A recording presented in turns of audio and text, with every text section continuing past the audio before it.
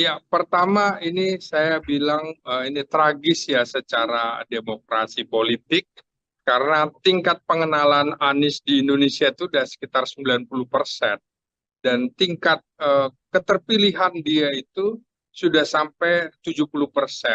Maka itu saya berkali-kali bilang Anies adalah monster politik bagi penguasa. Dia mewakili simbol oposisi personal. Nah, kalau PDIP merupakan simbol oposisi kelembagaan secara institusional politik. Nah, ini menarik karena Anies ini berhadapan dengan tembok yang tebal dan tinggi.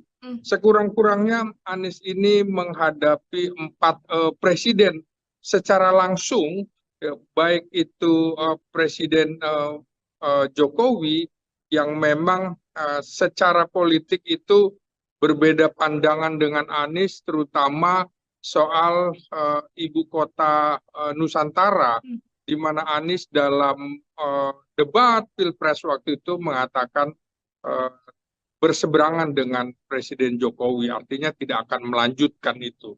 Berarti ini sebuah handicap bagi Presiden Jokowi.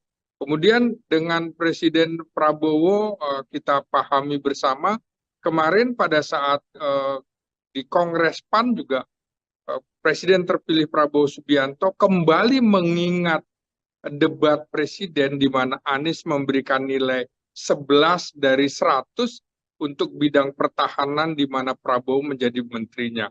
Ini tentu perasaan Prabowo begitu tersinggung sekali, apalagi Anies itu sebelumnya diusung oleh Gerindra ketika menghadapi PDIP pada Pilkada Jakarta 2017 yang luar biasa pertarungannya. Yang ketiga tentu berhadapan dengan Presiden Megawati.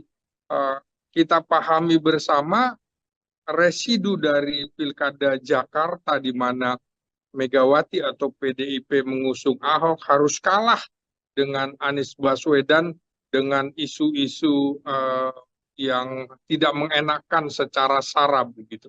Jadi ada ideologi yang berseberangan sekali sehingga pada saat Anies juga sudah datang ke DPP PDIP pada saat pengumuman nama-nama calon kepala daerah ternyata kemudian tidak disebutkan namanya. Mega bahkan mengatakan kalau memang ingin memakai perahu PDIP, masuk dong ke dalam perahu gitu. Kira-kira begitu, jangan dompleng. Nah, yang keempat tentu saja kita ingat residu Pilpres di mana Presiden SBY waktu itu, maksud saya mantan Presiden SBY tersinggung karena AHY dilepas oleh Anies begitu ya, yang harusnya menjadi calon wakil presidennya, Anies berbalik menjadi mendukung Muhaimin Iskandar. Jadi itu berhadapan dengan 4 presiden itu bukan persoalan yang mudah. Kemudian juga selain itu berhadapan dengan situasi di mana baru kali inilah pilkada serentak dilakukan tidak lama setelah berlangsungnya pemilihan presiden, sehingga dalam waktu dekat kan juga akan ada pengumuman kabinet. Nah, koalisi-koalisi terutama koalisi di perubahan ingin sekali mencicipi kue kabinet. Jadi itu yang membuat Anies terpinggirkan karena pragmatisme partai politik lebih ingin selalu dekat dengan kekuasaan daripada dia harus melambungkan sang oposisi Anies Baswedan. Jadi ada kendala-kendala yang seperti itu dihadapi. Anies pun secara personal tentu tidak memiliki logistik yang cukup kuat untuk berjalan sendiri dalam pilkada kali ini begitu. Oke, ada banyak hal ya yang menjadi Iya, faktor mengapa kemudian banyak Anies variabelnya. yang sedianya punya elektabilitas cukup tinggi begitu ya, Bung Ginting, pada akhirnya tidak bisa punya satu perahu pun untuk melaju. Kan kalau kita mengamati juga Anies Baswedan ini adalah sosok yang juga enggan untuk bisa dikaderkan menjadi salah satu kader di partai politik. Apakah keputusan Anies Baswedan untuk tidak mau menjadi salah satu kader partai juga menjadi salah satu alasannya, Bung? Persis, ini jadi masalah kan dari awal. Misalnya dulu Anies pernah mengikuti, Anies adalah deklarator Ormas Nasdem, Ya. tapi Anies tidak masuk dalam Partai Nasdem. Anies ikut konvensi Partai Golkar, Partai Demokrat, tapi juga tidak bergabung ke dalam Partai Demokrat. Anies diusung oleh Gerindra, Anies tidak masuk ke Partai Gerindra. Anies juga didukung terus-menerus oleh PKS, Anies pun tidak masuk ke dalam PKS. Bahkan kemarin PKS kan menawarkan kalau bisa Anies di PKS kan begitu juga. Kan ada rumor juga berkembang, mengapa Anies tidak di Nasdem kan, tidak di PKB kan, tidak di PDIP kan. Nah, jadi memang Anies tuh merasa bahwa dia bisa berjalan tanpa partai politik. Nah, artinya kepercayaan diri yang berlebihan dari diri Anies itu menjadi blunder juga buat dirinya, karena partai politik adalah jalan untuk mekanisme kepemimpinan nasional itu mesti melalui partai politik, sehingga mereka akan tetap mendahulukan kader-kadernya ketimbang orang luar yang tingkat loyalitasnya tentu saja akan diragukan bila dibandingkan dengan kader partai itu sendiri. Jadi menurut saya ke depan sebaiknya Anies itu bergabung saja ke dalam partai politik, atau dia membuat partai politik sendiri, tapi biayanya akan sangat mahal, tidak mudah.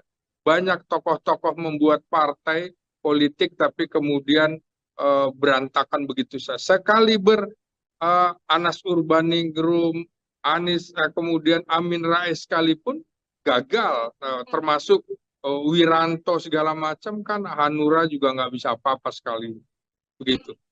Oke, jadi memang tidak selalu kemudian sebelum-sebelumnya Anies bisa maju tanpa menjadi kader ya, Bung Ginting ya. Di Ya, situasi Pilkada 2024 kali ini nyatanya strategi tersebut tidak bisa berlaku dan membuat Anies tidak bisa berlayar satupun. Kalau kita mengamati Bung Ginting, awalnya di Jakarta ada PKS yang akan mengusung Anies, tidak jadi juga. Last minute kemudian PDIP mengatakan bisa mengusung Anies, tidak jadi juga. Bahkan last minute sekali tengah malam menuju 23.59, 29 Agustus begitu ya, akan maju di Jawa Barat. Tapi akhirnya Anies Baswedan memutuskan untuk tidak maju dengan alasannya adalah tidak ada aspirasi dari masyarakat. Apakah kemudian Bung Ginting melihat keputusan Anies Baswedan tidak maju di Pilkada Jawa Barat adalah keputusan yang sudah cukup tepat, Bung? ya, tergantung perspektifnya dilihat dari mana, Hmm. karena bisa juga keputusan ini menjadi keputusan blunder ya bagi Anies Baswedan. Nah, kenapa kemudian, karena tanpa partai politik dia juga akan menghadapi kesulitan, tidak ada mesin partai politik yang akan mendukungnya. Ini Hmm. kan ada pernyataan sebelumnya dari Megawati, bagaimana Megawati dengan kepercayaan diri lagi-lagi yang terlalu berlebihan memarahi Airin begitu Ya. ya, sehingga harga diri seseorang juga jatuh. Kita ingat pernyataan Megawati terhadap Jokowi, tanpa PDIP lu bukan siapa-siapa, kan kira-kira Hmm. begitu. Nah, mungkin Anies juga ada psikologis kalau kemudian dianggap petugas partai begitu nantinya, seperti yang dialami oleh Jokowi. Dan ini kan Megawati tanpa tedeng aling-aling dan harus ikut apa kata dia. Nah, saya kira Anies mempunyai beban psikologis kalau harus tetap bersama PDIP, karena seperti itu. Di mana hal lainnya adalah secara garis ideologi agak berbeda. Anies itu banyak didukung oleh kalangan moderat ke kanan, ke Islam begitu ya. sementara PDIP kan cenderung moderat ke kiri. Dan ini ideologi yang tidak mudah disatukan juga menjadi handicap, walaupun sebenarnya kalau Anies maju di Jakarta seperti saya kemukakan beberapa hari lalu, peluangnya untuk menang sangat tinggi sekali. Begitu juga untuk Jawa Barat karena Anies bisa mengklaim karena dirinya lahir di Kuningan, Kuningan, ya. Cirebon, ya jadi bisa mengaku sebagai orang Jawa Barat. Dan yang menarik adalah Jawa Barat adalah provinsi dengan jumlah pemilih terbesar di Indonesia, sehingga semua ingin masuk di situ. Maka PDIP yang semula tidak mencalonkan Anies di Jakarta berpikir ulang bahwa dia harus merebut Jawa Barat juga. Tapi kalau di awal kemarin Anies di prank PDIP, kali ini kira-kira gantian PDIP yang di prank Anies, skor 1-1 begitu ya. Ya, satu-satu ya, Bung ya. Iya. Sama-sama. Kemudian situasinya seimbang, PDIP Iya. tidak mengusung Anies, sekarang Anies tidak mau juga bersama dengan PDIP. Padahal kalau kita lihat, Bung Ginting kan lawannya adalah Deddy Mulyadi Erwan, kemudian Syahiku Ilham Habibie. Dengan satu lagi yang saat ini maju kan yang dari PDIP, JJ sama Ronald gitu ya. Apakah kemudian Iya. apabila yang dipasang oleh PDIP adalah Anies Baswedan, justru melihat dua lawan yang ada, kans menangnya juga tinggi, Bung? Oh iya, saya kira sangat tinggi karena calon-calon itu tingkat pengenalannya tidak seperti Anies yang secara nasional tingkat pengenalannya sudah 90% dan tingkat keterpilihannya juga cukup besar di Jakarta 70% dan di Jawa Barat juga suara Anies kalah tipis dari Prabowo. Kantong-kantong Islam cenderung akan memilih ke Anies, misalnya PKS barangkali kadernya lebih ke PKS, tapi simpatisannya akan ke Anies begitu. Nah ini juga yang ceruk ini yang akan dimanfaatkan oleh PDIP, dan mungkin Anies punya pemikiran lain karena belum lama juga beredar bahwa dia akan membuat partai yang dinamakan Partai Perubahan. Kita tunggu saja apakah memang berani mengambil momentum itu.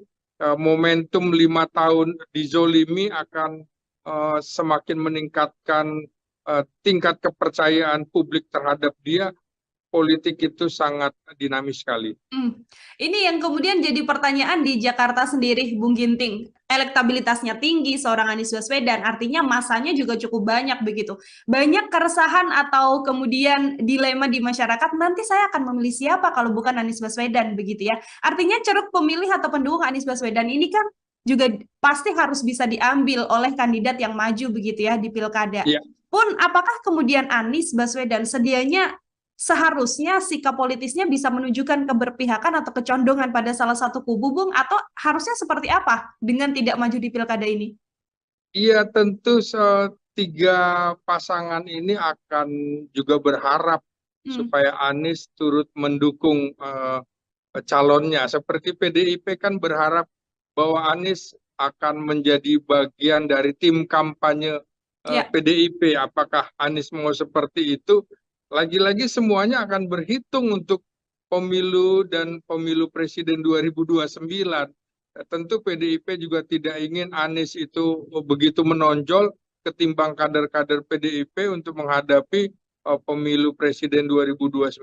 Semula kan saya perkirakan kalau Anies mau dipasangkan sebagai calon gubernur Jakarta oleh PDIP atau di Jawa Barat, maka ini potensial sekali untuk akan berhadapan dengan Prabowo Subianto pada pemilu 2029 mendatang, dan Anies kemungkinan bisa berpasangan dengan Puan Maharani, putri mahkota PDIP. Nah, kita tunggu saja apakah kemudian momentumnya seperti apa, dan kekhawatiran justru tingkat golput di Jakarta akan jauh lebih tinggi ketimbang di daerah lain karena kecewa Anies Baswedan tidak masuk dalam kancah kontestasi pemilu gubernur kali ini. Jadi semua menyayangkan juga Anies tidak maju, Ahok tidak maju, malah orang yang tidak dilirik sama sekali, yang elektabilitasnya rendah di Jakarta seperti Ridwan Kamil justru didukung oleh sekitar 14 sampai 16 partai politik begitu. Oke, ini kan juga karir politik dari Anies Baswedan yang tidak bisa dititih gitu ya selama 5 tahun di pilkada ini kan menjadi PR besar juga bagi Anies. Tadi Bung Ginting sempat menyinggung bisa membuat partai atau bisa membuat kecenderungan untuk bersikap begitu, apakah mendukung salah satu paslon atau tidak. Tapi kalau Bung Ginting membaca bagaimana kemudian nanti nasib karir politik Anies Baswedan ini dengan tidak di pilkada, berjalannya apakah juga akan sulit karena menghadapi 4 kepala negara begitu ya sekaligus Ya, dengan simbol kekuasaan atau seperti apa, Bung?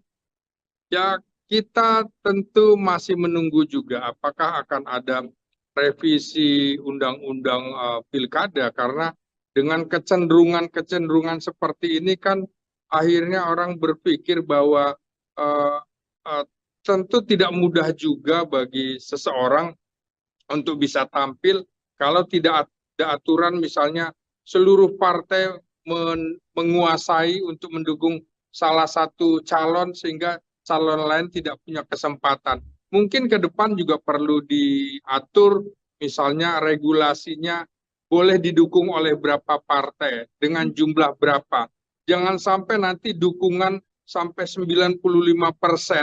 Nah, itu kemudian juga tidak akan ada kompetisi, tidak akan ada demokrasi politik. Kita masih menunggu apakah ke depan masih akan ada pemilu langsung atau tidak langsung. Kita juga belum tahu, politik sangat dinamis sekali, dan posisi Anies juga akan dilihat momentumnya. Kalau ada, saya kira juga koalisi Indonesia Maju tidak akan bisa bertahan begitu lama, karena Prabowo itu kan relatif jauh lebih demokratis ketimbang Jokowi, maka pelan-pelan kan sudah muncul partai politik keluar dari koalisi Indonesia Maju di sejumlah daerah begitu, tidak menyatu, dan ini juga menjadi tanda tanya besar nantinya.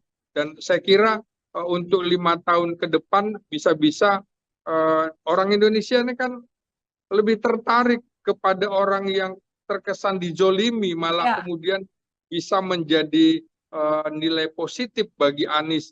Tergantung kemudian apa yang akan terjadi dalam 1-2 tahun belakangan ini nanti. Hmm. Politik itu sulit diduga, hal yang mustahil bisa terjadi. Gitu. Betul, hal yang mustahil bisa terjadi, maha membolak-balikan ya dunia politik ya, Bung Ginting ya.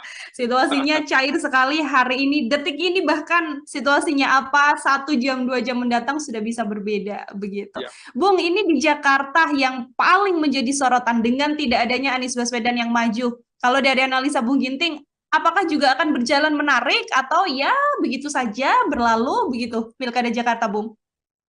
Saya kira Pilkada Jakarta menjadi tidak menarik lagi karena tidak ada tokoh-tokoh sekaliber Anies, Ahok ataupun Erick Thohir misalnya, Ya. Sandiaga Uno tidak muncul di situ, tapi malah seperti Pramono Anung yang sudah lama tidak muncul selama 5 tahun di depan publik karena tugasnya sebagai sekretaris kabinet adalah orang dapur di dalam istana begitu. Jadi sulit sekali. Begitu juga Ridwan Kamil kan dianggap bagi warga Jakarta, medsosnya kan dimunculkan lagi. Nah, ini dulu orang yang nggak suka sama anak-anak Jakarta gitu ya. Nah, ini problem-problem ini juga akan bisa terlihat, terutama misalnya bagaimana kelompok Islam akan cenderung memilih Ridwan Kamil yang berpasangan dengan Suswono. Saya kira kecenderungannya akan lebih ke sana. Nah, sementara yang PDIP menurut saya akan berat sekali karena tidak mampu merangkul kelompok Islam politik gitu ya, yang cenderung Jakarta ini Islam itu sangat kuat sekali pemilih Islam. Dari pemilu 55 misalnya Masumi menang, kemudian pemilu 77 juga P3 menang, ini juga PKS pernah menang. Jadi kecenderungan kelompok-kelompok Islam terutama di Jakarta Selatan dan Jakarta Timur yang cenderung lebih memilih Anies, bisa-bisa ini akan menjadi golput ya. Tinggal bagaimana Suswono dari PKS akan merangkulnya. Tapi kalau yang Betawi tentu kemungkinan Rano Karno, Sidul anak sekolahan, Sidul anak Betawi barangkali akan bisa mengambil hati mereka.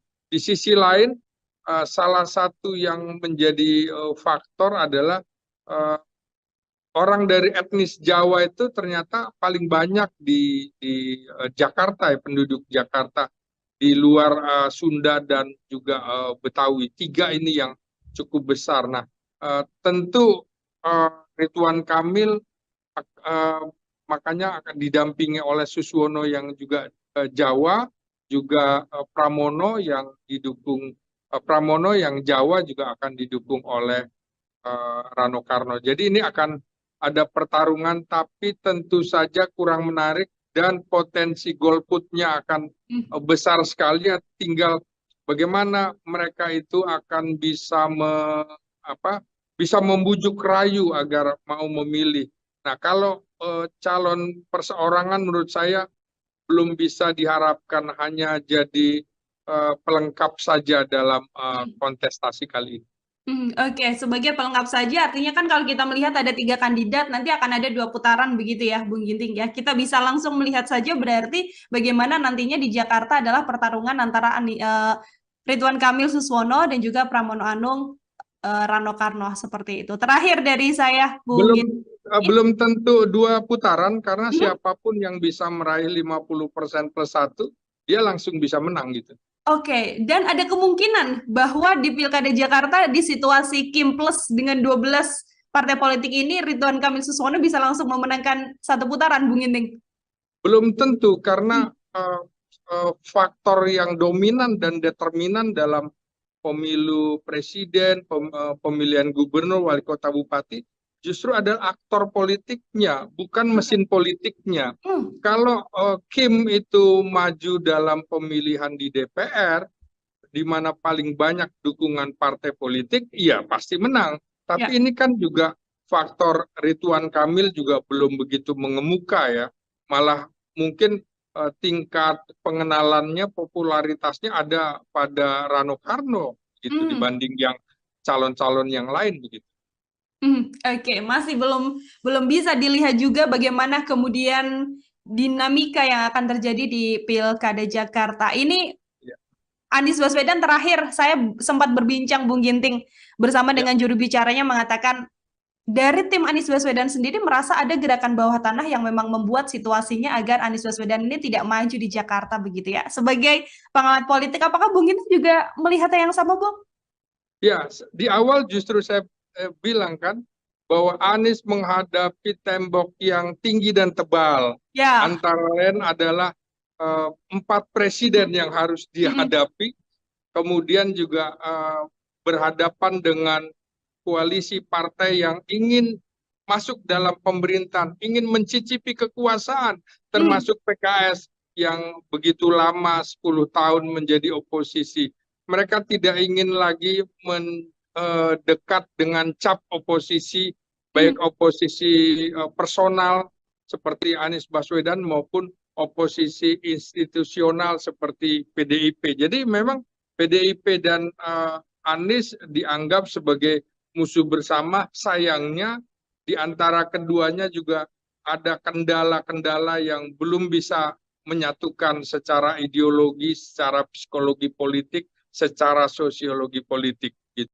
Ya, pertama ini saya bilang ini tragis ya secara demokrasi politik, karena tingkat pengenalan Anies di Indonesia itu sudah sekitar 90%. Dan tingkat keterpilihan dia itu sudah sampai 70%. Maka itu saya berkali-kali bilang Anies adalah monster politik bagi penguasa. Dia mewakili simbol oposisi personal. Nah, kalau PDIP merupakan simbol oposisi kelembagaan secara institusional. politik. Nah, ini menarik karena Anies ini berhadapan dengan tembok yang tebal dan tinggi. Sekurang-kurangnya Anies ini menghadapi 4 presiden secara langsung, baik itu Presiden Jokowi yang memang secara politik itu berbeda pandangan dengan Anies, terutama soal ibu kota Nusantara, di mana Anies dalam debat Pilpres waktu itu mengatakan berseberangan dengan Presiden Jokowi, artinya tidak akan melanjutkan itu. Berarti ini sebuah handicap bagi Presiden Jokowi. Kemudian dengan Presiden Prabowo kita pahami bersama, kemarin pada saat di Kongres PAN juga Presiden terpilih Prabowo Subianto kembali mengingat debat presiden di mana Anies memberikan nilai 11 dari 100 untuk bidang pertahanan di mana Prabowo menjadi menterinya. Ini tentu perasaan Prabowo begitu tersinggung sekali, apalagi Anies itu sebelumnya diusung oleh Gerindra ketika menghadapi PDIP pada Pilkada Jakarta 2017 yang luar biasa pertarungannya. Yang ketiga tentu berhadapan dengan Presiden Megawati. Kita pahami bersama residu dari Pilkada Jakarta di mana Megawati atau PDIP mengusung Ahok harus kalah dengan Anies Baswedan dengan isu-isu yang tidak mengenakan secara sara begitu. Jadi ada ideologi yang berseberangan sekali sehingga pada saat Anies juga sudah datang ke DPP PDIP pada saat pengumuman nama-nama calon kepala daerah ternyata kemudian tidak disebutkan namanya. Mega bahkan mengatakan kalau memang ingin memakai perahu PDIP, masuk dong ke dalam perahu gitu, kira-kira begitu, jangan dompleng.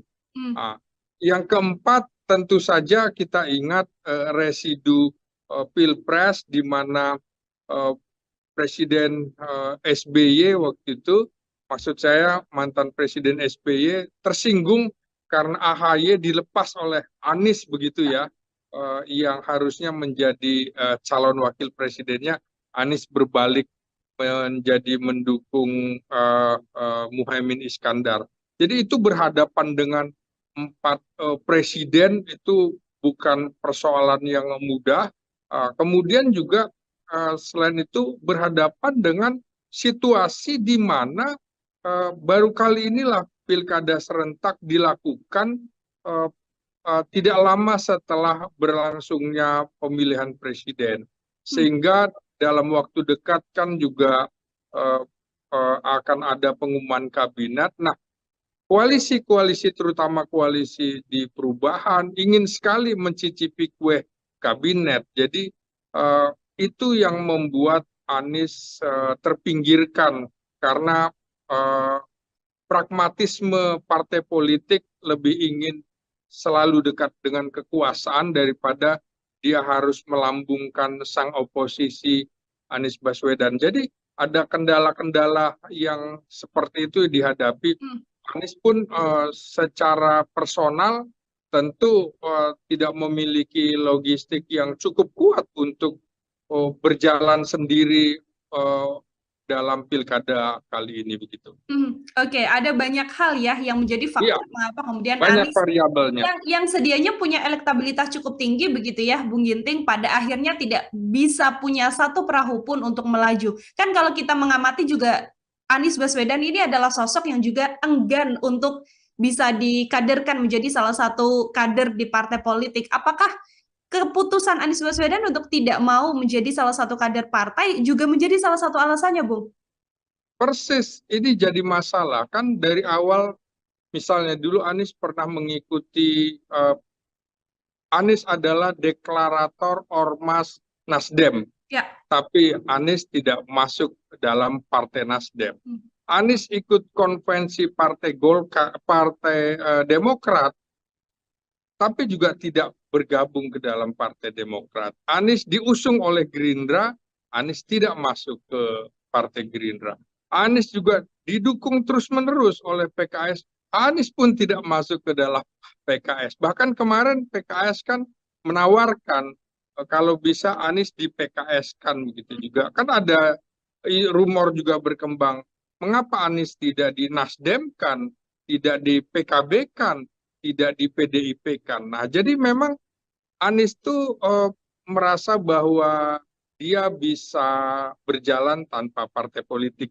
Nah, artinya kepercayaan diri yang berlebihan dari diri Anies itu menjadi blunder juga buat dirinya, karena partai politik adalah jalan untuk mekanisme kepemimpinan nasional itu mesti melalui partai politik, sehingga mereka akan tetap mendahulukan kader-kadernya ketimbang orang luar yang tingkat loyalitasnya tentu saja akan diragukan bila dibandingkan dengan kader partai itu sendiri. Jadi menurut saya ke depan sebaiknya Anies itu bergabung saja ke dalam partai politik, atau dia membuat partai politik sendiri, tapi biayanya akan sangat mahal, tidak mudah.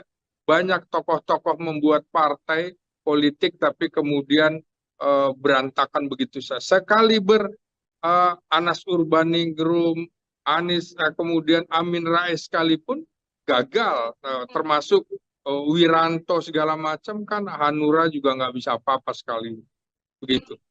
Oke, jadi memang tidak selalu kemudian sebelum-sebelumnya Anies bisa maju tanpa menjadi kader ya, Bung Ginting ya. Di situasi Pilkada 2024 kali ini nyatanya strategi tersebut tidak bisa berlaku dan membuat Anies tidak bisa berlayar satupun. Kalau kita mengamati, Bung Ginting, awalnya di Jakarta ada PKS yang akan mengusung Anies, tidak jadi juga. Last minute kemudian PDIP mengatakan bisa mengusung Anies, tidak jadi juga. Bahkan last minute sekali tengah malam menuju 23.59, 29 Agustus begitu ya, akan maju di Jawa Barat. Tapi akhirnya Anies Baswedan memutuskan untuk tidak maju dengan alasannya adalah tidak ada aspirasi dari masyarakat. Apakah kemudian Bung Ginting melihat keputusan Anies Baswedan tidak maju di Pilkada Jawa Barat adalah keputusan yang sudah cukup tepat, Bung?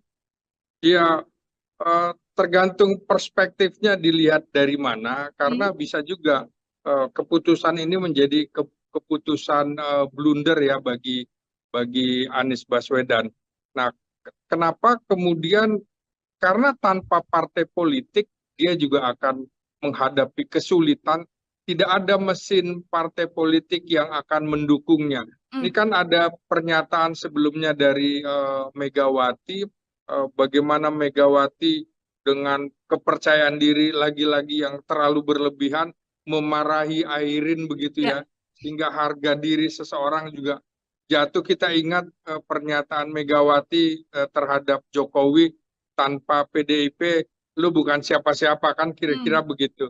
Nah, mungkin Anies juga ada psikologis kalau kemudian dianggap petugas partai begitu nantinya, seperti yang dialami oleh Jokowi. Dan ini kan Megawati tanpa tedeng aling-aling dan harus ikut apa kata dia. Nah, saya kira Anies mempunyai beban psikologis kalau harus tetap bersama PDIP karena seperti itu. Di mana hal lainnya adalah secara garis ideologi agak berbeda. Anies itu banyak didukung oleh kalangan moderat ke kanan, ke Islam begitu ya. Sementara PDIP kan cenderung moderat ke kiri. Dan ini ideologi yang tidak mudah disatukan juga menjadi handicap, walaupun sebenarnya kalau Anies maju di Jakarta seperti saya kemukakan beberapa hari lalu, peluangnya untuk menang sangat tinggi sekali. Begitu juga untuk Jawa Barat, karena Anies bisa mengklaim karena dirinya lahir di Kuningan, Cirebon. Ya, jadi bisa mengaku sebagai orang Jawa Barat. Dan yang menarik adalah Jawa Barat adalah provinsi dengan jumlah pemilih terbesar di Indonesia, sehingga semua ingin masuk di situ. Maka PDIP yang semula tidak mencalonkan Anies di Jakarta berpikir ulang bahwa dia harus merebut Jawa Barat juga. Tapi eh, eh, kalau di awal kemarin Anies di prank PDIP, kali ini kira-kira gantian PDIP yang di prank Anies, skor 1-1 begitu ya, Mila. Ya, satu-satu ya, Bung ya. Iya, Sama-sama. Kemudian situasinya seimbang, PDIP iya, tidak mengusung Anies, sekarang Anies tidak mau juga bersama dengan PDIP. Padahal kalau kita lihat, Bung Ginting kan lawannya adalah Deddy Mulyadi Erwan, kemudian Syahiku Ilham Habibie. Dengan satu lagi yang saat ini maju kan yang dari PDIP, JJ sama Ronald gitu ya. Apakah kemudian iya. apabila yang dipasang oleh PDIP adalah Anies Baswedan, justru melihat dua lawan yang ada, kans menangnya juga tinggi, Bung? Oh iya, iya, saya kira sangat tinggi karena calon-calon itu tingkat pengenalannya tidak seperti Anies yang Hmm. secara nasional tingkat pengenalannya sudah 90% dan tingkat keterpilihannya juga cukup besar di Jakarta 70% dan di Jawa Barat juga suara Anies kalah tipis dari Prabowo. Kantong-kantong Islam cenderung akan memilih ke Anies misalnya. PKS barangkali kadernya lebih ke PKS, tapi simpatisannya akan ke Anies begitu. Nah ini juga yang ceruk ini yang akan dimanfaatkan oleh PDIP dan mungkin Anies punya pemikiran lain karena eh, belum lama juga beredar bahwa dia akan membuat partai yang dinamakan Partai Perubahan. Kita tunggu saja apakah memang berani mengambil momentum itu. Momentum 5 tahun dizolimi akan semakin meningkatkan tingkat kepercayaan publik terhadap dia. Politik itu sangat dinamis sekali. Ini yang kemudian jadi pertanyaan di Jakarta sendiri, Bung Ginting. Elektabilitasnya tinggi seorang Anies Baswedan, artinya masanya juga cukup banyak begitu. Banyak keresahan atau kemudian dilema di masyarakat, nanti saya akan memilih siapa kalau bukan Anies Baswedan begitu ya. Artinya ceruk pemilih atau pendukung Anies Baswedan ini kan juga pasti harus bisa diambil oleh kandidat yang maju begitu ya di pilkada. Ya, Pun apakah kemudian Anies Baswedan sedianya seharusnya sikap politisnya bisa menunjukkan keberpihakan atau kecondongan pada salah satu kubu, Bung, atau harusnya seperti apa dengan tidak maju di pilkada ini? iya tentu tiga pasangan ini akan juga berharap supaya Anies turut mendukung calonnya. Seperti PDIP kan berharap bahwa Anies akan menjadi bagian dari tim kampanye Ya. PDIP. Apakah Anies mau seperti itu? Lagi-lagi semuanya akan berhitung untuk pemilu dan pemilu presiden 2029. Tentu PDIP juga tidak ingin Anies itu begitu menonjol ketimbang kader-kader PDIP untuk menghadapi pemilu presiden 2029.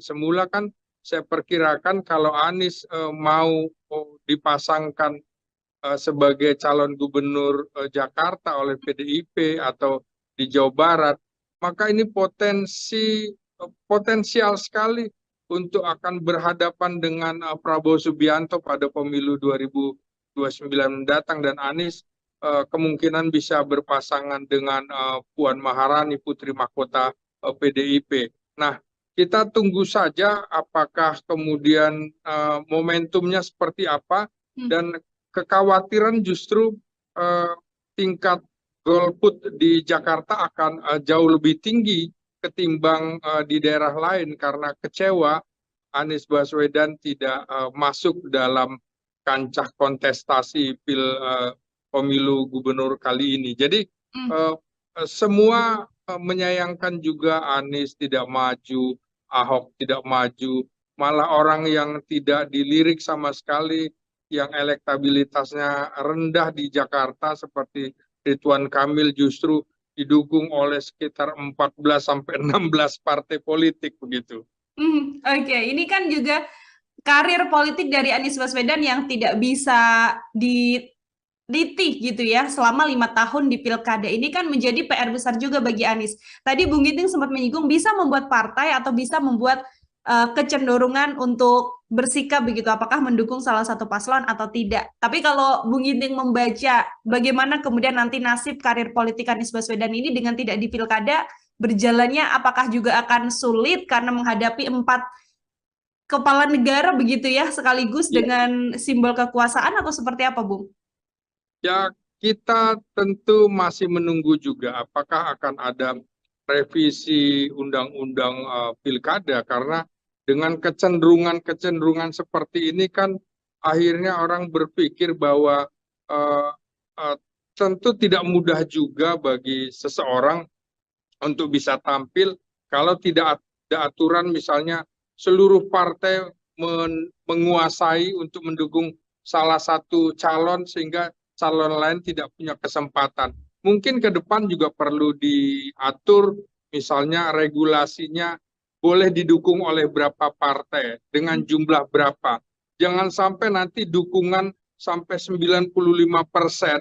Nah, itu kemudian juga tidak akan ada kompetisi, tidak akan ada demokrasi politik. Kita masih menunggu apakah ke depan masih akan ada pemilu langsung atau tidak langsung. Kita juga belum tahu, politik sangat dinamis sekali, dan Mhm. posisi Anies juga akan dilihat momentumnya. Kalau ada, saya kira juga koalisi Indonesia Maju tidak akan bisa bertahan begitu lama, karena eh, Prabowo itu kan relatif jauh lebih demokratis ketimbang Jokowi, maka pelan-pelan kan sudah muncul partai politik keluar dari koalisi Indonesia Maju di sejumlah daerah begitu, tidak menyatu, dan ini juga menjadi tanda tanya besar nantinya.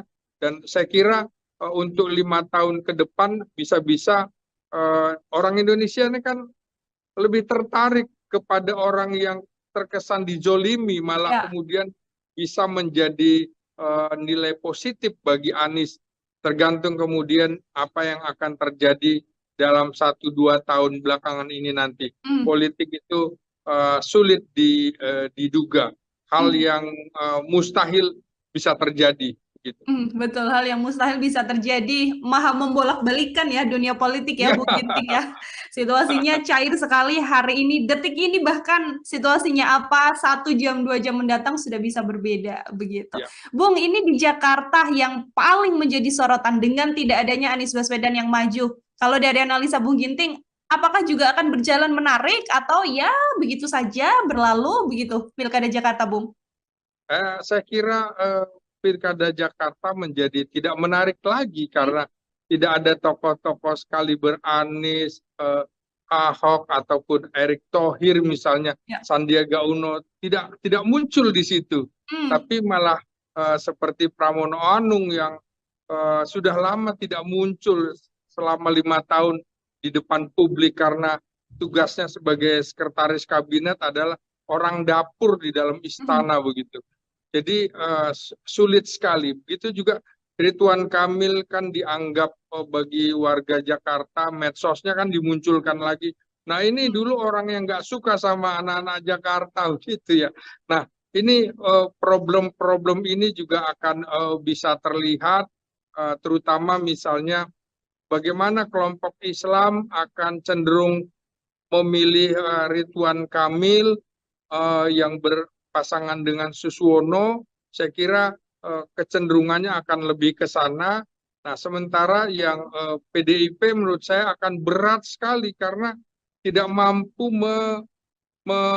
merangkul kelompok Islam politik gitu ya, yang cenderung Jakarta ini Islam itu sangat kuat sekali pemilih Islam. Dari pemilu 55 misalnya Masumi menang, kemudian pemilu 77 juga P3 menang, ini juga PKS pernah menang. Jadi kecenderungan kelompok-kelompok Islam terutama di Jakarta Selatan dan Jakarta Timur yang cenderung lebih memilih Anies, bisa-bisa ini akan menjadi golput ya. Hmm. Tinggal bagaimana Suswono dari PKS akan merangkulnya. Tapi kalau yang Betawi tentu kemungkinan Rano Karno, Sidul anak sekolahan, Sidul Ya. anak Betawi barangkali akan bisa mengambil hati mereka. Di sisi lain, salah satu yang menjadi faktor adalah orang dari etnis Jawa itu ternyata paling banyak di Jakarta, ya, penduduk Jakarta, di luar Sunda dan juga Betawi. Tiga ini yang cukup besar. Nah, tentu Ridwan Kamil eh, makanya akan didampingi oleh Suswono yang juga Jawa, juga Pramono yang didukung Pramono yang Jawa juga akan didukung oleh Rano Karno. Jadi ini akan ada pertarungan, tapi tentu saja kurang menarik dan potensi golputnya akan besar sekali. Tinggal bagaimana mereka itu akan bisa bisa membujuk rayu agar mau memilih. Nah, kalau calon perseorangan menurut saya belum bisa diharapkan hanya jadi pelengkap saja dalam kontestasi kali ini. Oke, sebagai pelengkap saja, artinya kan kalau kita melihat ada 3 kandidat, nanti akan ada 2 putaran begitu ya, Bung Ginting ya. Kita bisa langsung melihat saja berarti bagaimana nantinya di Jakarta adalah pertarungan antara Ridwan Kamil Suswono dan juga Pramono Anung Rano Karno seperti itu. Terakhir dari saya, Bung Belum Ginting. belum tentu 2 putaran karena Mhm. siapapun yang bisa meraih 50% plus 1, dia langsung bisa menang gitu. Oke, dan ada kemungkinan bahwa di Pilkada Jakarta di situasi Kim Plus dengan 12 partai politik ini Ridwan Kamil Suswono bisa langsung memenangkan 1 putaran, Bung Ginting. Belum tentu karena faktor yang dominan dan determinan dalam pemilu presiden, pemilihan gubernur, wali kota, bupati, justru adalah aktor politiknya, bukan mesin politiknya. Kalau Kim itu maju dalam pemilihan di DPR, di mana paling banyak dukungan partai politik, iya pasti menang. Tapi ini kan juga faktor Ridwan Kamil juga belum begitu mengemuka ya. Malah mungkin tingkat pengenalannya, popularitasnya ada pada Rano Karno gitu dibanding yang calon-calon yang lain begitu. Oke, masih belum bisa dilihat juga bagaimana kemudian dinamika yang akan terjadi di Pilkada Jakarta. Ini Anies Baswedan terakhir saya sempat berbincang Bung Ginting bersama dengan juru bicaranya mengatakan dari tim Anies Baswedan sendiri merasa ada gerakan bawah tanah yang memang membuat situasinya agar Anies Baswedan ini tidak maju di Jakarta begitu ya. Sebagai pengamat politik, apakah Bung Ginting juga melihatnya yang sama, Bung?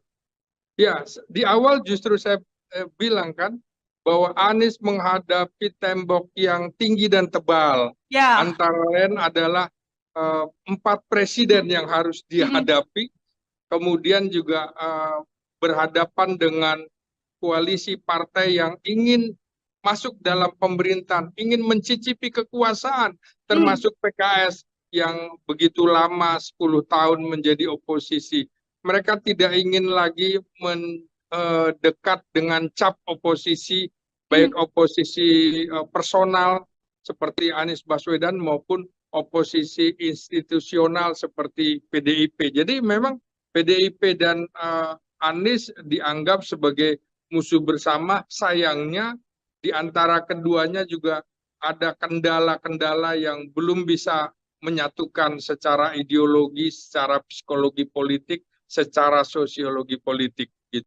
Ya, pertama ini saya bilang ini tragis ya secara demokrasi politik karena tingkat pengenalan Anies di Indonesia itu sudah sekitar 90%. Dan tingkat keterpilihan dia itu sudah sampai 70%. Maka itu saya berkali-kali bilang Anies adalah monster politik bagi penguasa. Dia mewakili simbol oposisi personal. Nah, kalau PDIP merupakan simbol oposisi kelembagaan secara institusional politik. Nah, ini menarik karena Anies ini berhadapan dengan tembok yang tebal dan tinggi.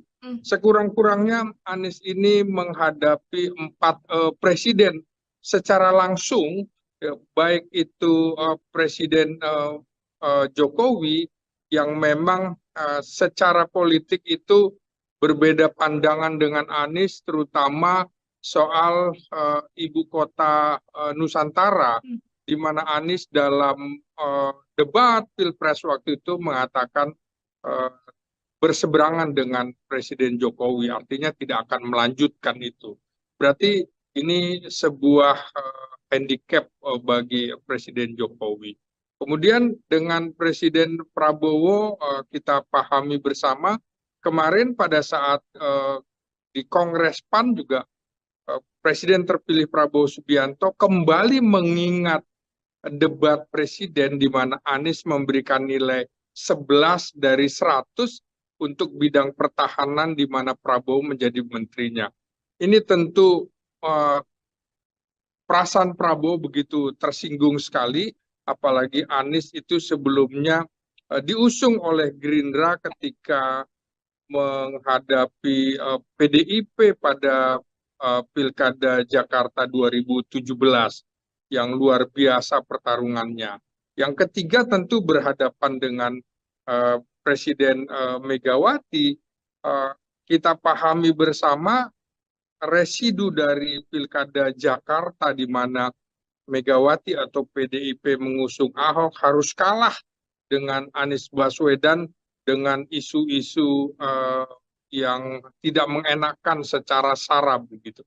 Jadi ada ideologi yang berseberangan sekali sehingga pada saat Anies juga sudah datang ke DPP PDIP pada saat pengumuman nama-nama calon kepala daerah ternyata kemudian tidak disebutkan namanya. Mega bahkan mengatakan kalau memang ingin memakai perahu PDIP, masuk dong ke dalam perahu gitu, kira-kira begitu, jangan dompleng. Nah, yang keempat tentu saja kita ingat residu Pilpres di mana Presiden SBY waktu itu, maksud saya mantan Presiden SBY tersinggung karena AHY dilepas oleh Anies begitu ya, yang harusnya menjadi calon wakil presidennya, Anies berbalik menjadi mendukung Muhaimin Iskandar. Jadi itu berhadapan dengan 4 presiden itu bukan persoalan yang mudah. Kemudian juga selain itu berhadapan dengan situasi di mana baru kali inilah pilkada serentak dilakukan tidak lama setelah berlangsungnya pemilihan presiden. Sehingga dalam waktu dekat kan juga akan ada pengumuman kabinet. Nah, koalisi-koalisi terutama koalisi di perubahan ingin sekali mencicipi kue kabinet. Jadi itu yang membuat Anies terpinggirkan karena pragmatisme partai politik lebih ingin selalu dekat dengan kekuasaan daripada dia harus melambungkan sang oposisi Anies Baswedan. Jadi ada kendala-kendala yang seperti itu dihadapi. Anies pun secara personal tentu tidak memiliki logistik yang cukup kuat untuk berjalan sendiri dalam pilkada kali ini begitu. Oke, ada banyak hal ya yang menjadi faktor mengapa kemudian banyak Anies variabelnya yang sedianya punya elektabilitas cukup tinggi begitu ya, Bung Ginting, pada akhirnya tidak bisa punya satu perahu pun untuk melaju. Kan kalau kita mengamati juga Anies Baswedan ini adalah sosok yang juga enggan untuk bisa dikaderkan menjadi salah satu kader di partai politik. Apakah keputusan Anies Baswedan untuk tidak mau menjadi salah satu kader partai juga menjadi salah satu alasannya, Bung? Persis, ini jadi masalah. Kan dari awal, misalnya dulu Anies pernah mengikuti, Anies adalah deklarator Ormas Nasdem. Ya. Tapi Anies tidak masuk dalam partai Nasdem. Anies ikut konvensi partai Golkar, partai Demokrat, tapi juga tidak bergabung ke dalam partai Demokrat. Anies diusung oleh Gerindra, Anies tidak masuk ke partai Gerindra. Anies juga didukung terus-menerus oleh PKS. Anies pun tidak masuk ke dalam PKS. Bahkan kemarin PKS kan menawarkan kalau bisa Anies di PKS kan begitu juga. Kan ada rumor juga berkembang. Mengapa Anies tidak di Nasdem kan, tidak di PKB kan, tidak di PDIP kan. Nah, jadi memang Anies tuh merasa bahwa dia bisa berjalan tanpa partai politik. Nah, artinya kepercayaan diri yang berlebihan dari diri Anies itu menjadi blunder juga buat dirinya, karena partai politik adalah jalan untuk mekanisme kepemimpinan nasional itu mesti melalui partai politik, sehingga mereka akan tetap mendahulukan kader-kadernya ketimbang orang luar yang tingkat loyalitasnya tentu saja akan diragukan bila dibandingkan dengan kader partai itu sendiri. Jadi menurut saya ke depan sebaiknya Anies itu bergabung saja ke dalam partai politik, atau dia membuat partai politik sendiri, tapi biayanya akan sangat mahal, tidak mudah.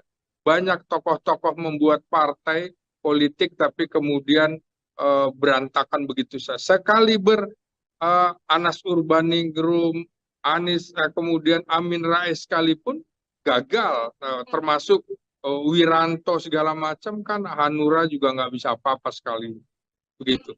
Oke, jadi memang tidak selalu kemudian sebelum-sebelumnya Anies bisa maju tanpa menjadi kader ya, Bung Ginting ya. Di situasi Pilkada 2024 kali ini nyatanya strategi tersebut tidak bisa berlaku dan membuat Anies tidak bisa berlayar satupun. Kalau kita mengamati Bung Ginting, awalnya di Jakarta ada PKS yang akan mengusung Anies, tidak jadi juga. Last minute kemudian PDIP mengatakan bisa mengusung Anies, tidak jadi juga. Bahkan last minute sekali tengah malam menuju 23.59, 29 Agustus begitu ya, akan maju di Jawa Barat. Tapi akhirnya Anies Baswedan memutuskan untuk tidak maju dengan alasannya adalah tidak ada aspirasi dari masyarakat. Apakah kemudian Bung Ginting melihat keputusan Anies Baswedan tidak maju di Pilkada Jawa Barat adalah keputusan yang sudah cukup tepat, Bung? Ya, tergantung perspektifnya dilihat dari mana, karena bisa juga keputusan ini menjadi keputusan blunder ya bagi Anies Baswedan. Nah, kenapa kemudian? Karena tanpa partai politik dia juga akan menghadapi kesulitan. Tidak ada mesin partai politik yang akan mendukungnya. Ini kan ada pernyataan sebelumnya dari Megawati, bagaimana Megawati dengan kepercayaan diri lagi-lagi yang terlalu berlebihan memarahi Airin begitu ya, sehingga harga diri seseorang juga jatuh. Kita ingat pernyataan Megawati terhadap Jokowi, tanpa PDIP lu bukan siapa-siapa, kan kira-kira begitu. Nah, mungkin Anies juga ada psikologis kalau kemudian dianggap petugas partai begitu nantinya, seperti yang dialami oleh Jokowi. Dan ini kan Megawati tanpa tedeng aling-aling dan harus ikut apa kata dia. Nah, saya kira Anies mempunyai beban psikologis kalau harus tetap bersama PDIP karena seperti itu. Di mana hal lainnya adalah secara garis ideologi agak berbeda. Anies itu banyak didukung oleh kalangan moderat ke kanan, ke Islam begitu ya. Sementara PDIP kan cenderung moderat ke kiri. Dan ini ideologi yang tidak mudah disatukan juga menjadi handicap, walaupun sebenarnya kalau Anies maju di Jakarta seperti saya kemukakan beberapa hari lalu, peluangnya untuk menang sangat tinggi sekali. Begitu juga untuk Jawa Barat, karena Anies bisa mengklaim karena dirinya lahir di Kuningan, Cirebon. Ya, jadi bisa mengaku sebagai orang Jawa Barat. Dan yang menarik adalah Jawa Barat adalah provinsi dengan jumlah pemilih terbesar di Indonesia, sehingga semua ingin masuk di situ. Maka PDIP yang semula tidak mencalonkan Anies di Jakarta berpikir ulang bahwa dia harus merebut Jawa Barat juga. Tapi kalau di awal kemarin Anies di prank PDIP, kali ini kira-kira gantian PDIP yang di prank Anies, skor 1-1 begitu ya. Ya, 1-1 ya Bung ya. Iya. Sama-sama. Kemudian situasinya seimbang, PDIP tidak mengusung Anies, sekarang Anies tidak mau juga bersama dengan PDIP. Padahal kalau kita lihat, Bung Ginting kan lawannya adalah Deddy Mulyadi Erwan, kemudian Syahiku Ilham Habibie. Dengan satu lagi yang saat ini maju kan yang dari PDIP JJ sama Ronald gitu ya. Apakah Iya. kemudian apabila yang dipasang oleh PDIP adalah Anies Baswedan, justru melihat dua lawan yang ada, kans menangnya juga tinggi, Bung? Oh iya, iya, saya kira sangat tinggi karena calon-calon itu tingkat pengenalannya tidak seperti Anies yang Hmm, secara nasional tingkat pengenalannya sudah 90% dan tingkat keterpilihannya juga cukup besar di Jakarta 70% dan di Jawa Barat juga suara Anies kalah tipis dari Prabowo. Kantong-kantong Islam cenderung akan memilih ke Anies misalnya. hmm, PKS barangkali kadernya lebih ke PKS, tapi simpatisannya akan ke Anies begitu.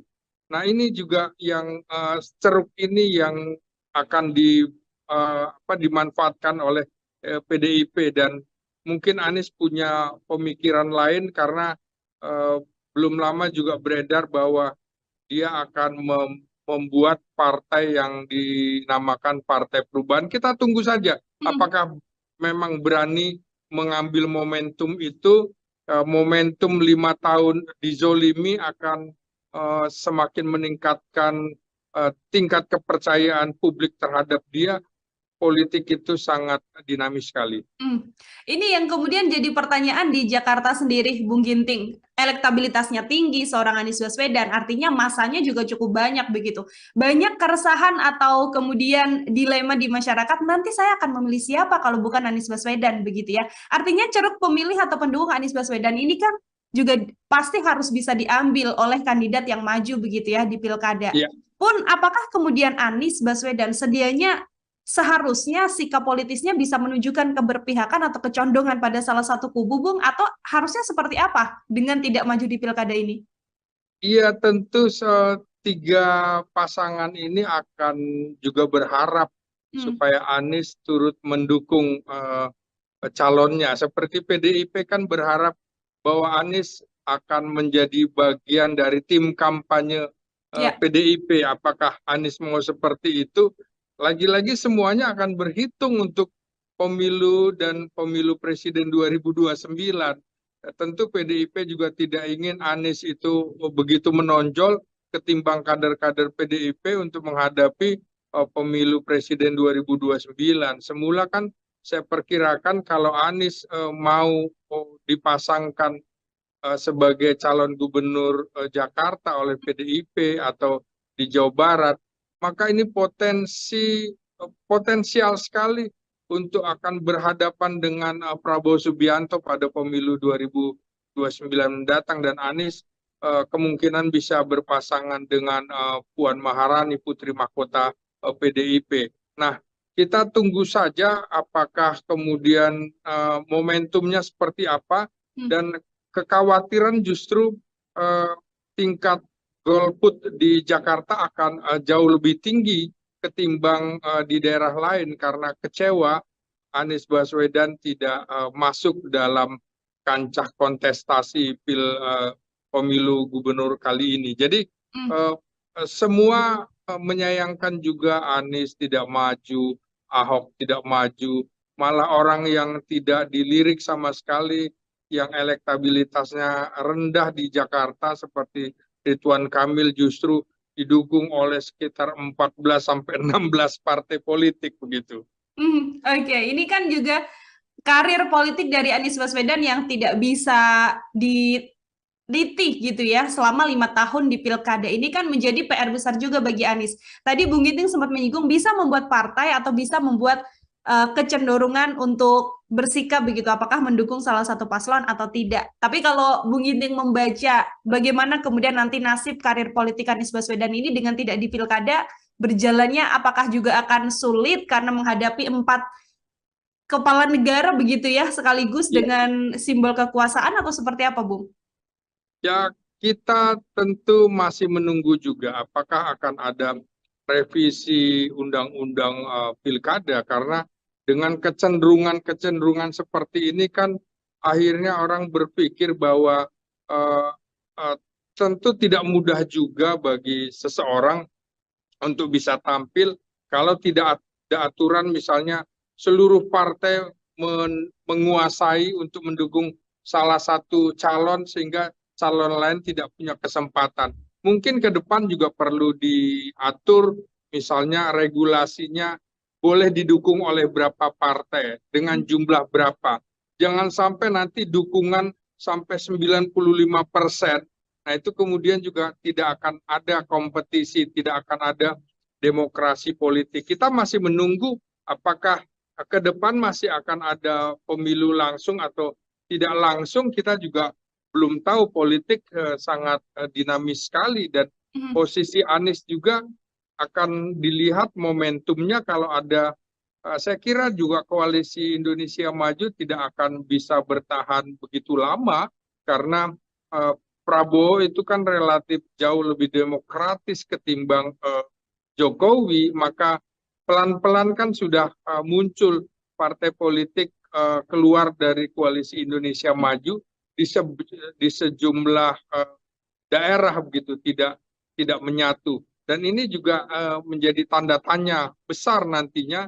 Dan saya kira untuk 5 tahun ke depan bisa-bisa orang Indonesia ini kan lebih tertarik kepada orang yang terkesan dijolimi, malah kemudian bisa menjadi nilai positif bagi Anies. Tergantung kemudian apa yang akan terjadi dalam 1-2 tahun belakangan ini nanti. Politik itu sulit diduga, hal yang mustahil bisa terjadi. Gitu.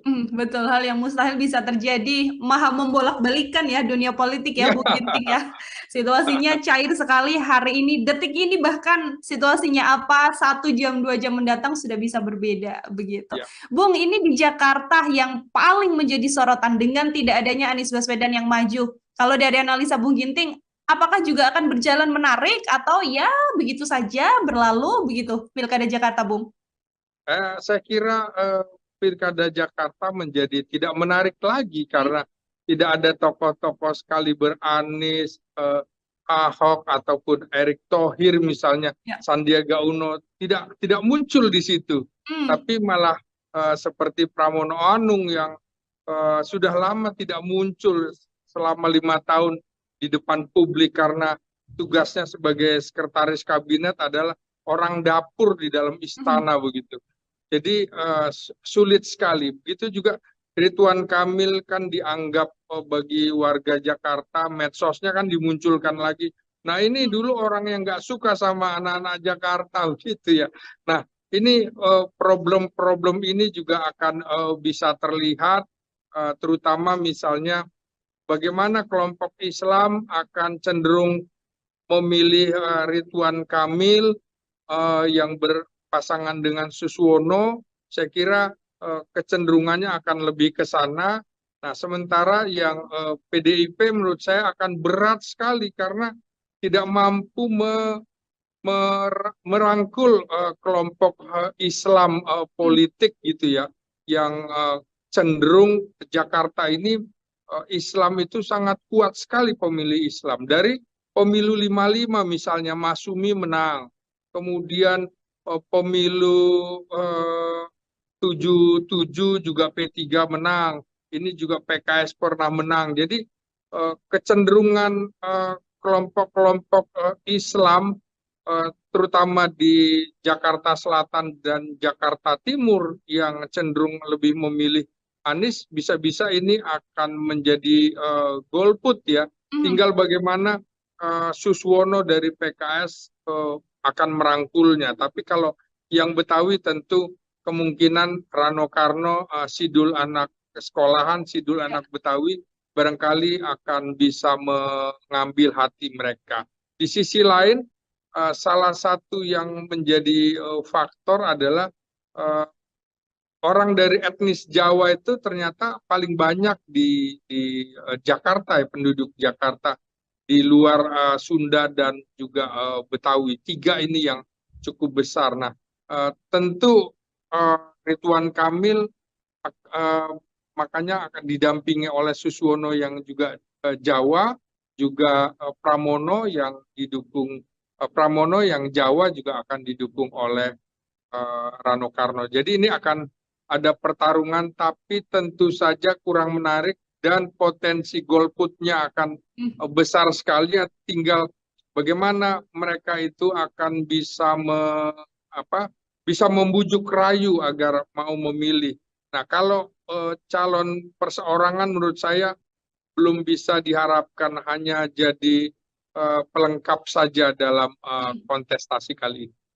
Oke, sebagai pelengkap saja, artinya kan kalau kita melihat ada 3 kandidat, nanti akan ada 2 putaran begitu ya, Bung Ginting ya. Kita bisa langsung melihat saja berarti bagaimana nantinya di Jakarta adalah pertarungan antara Ridwan Kamil Suswono dan juga Pramono Anung Rano Karno seperti itu. Terakhir dari saya, Bung Belum Ginting. belum tentu 2 putaran karena Mhm. siapapun yang bisa meraih 50% plus 1, dia langsung bisa menang gitu. Oke, dan ada kemungkinan bahwa di Pilkada Jakarta di situasi Kim plus dengan 12 partai politik ini Ridwan Kamil Suswono bisa langsung memenangkan 1 putaran, Bung Ginting. Belum tentu Hmm. karena faktor yang dominan dan determinan dalam pemilu presiden, pemilihan gubernur, wali kota, bupati, justru adalah aktor politiknya, bukan mesin politiknya. Hmm. Kalau Kim itu maju dalam pemilihan di DPR, di mana paling banyak dukungan partai politik, iya pasti menang. Ya. Tapi ini kan juga faktor Ridwan Kamil juga belum begitu mengemuka ya.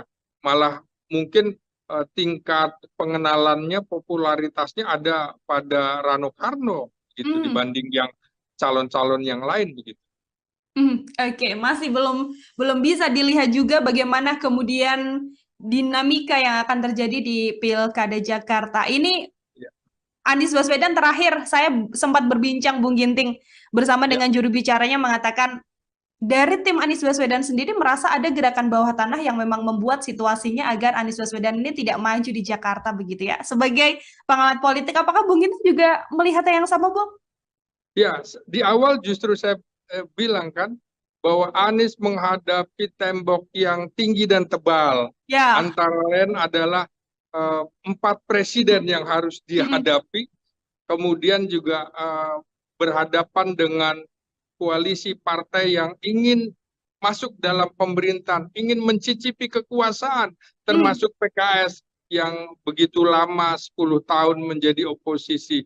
Mereka tidak ingin lagi mendekat dengan cap oposisi, baik Mm. oposisi personal seperti Anies Baswedan maupun oposisi institusional seperti PDIP. Jadi memang PDIP dan Anies dianggap sebagai musuh bersama. Sayangnya di antara keduanya juga ada kendala-kendala yang belum bisa menyatukan secara ideologi, secara psikologi politik, secara sosiologi politik. Gitu.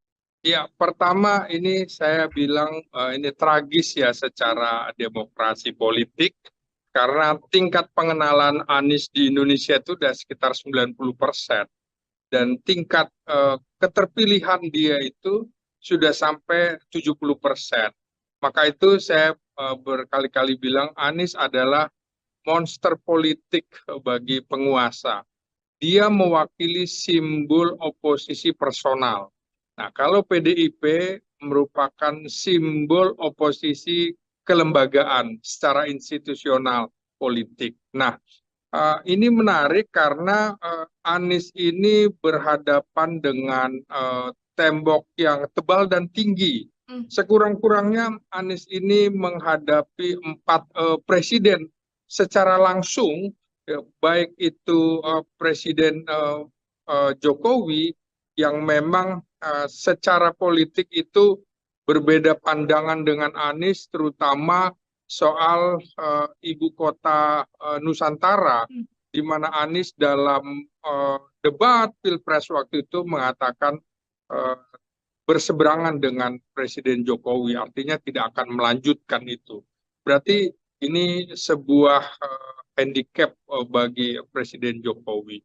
Kemudian dengan Presiden Prabowo kita pahami bersama, kemarin pada saat di Kongres PAN juga Presiden terpilih Prabowo Subianto kembali mengingat debat presiden di mana Anies memberikan nilai 11 dari 100 untuk bidang pertahanan di mana Prabowo menjadi menterinya.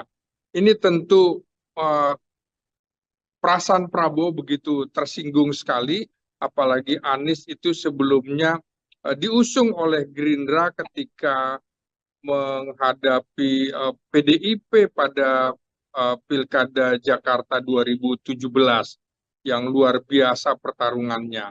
Yang ketiga tentu berhadapan dengan Presiden Megawati.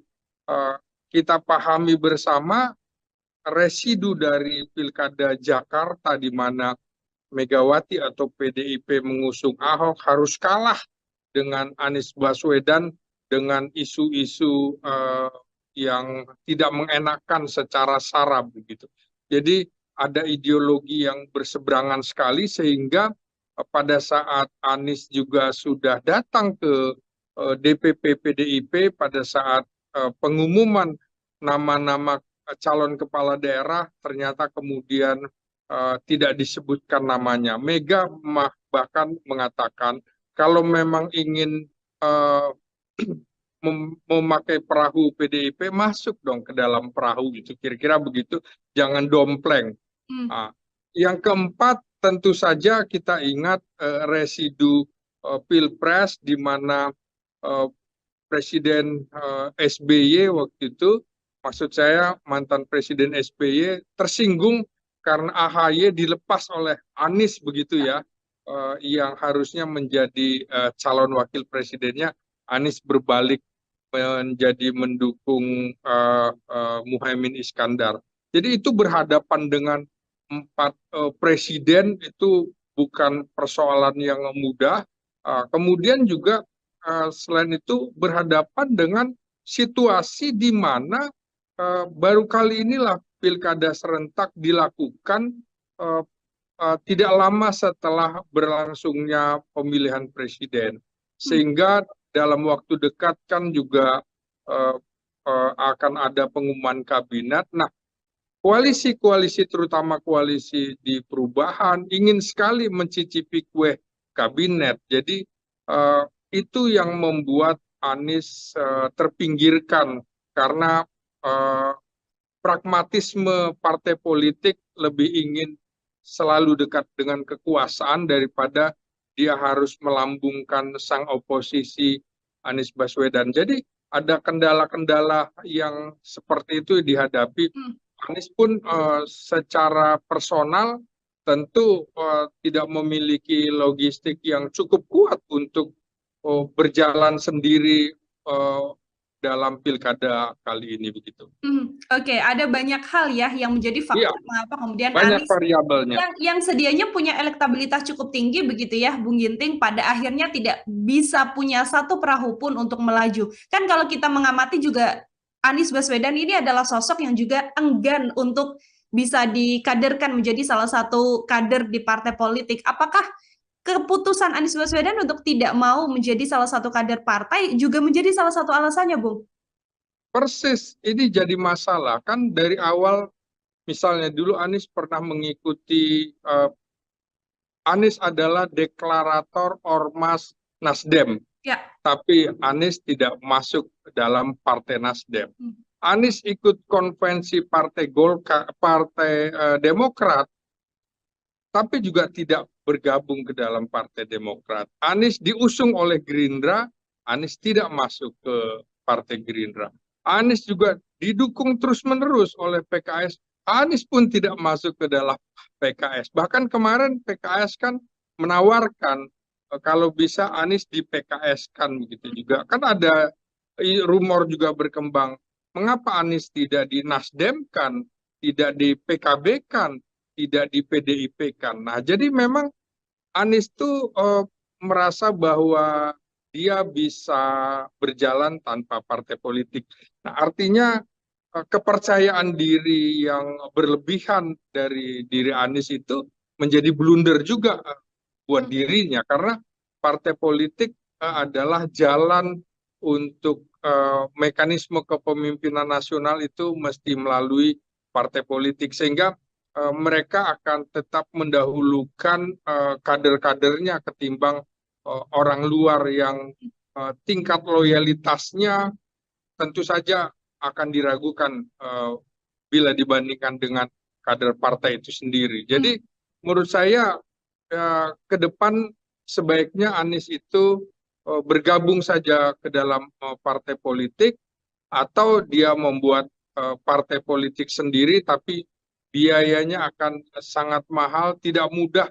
Banyak tokoh-tokoh membuat partai politik tapi kemudian berantakan begitu saja. Sekaliber Anas Urbaningrum, Anies, kemudian Amin Rais sekalipun gagal, termasuk Wiranto segala macam kan Hanura juga nggak bisa apa-apa sekali begitu.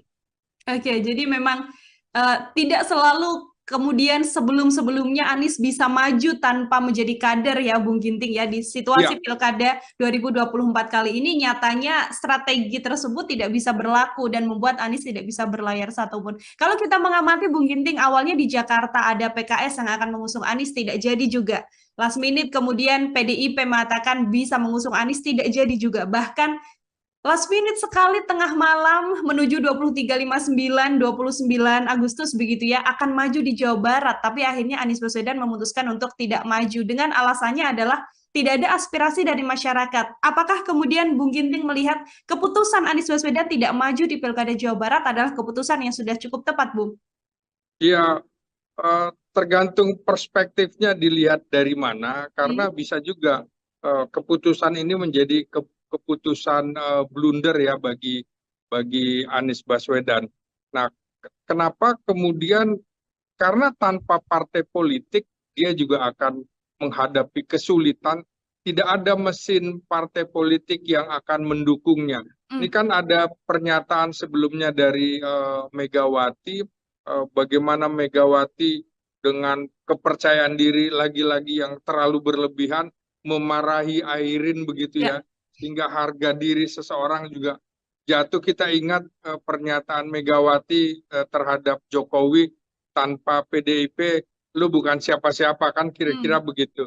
Nah, mungkin Anies juga ada psikologis kalau kemudian dianggap petugas partai begitu nantinya, seperti yang dialami oleh Jokowi.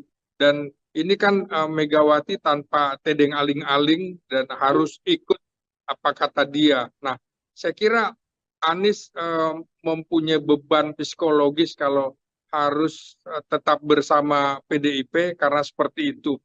Di mana hal lainnya adalah secara garis ideologi agak berbeda. Anies itu banyak didukung oleh kalangan moderat ke kanan, ke Islam begitu ya. Sementara PDIP kan cenderung moderat ke kiri. Dan ini ideologi yang tidak mudah disatukan juga menjadi handicap, walaupun sebenarnya kalau Anies maju di Jakarta seperti saya kemukakan beberapa hari lalu, peluangnya untuk menang sangat tinggi sekali. Begitu juga untuk Jawa Barat, karena Anies bisa mengklaim karena dirinya lahir di Kuningan, Cirebon. Ya, jadi bisa mengaku sebagai orang Jawa Barat. Dan yang menarik adalah Jawa Barat adalah provinsi dengan jumlah pemilih terbesar di Indonesia, sehingga semua ingin masuk di situ. Maka PDIP yang semula tidak mencalonkan Anies di Jakarta berpikir ulang bahwa dia harus merebut Jawa Barat juga. Tapi kalau di awal kemarin Anies di prank PDIP, kali ini kira-kira gantian PDIP yang di prank Anies, skor 1-1 begitu ya. Ya, satu-satu ya Bung ya. Iya. Sama-sama. Kemudian situasinya seimbang, PDIP tidak mengusung Anies, sekarang Anies tidak mau juga bersama dengan PDIP. Padahal kalau kita lihat, Bung Ginting kan lawannya adalah Deddy Mulyadi Erwan, kemudian Syahiku Ilham Habibie. Dengan satu lagi yang saat ini maju kan yang dari PDIP, JJ sama Ronald gitu ya. Apakah kemudian apabila yang dipasang oleh PDIP adalah Anies Baswedan, justru melihat dua lawan yang ada, kans menangnya juga tinggi, Bung?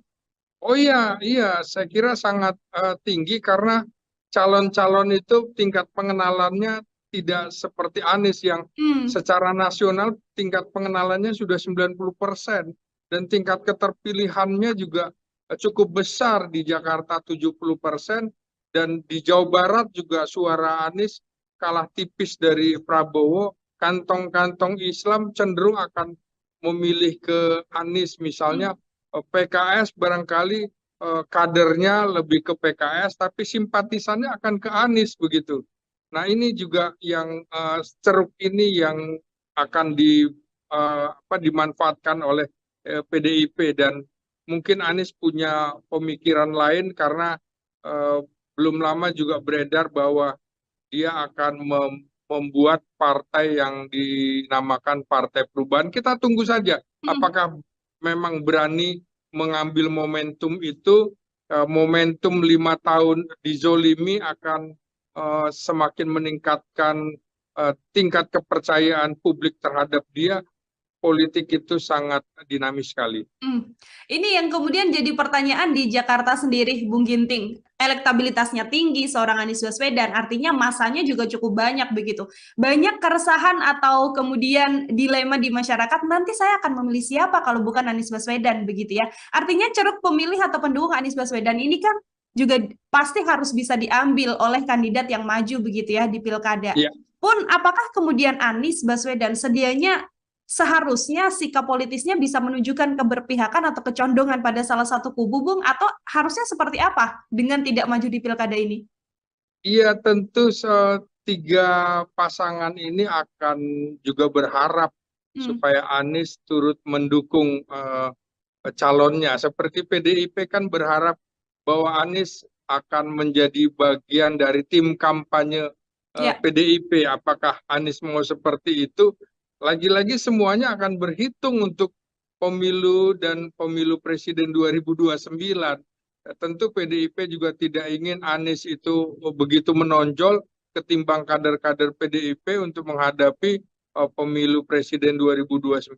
Semula kan saya perkirakan kalau Anies mau dipasangkan sebagai calon gubernur Jakarta oleh PDIP atau di Jawa Barat, maka ini potensial sekali untuk akan berhadapan dengan Prabowo Subianto pada pemilu 2029 mendatang, dan Anies kemungkinan bisa berpasangan dengan Puan Maharani, Putri Mahkota PDIP. Nah, kita tunggu saja apakah kemudian momentumnya seperti apa, Hmm. dan kekhawatiran justru eh, tingkat golput di Jakarta akan jauh lebih tinggi ketimbang di daerah lain karena kecewa Anies Baswedan tidak masuk dalam kancah kontestasi pemilu gubernur kali ini. Jadi Hmm.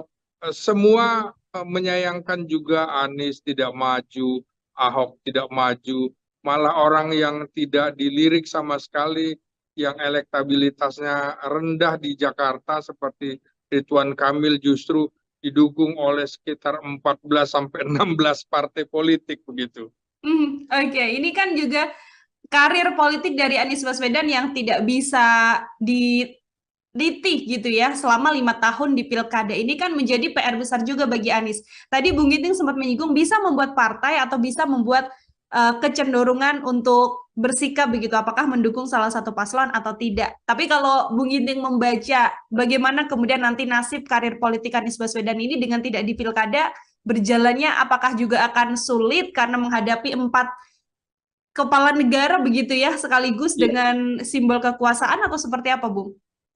ya, kita tentu masih menunggu juga apakah akan ada revisi undang-undang pilkada, karena dengan kecenderungan-kecenderungan seperti ini kan akhirnya orang berpikir bahwa eh, eh, tentu tidak mudah juga bagi seseorang untuk bisa tampil kalau tidak ada aturan, misalnya seluruh partai menguasai untuk mendukung salah satu calon sehingga calon lain tidak punya kesempatan. Mungkin ke depan juga perlu diatur, misalnya regulasinya boleh didukung oleh berapa partai dengan jumlah berapa.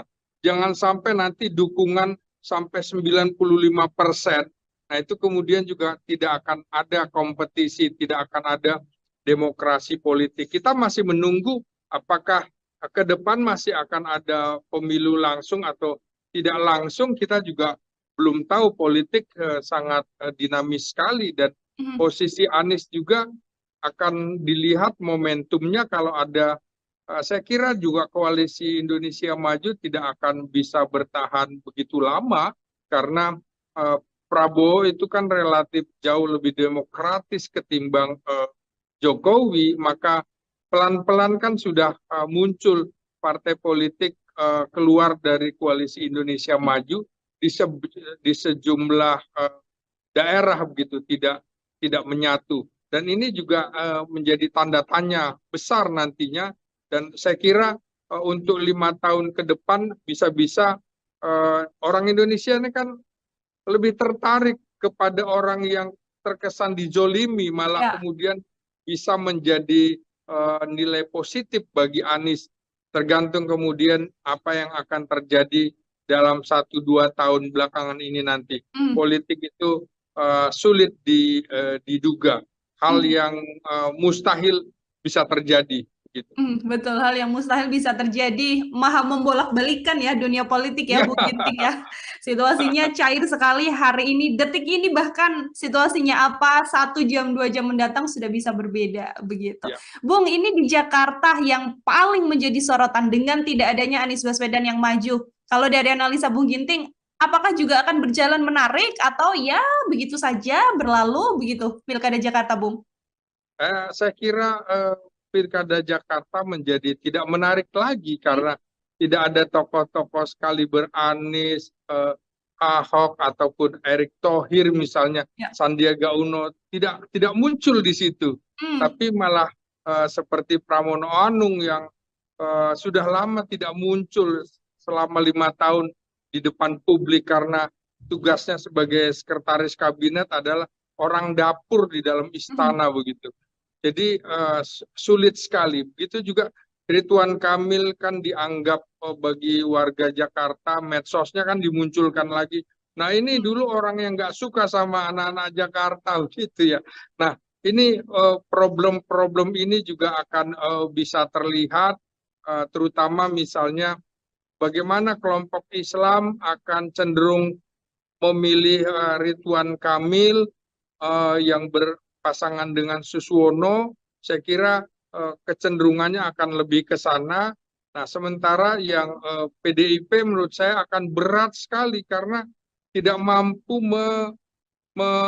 merangkul kelompok Islam politik gitu ya, yang cenderung Jakarta ini Islam itu sangat kuat sekali pemilih Islam. Dari pemilu 55 misalnya Masumi menang, kemudian pemilu 77 juga P3 menang, ini juga PKS pernah menang. Jadi kecenderungan kelompok-kelompok Islam terutama di Jakarta Selatan dan Jakarta Timur yang cenderung lebih memilih Anies, bisa-bisa ini akan menjadi golput ya. Tinggal bagaimana Suswono dari PKS akan merangkulnya. Tapi kalau yang Betawi tentu kemungkinan Rano Karno, Sidul anak sekolahan, Sidul anak Betawi barangkali akan bisa mengambil hati mereka. Di sisi lain, salah satu yang menjadi faktor adalah orang dari etnis Jawa itu ternyata paling banyak di Jakarta ya, penduduk Jakarta, di luar Sunda dan juga Betawi. 3 ini yang cukup besar. Nah, tentu Ridwan Kamil makanya akan didampingi oleh Suswono yang juga Jawa, juga Pramono yang didukung Pramono yang Jawa juga akan didukung oleh Rano Karno. Jadi ini akan ada pertarungan, tapi tentu saja kurang menarik dan potensi golputnya akan besar sekali. Tinggal bagaimana mereka itu akan bisa bisa membujuk rayu agar mau memilih. Nah, kalau calon perseorangan menurut saya belum bisa diharapkan hanya jadi pelengkap saja dalam kontestasi kali ini. Oke, sebagai pelengkap saja, artinya kan kalau kita melihat ada 3 kandidat, nanti akan ada 2 putaran begitu ya, Bung Ginting ya. Kita bisa langsung melihat saja berarti bagaimana nantinya di Jakarta adalah pertarungan antara Ridwan Kamil Suswono dan juga Pramono Anung Rano Karno, seperti itu. Terakhir dari saya, Bung Ginting. Belum tentu 2 putaran karena siapapun yang bisa meraih 50% plus 1, dia langsung bisa menang gitu. Oke, dan ada kemungkinan bahwa di Pilkada Jakarta di situasi Kim Plus dengan 12 partai politik ini Ridwan Kamil Suswono bisa langsung memenangkan satu putaran, Bung Ginting. Belum tentu Hmm. karena faktor yang dominan dan determinan dalam pemilu presiden, pemilihan gubernur, wali kota, bupati, justru adalah aktor politiknya, bukan mesin politiknya. Hmm. Kalau Kim itu maju dalam pemilihan di DPR, di mana paling banyak dukungan partai politik, iya pasti menang. Ya. Tapi ini kan juga faktor Ridwan Kamil juga belum begitu mengemuka ya. Malah mungkin tingkat pengenalannya, popularitasnya ada pada Rano Karno gitu Hmm. dibanding yang calon-calon yang lain begitu. Oke, masih belum bisa dilihat juga bagaimana kemudian dinamika yang akan terjadi di Pilkada Jakarta. Ini Ya, Anies Baswedan terakhir saya sempat berbincang Bung Ginting bersama ya, dengan juru bicaranya mengatakan dari tim Anies Baswedan sendiri merasa ada gerakan bawah tanah yang memang membuat situasinya agar Anies Baswedan ini tidak maju di Jakarta begitu ya. Sebagai pengamat politik, apakah Bung Ginting juga melihat yang sama, Bung? ya, di awal justru saya bilang kan bahwa Anies menghadapi tembok yang tinggi dan tebal. Ya. Antara lain adalah 4 presiden yang harus Mm-mm. dihadapi, kemudian juga berhadapan dengan koalisi partai yang ingin masuk dalam pemerintahan, ingin mencicipi kekuasaan, Mm. termasuk PKS yang begitu lama 10 tahun menjadi oposisi.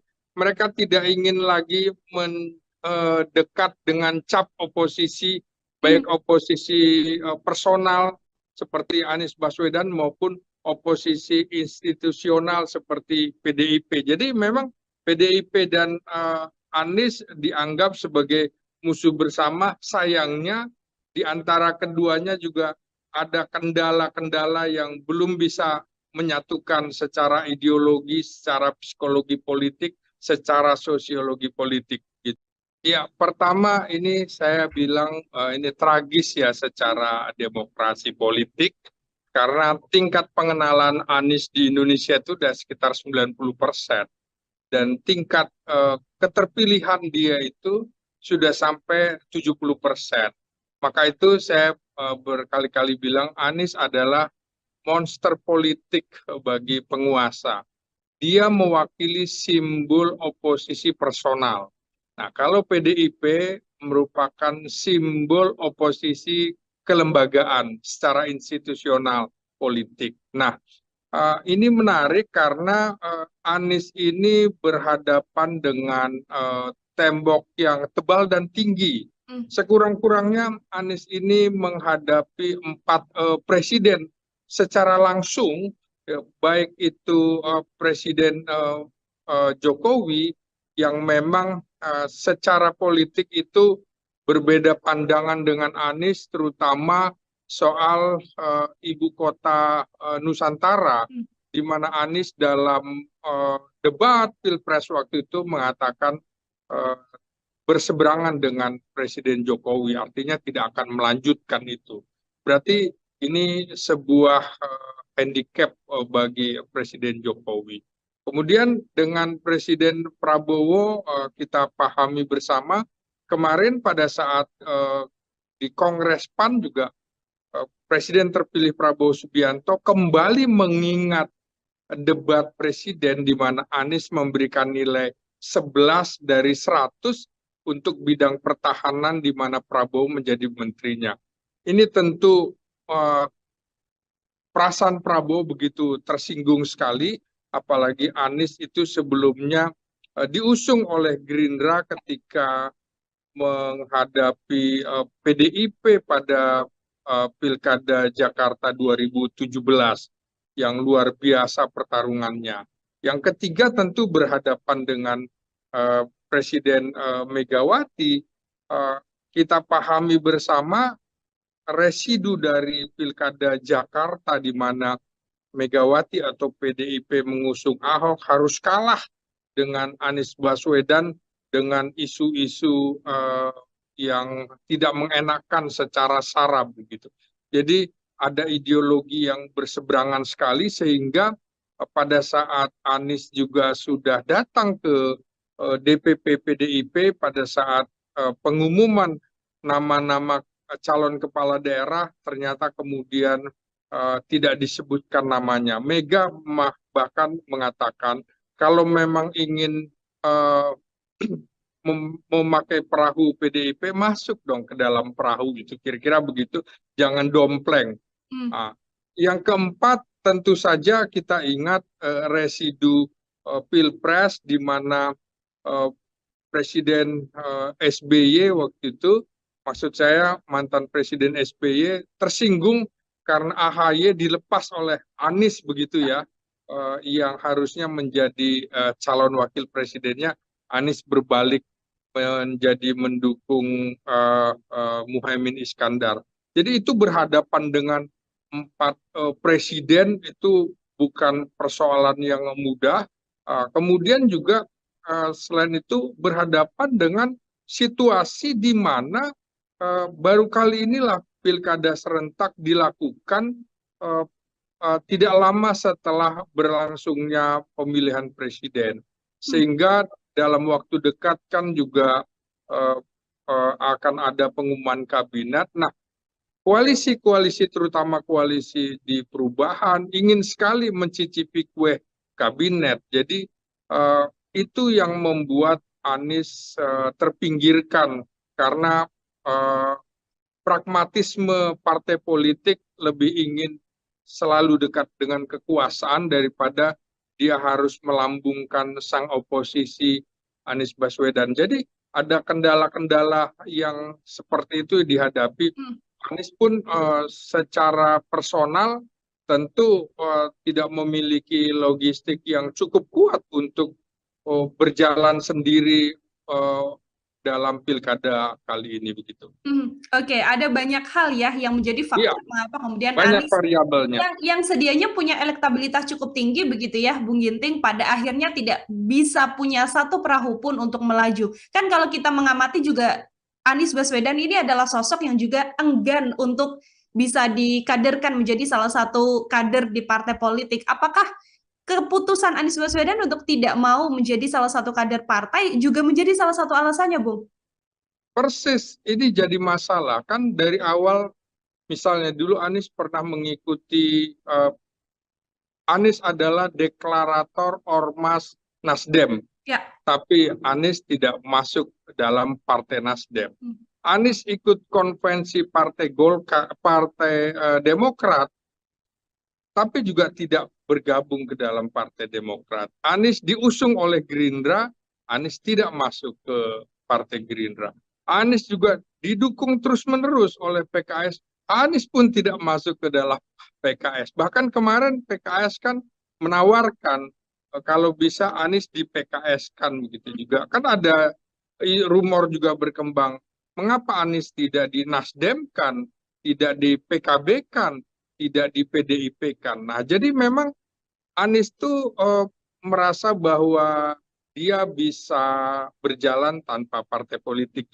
Nah, artinya kepercayaan diri yang berlebihan dari diri Anies itu menjadi blunder juga buat dirinya, karena partai politik adalah jalan untuk mekanisme kepemimpinan nasional itu mesti melalui partai politik, sehingga mereka akan tetap mendahulukan kader-kadernya ketimbang orang luar yang tingkat loyalitasnya tentu saja akan diragukan bila dibandingkan dengan kader partai itu sendiri. Jadi menurut saya ke depan sebaiknya Anies itu bergabung saja ke dalam partai politik, atau dia membuat partai politik sendiri, tapi biayanya akan sangat mahal, tidak mudah.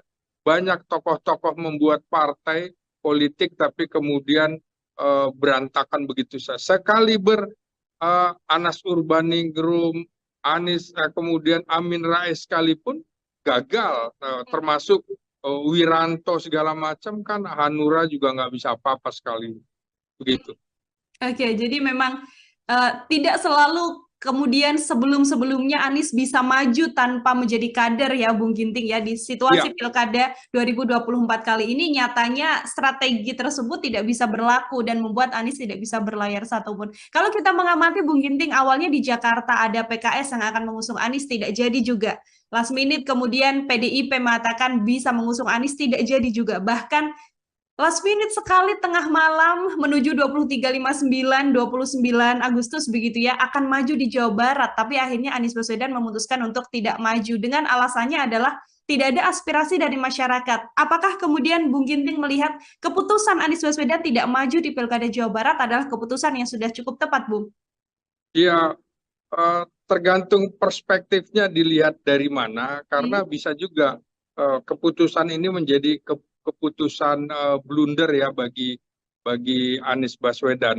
Nah, kenapa kemudian, karena tanpa partai politik dia juga akan menghadapi kesulitan, tidak ada mesin partai politik yang akan mendukungnya. Ini Hmm. kan ada pernyataan sebelumnya dari Megawati, bagaimana Megawati dengan kepercayaan diri lagi-lagi yang terlalu berlebihan memarahi Airin begitu Ya. ya, sehingga harga diri seseorang juga jatuh. Kita ingat pernyataan Megawati terhadap Jokowi, tanpa PDIP lu bukan siapa-siapa, kan kira-kira Hmm. begitu.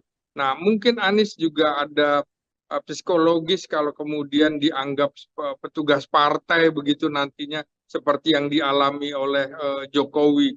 Dan ini kan Megawati tanpa tedeng aling-aling dan harus ikut apa kata dia. Nah, saya kira Anies mempunyai beban psikologis kalau harus tetap bersama PDIP karena seperti itu.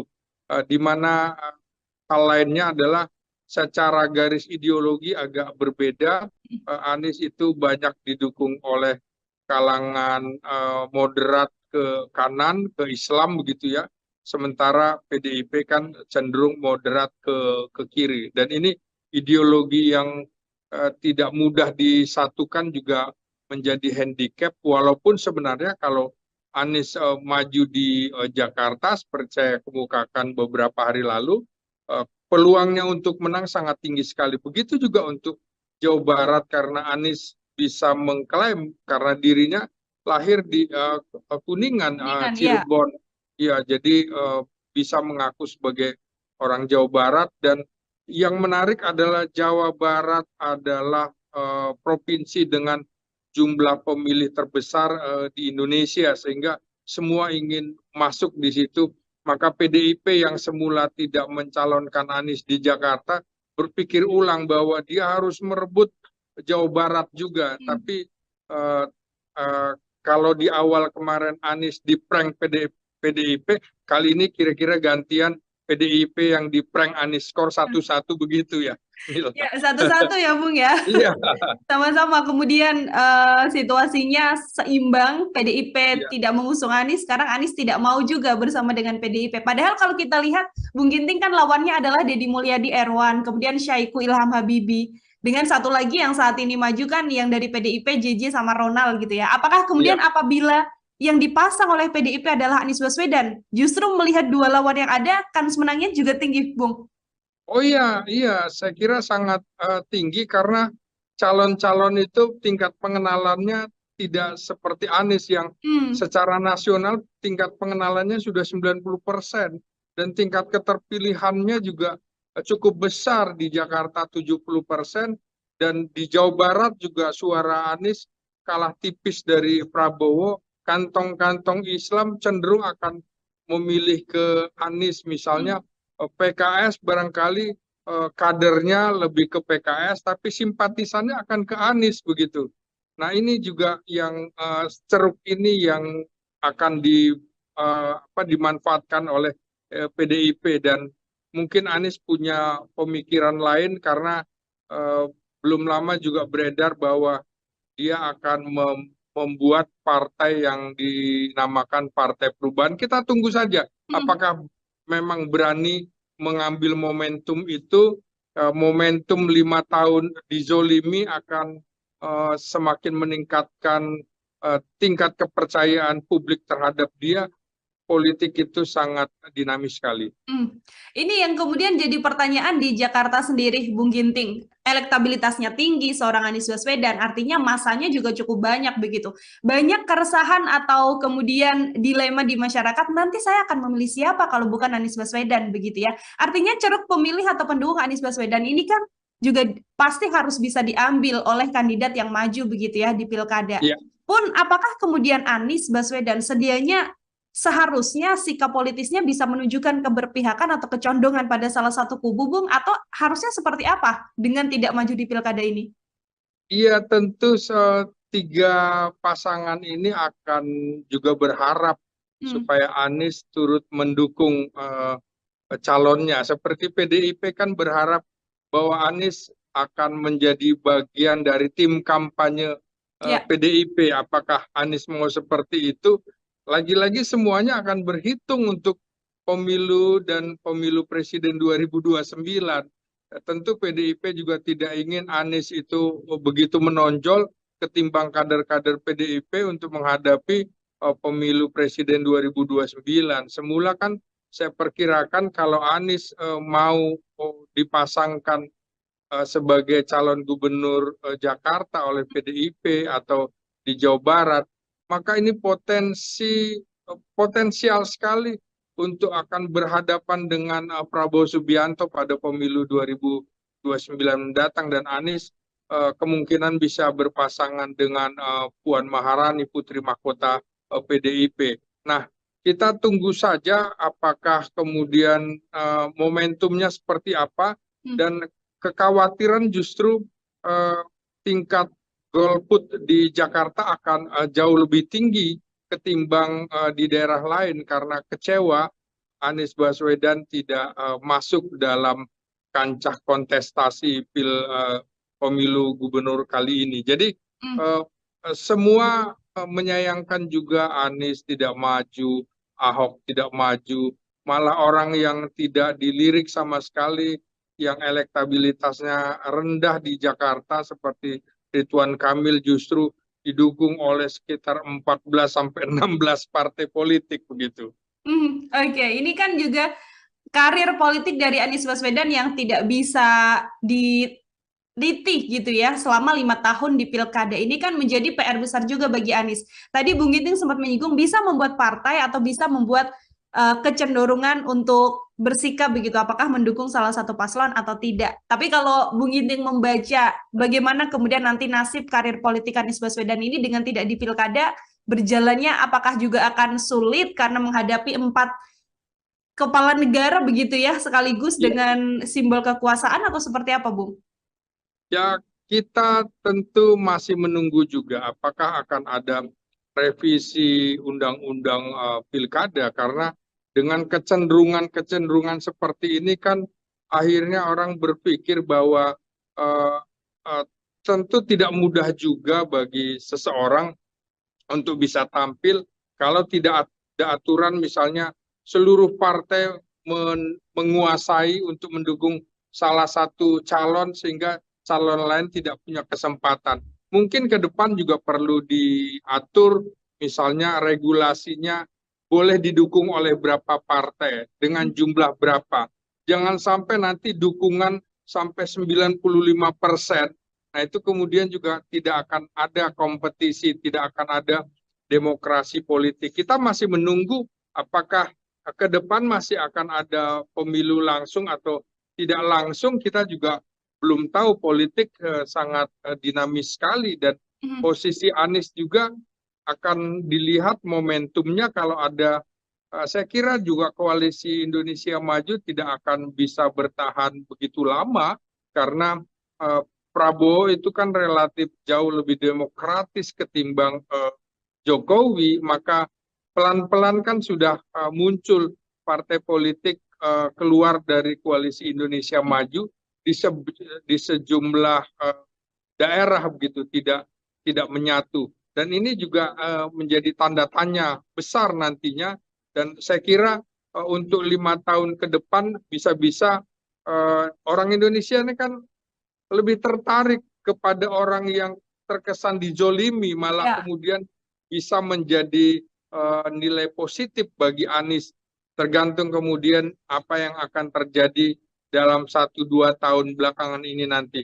Politik itu sulit diduga, hal yang mustahil bisa terjadi. Gitu. Betul, hal yang mustahil bisa terjadi, maha membolak-balikan ya dunia politik ya, Bung Ginting ya. Situasinya cair sekali hari ini, detik ini bahkan situasinya apa, 1 jam, 2 jam mendatang sudah bisa berbeda, begitu. Ya. Bung, ini di Jakarta yang paling menjadi sorotan dengan tidak adanya Anies Baswedan yang maju. Kalau dari analisa Bung Ginting, apakah juga akan berjalan menarik atau ya begitu saja berlalu begitu Pilkada Jakarta, Bung?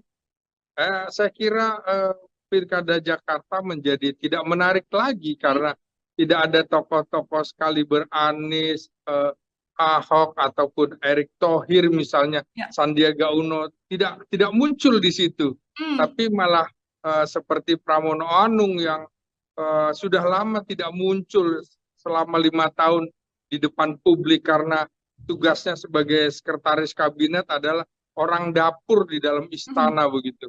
Jadi sulit sekali. Begitu juga Ridwan Kamil kan dianggap bagi warga Jakarta, medsosnya kan dimunculkan lagi.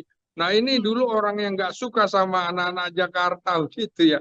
Nah ini problem-problem ini juga akan bisa terlihat, terutama misalnya bagaimana kelompok Islam akan cenderung memilih Ridwan Kamil yang berpasangan dengan Suswono. Saya kira kecenderungannya akan lebih ke sana.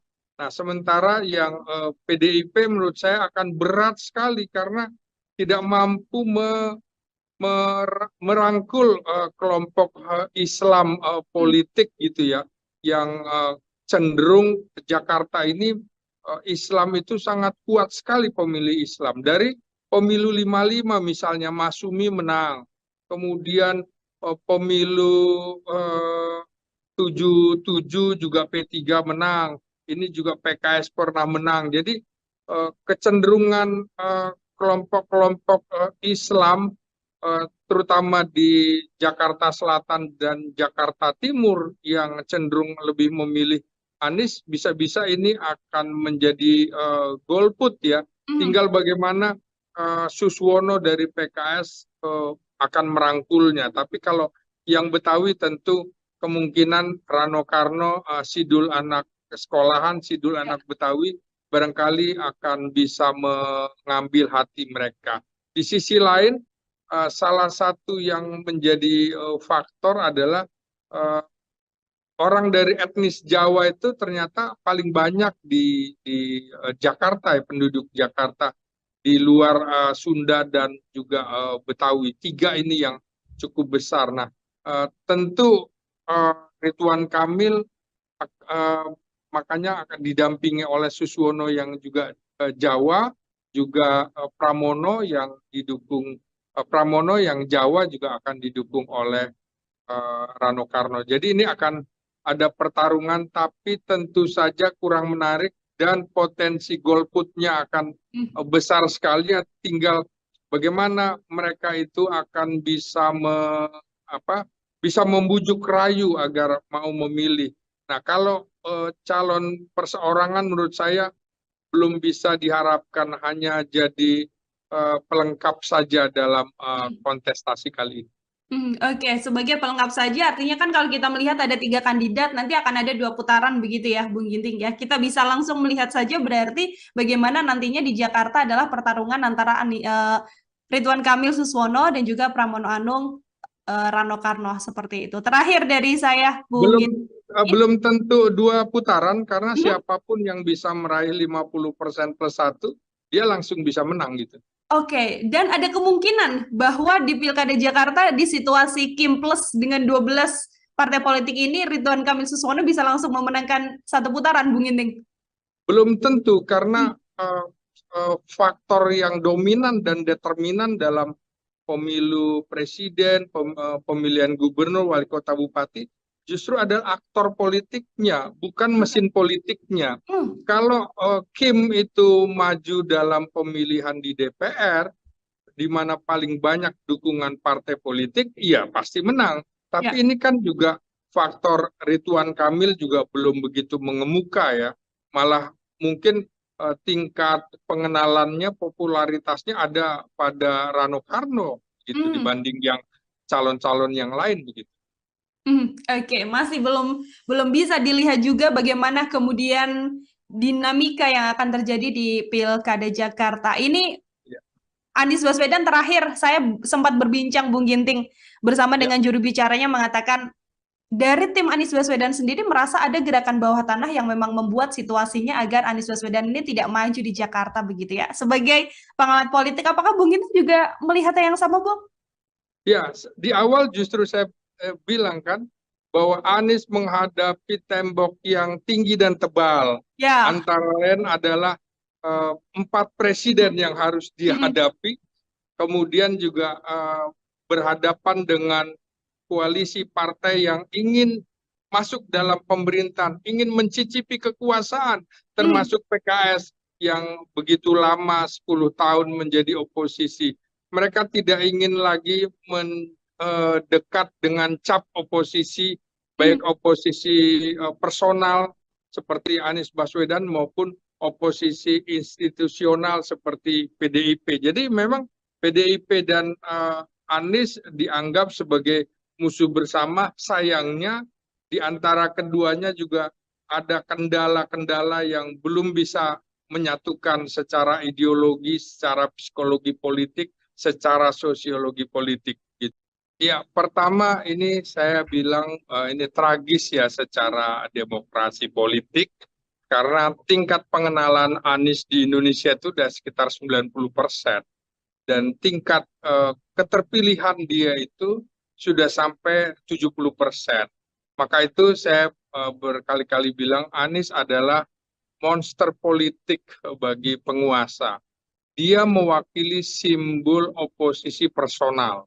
Nah, kalau PDIP merupakan simbol oposisi kelembagaan secara institusional politik. Nah, ini menarik karena Anies ini berhadapan dengan tembok yang tebal dan tinggi. Mm. Sekurang-kurangnya Anies ini menghadapi 4 presiden secara langsung, ya, baik itu Presiden Jokowi yang memang secara politik itu berbeda pandangan dengan Anies, terutama soal ibu kota Nusantara, Mm. di mana Anies dalam debat Pilpres waktu itu mengatakan uh, berseberangan dengan Presiden Jokowi, artinya tidak akan melanjutkan itu.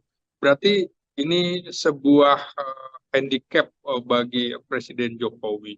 Kemudian dengan Presiden Prabowo kita pahami bersama, kemarin pada saat di Kongres PAN juga Presiden terpilih Prabowo Subianto kembali mengingat debat presiden di mana Anies memberikan nilai 11 dari 100 untuk bidang pertahanan di mana Prabowo menjadi menterinya.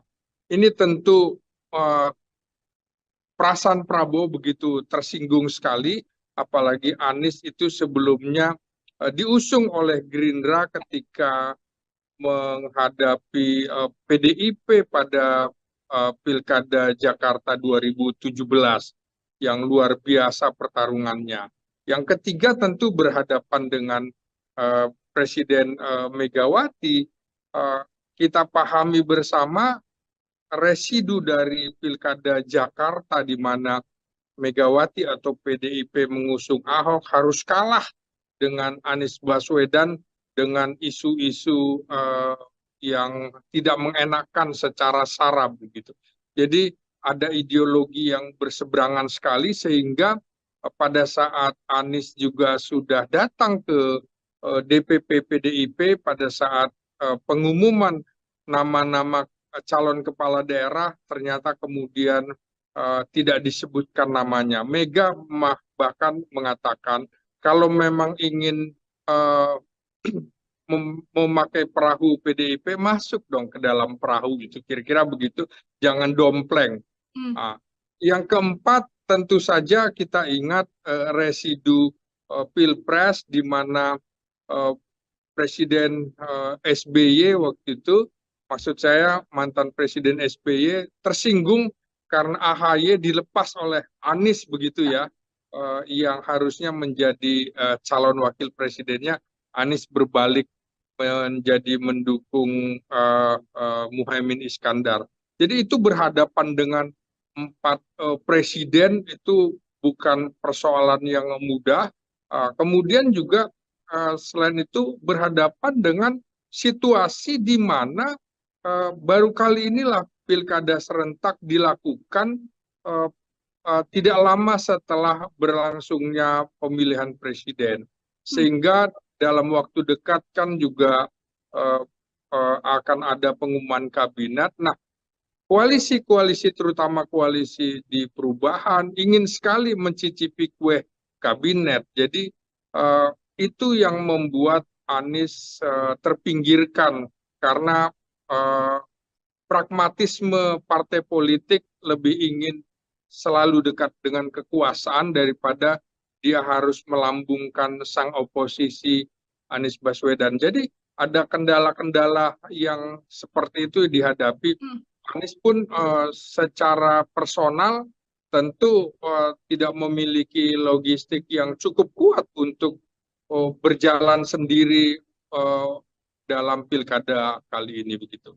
Oke, ada banyak hal ya yang menjadi faktor mengapa kemudian banyak Anies variabelnya. yang sedianya punya elektabilitas cukup tinggi begitu ya, Bung Ginting, pada akhirnya tidak bisa punya satu perahu pun untuk melaju. Kan kalau kita mengamati juga Anies Baswedan ini adalah sosok yang juga enggan untuk bisa dikaderkan menjadi salah satu kader di partai politik. Apakah keputusan Anies Baswedan untuk tidak mau menjadi salah satu kader partai juga menjadi salah satu alasannya, Bung? Persis, ini jadi masalah. Kan dari awal, misalnya dulu Anies pernah mengikuti, Anies adalah deklarator Ormas Nasdem. Ya. Tapi Anies tidak masuk dalam Partai Nasdem. Anies ikut konvensi Partai Golkar, Partai Demokrat, tapi juga tidak bergabung ke dalam Partai Demokrat. Anies diusung oleh Gerindra, Anies tidak masuk ke Partai Gerindra.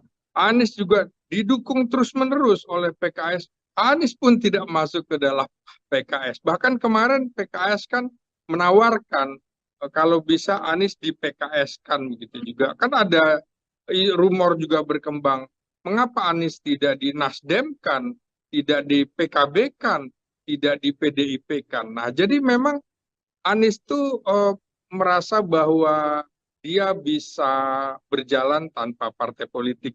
Nah, artinya kepercayaan diri yang berlebihan dari diri Anies itu menjadi blunder juga buat dirinya, karena partai politik adalah jalan untuk mekanisme kepemimpinan nasional itu mesti melalui partai politik, sehingga mereka akan tetap mendahulukan kader-kadernya ketimbang orang luar yang tingkat loyalitasnya tentu saja akan diragukan bila dibandingkan dengan kader partai itu sendiri. Jadi menurut saya ke depan sebaiknya Anies itu bergabung saja ke dalam partai politik, atau dia membuat partai politik sendiri, tapi biayanya akan sangat mahal, tidak mudah.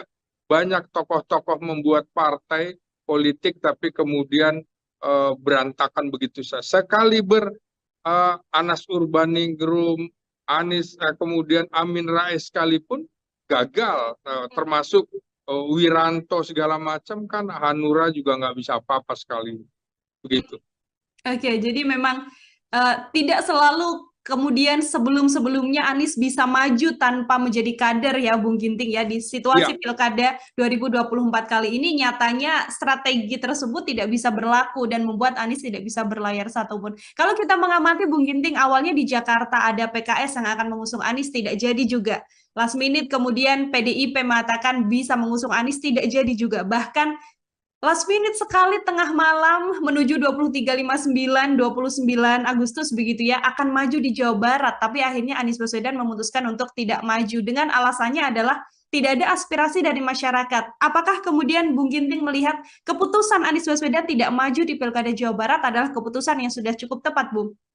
Iya, Tergantung perspektifnya dilihat dari mana, karena bisa juga keputusan ini menjadi keputusan blunder ya bagi Anies Baswedan. Nah, kenapa kemudian, karena tanpa partai politik dia juga akan menghadapi kesulitan, tidak ada mesin partai politik yang akan mendukungnya. Ini kan ada pernyataan sebelumnya dari Megawati, bagaimana Megawati dengan kepercayaan diri lagi-lagi yang terlalu berlebihan memarahi Airin begitu Ya. ya, sehingga harga diri seseorang juga jatuh. Kita ingat pernyataan Megawati terhadap Jokowi, tanpa PDIP lu bukan siapa-siapa, kan kira-kira begitu.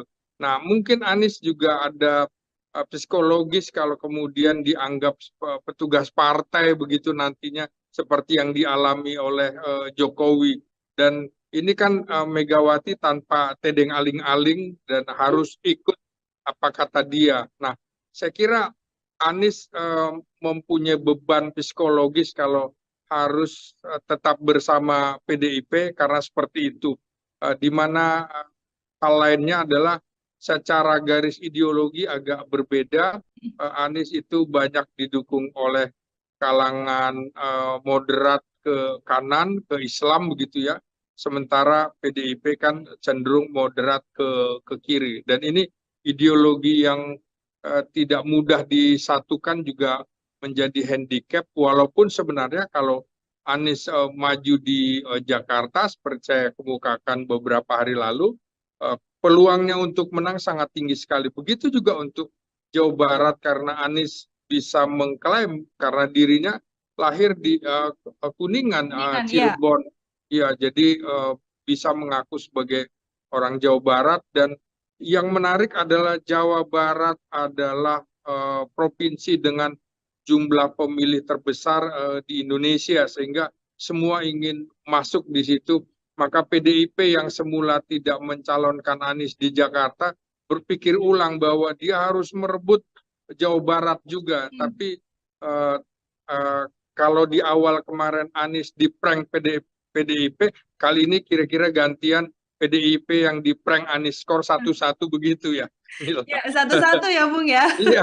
Sama-sama. Kemudian situasinya seimbang, PDIP Iya. tidak mengusung Anies, sekarang Anies tidak mau juga bersama dengan PDIP. Padahal kalau kita lihat, Bung Ginting kan lawannya adalah Deddy Mulyadi Erwan, kemudian Syahiku Ilham Habibie, dengan satu lagi yang saat ini maju kan yang dari PDIP, JJ sama Ronald gitu ya. Apakah kemudian apabila yang dipasang oleh PDIP adalah Anies Baswedan, justru melihat dua lawan yang ada, kans menangnya juga tinggi, Bung?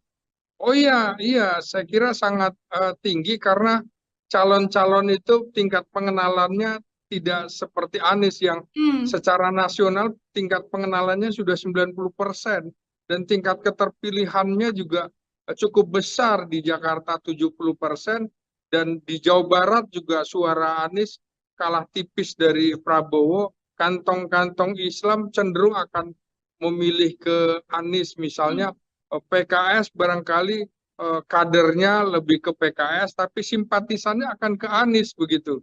Nah, ini juga yang ceruk ini yang akan dimanfaatkan oleh PDIP, dan mungkin Anies punya pemikiran lain, karena belum lama juga beredar bahwa dia akan membuat partai yang dinamakan Partai Perubahan. Kita tunggu saja apakah memang berani mengambil momentum itu. Momentum 5 tahun dizolimi akan semakin meningkatkan tingkat kepercayaan publik terhadap dia. Politik itu sangat dinamis sekali. Ini yang kemudian jadi pertanyaan di Jakarta sendiri, Bung Ginting. Elektabilitasnya tinggi seorang Anies Baswedan, artinya masanya juga cukup banyak begitu. Banyak keresahan atau kemudian dilema di masyarakat, nanti saya akan memilih siapa kalau bukan Anies Baswedan begitu ya. Artinya ceruk pemilih atau pendukung Anies Baswedan ini kan juga pasti harus bisa diambil oleh kandidat yang maju begitu ya di pilkada. Pun apakah kemudian Anies Baswedan sedianya seharusnya sikap politisnya bisa menunjukkan keberpihakan atau kecondongan pada salah satu kubu, Bung, atau harusnya seperti apa dengan tidak maju di pilkada ini? Iya, tentu tiga pasangan ini akan juga berharap supaya Anies turut mendukung calonnya. Seperti PDIP kan berharap bahwa Anies akan menjadi bagian dari tim kampanye Ya. PDIP. Apakah Anies mau seperti itu? Lagi-lagi semuanya akan berhitung untuk pemilu dan pemilu presiden 2029. Tentu PDIP juga tidak ingin Anies itu begitu menonjol ketimbang kader-kader PDIP untuk menghadapi pemilu presiden 2029.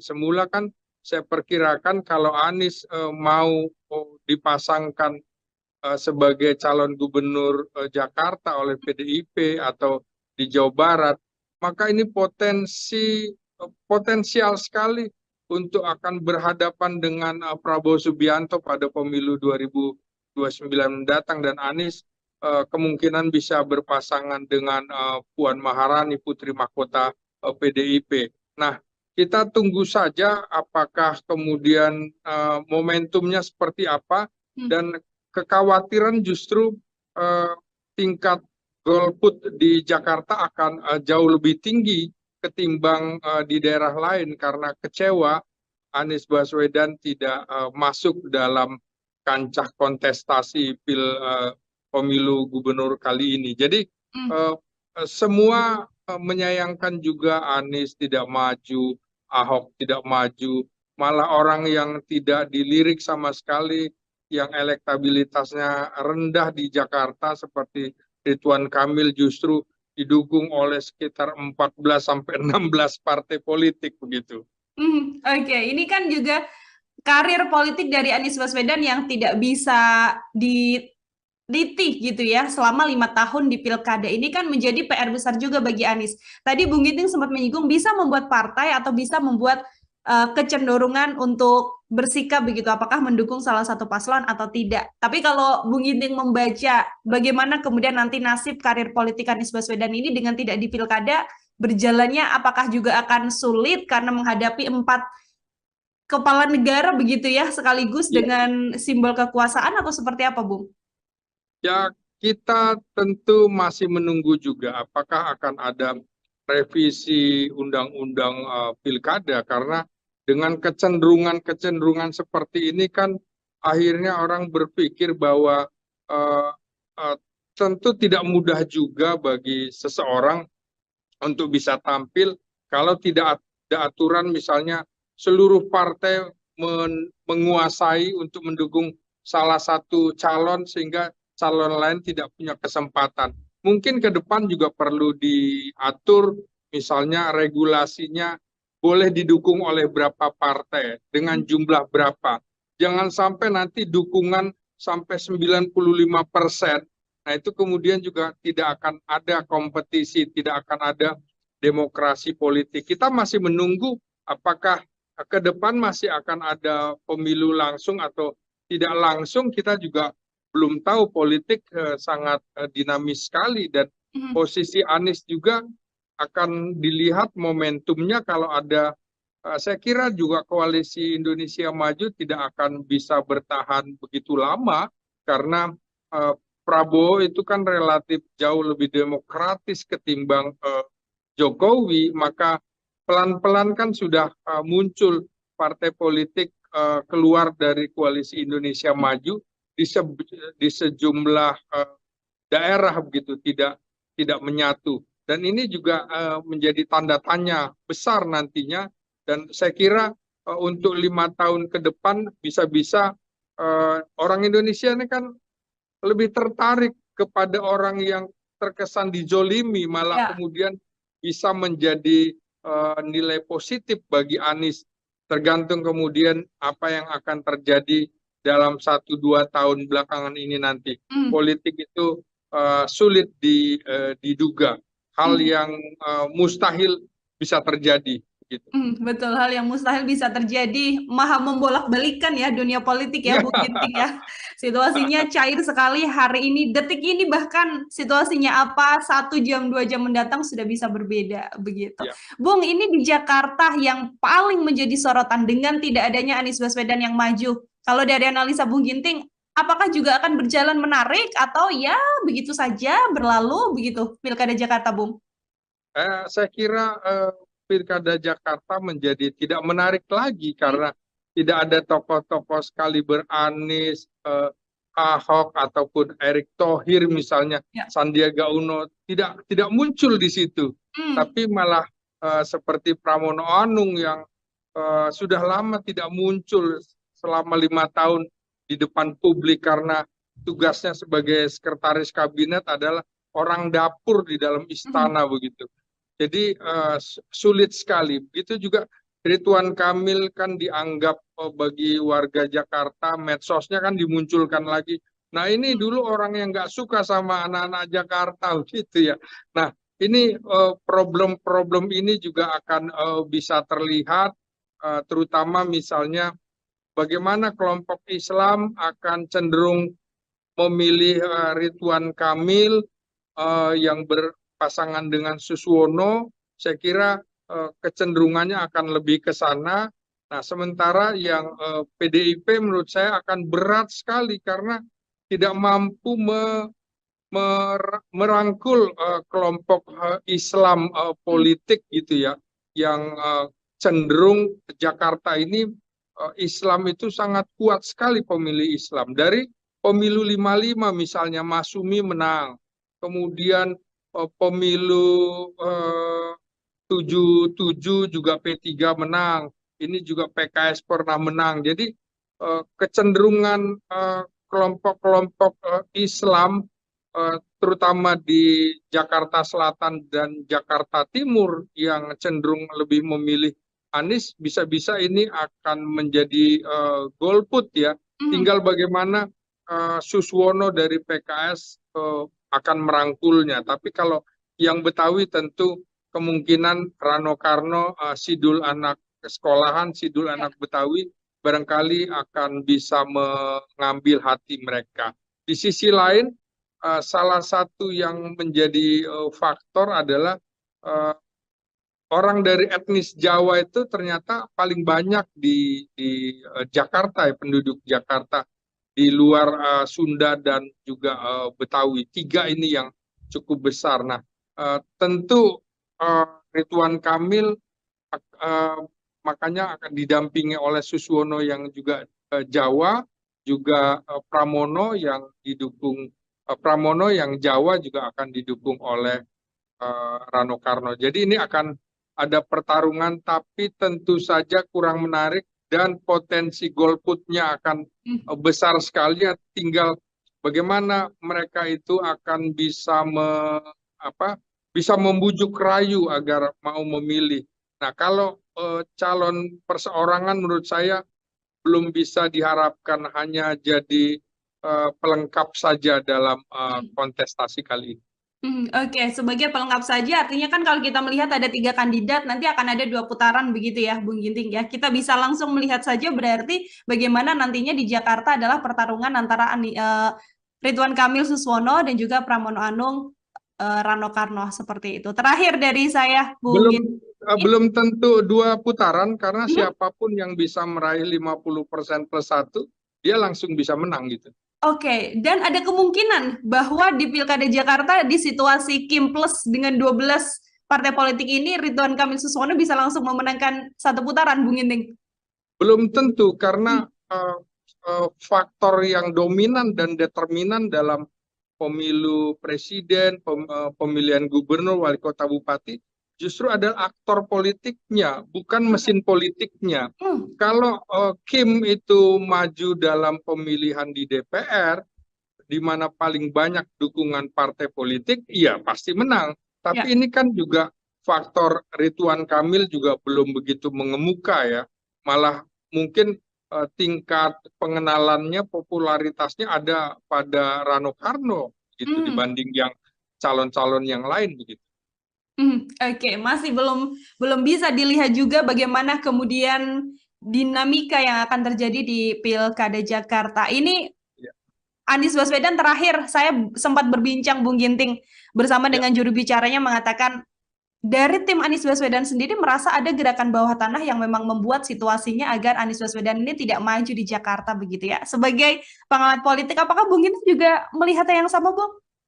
Ya, di awal justru saya bilang kan bahwa Anies menghadapi tembok yang tinggi dan tebal. Ya. Antara lain adalah 4 presiden yang harus dihadapi, kemudian juga berhadapan dengan koalisi partai yang ingin masuk dalam pemerintahan, ingin mencicipi kekuasaan, termasuk PKS yang begitu lama 10 tahun menjadi oposisi.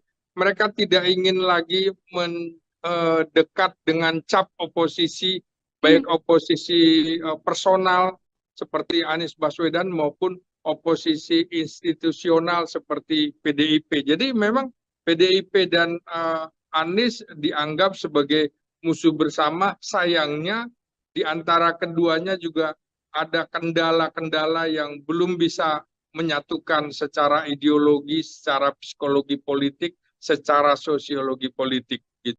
Ya, pertama ini saya bilang ini tragis ya secara demokrasi politik, karena tingkat pengenalan Anies di Indonesia itu sudah sekitar 90%.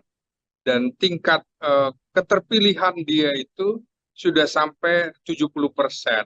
Maka itu saya berkali-kali bilang Anies adalah monster politik bagi penguasa.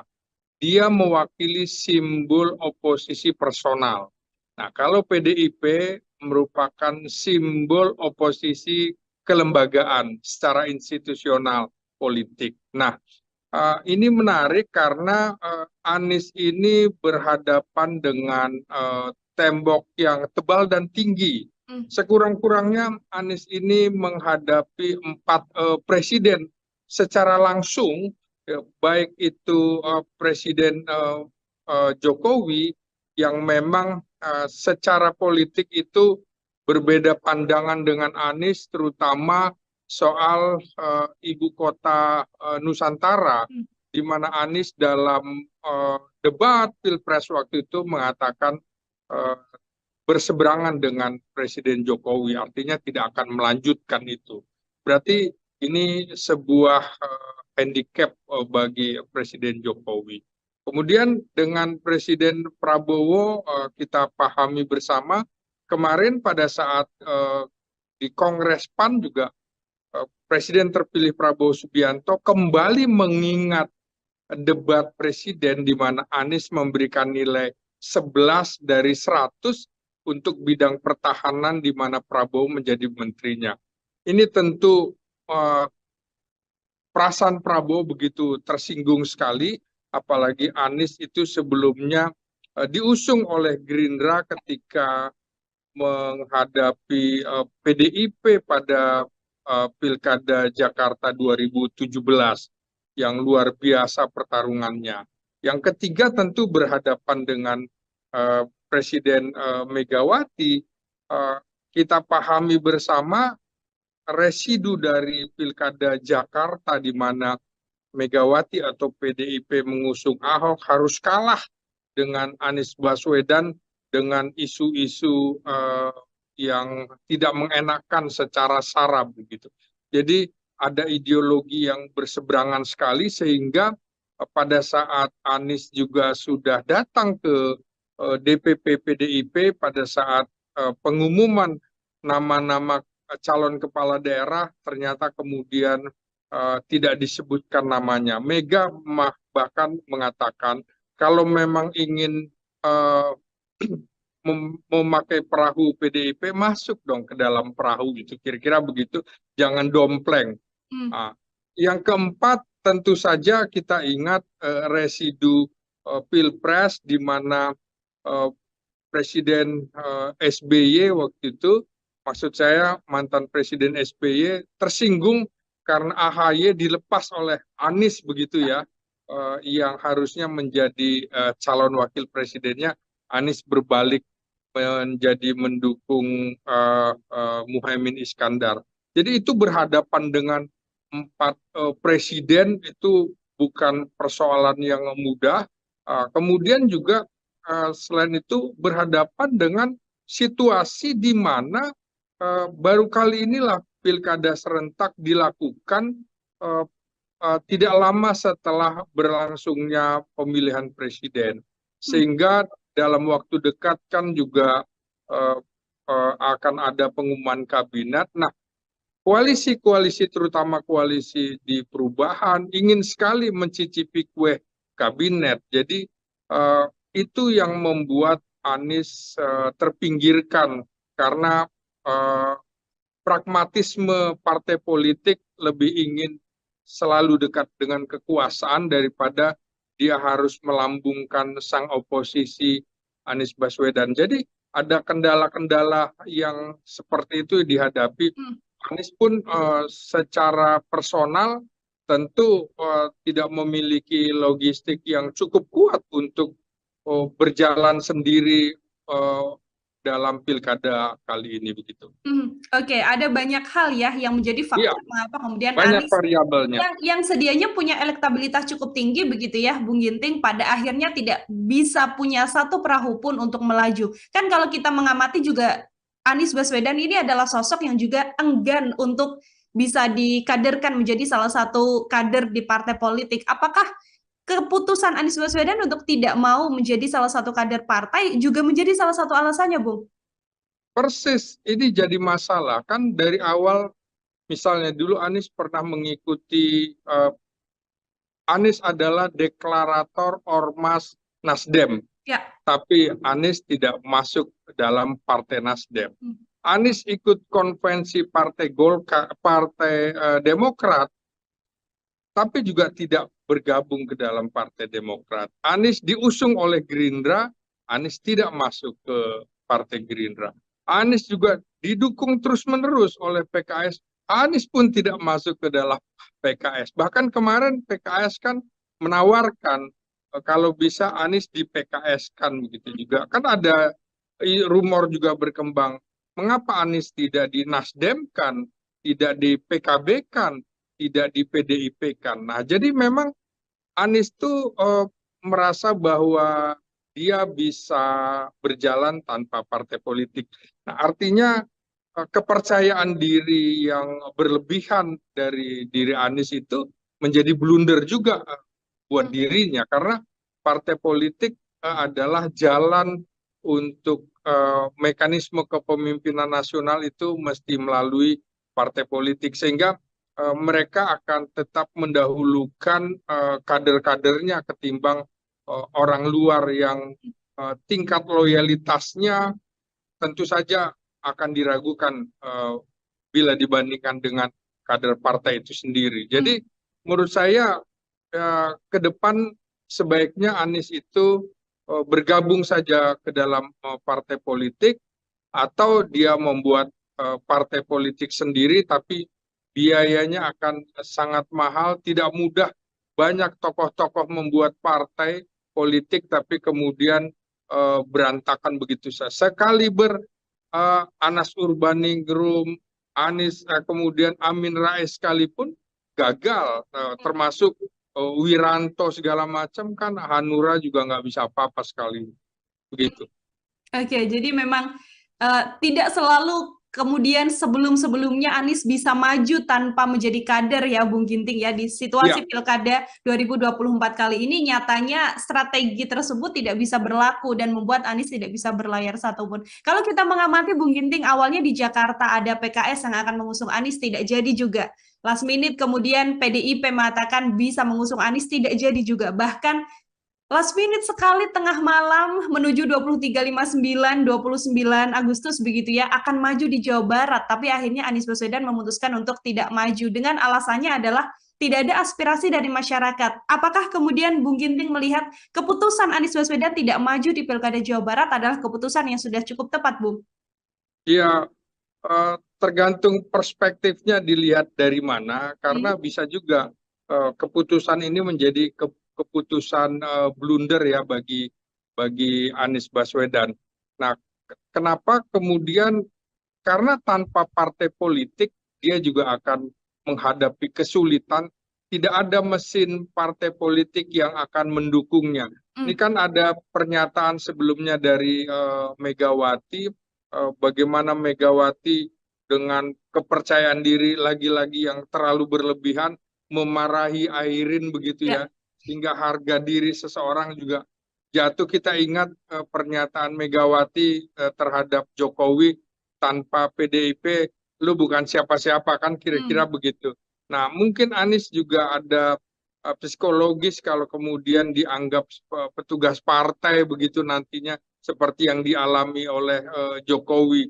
Dan ini kan Megawati tanpa tedeng aling-aling dan harus ikut apa kata dia. Nah, saya kira Anies mempunyai beban psikologis kalau harus tetap bersama PDIP karena seperti itu.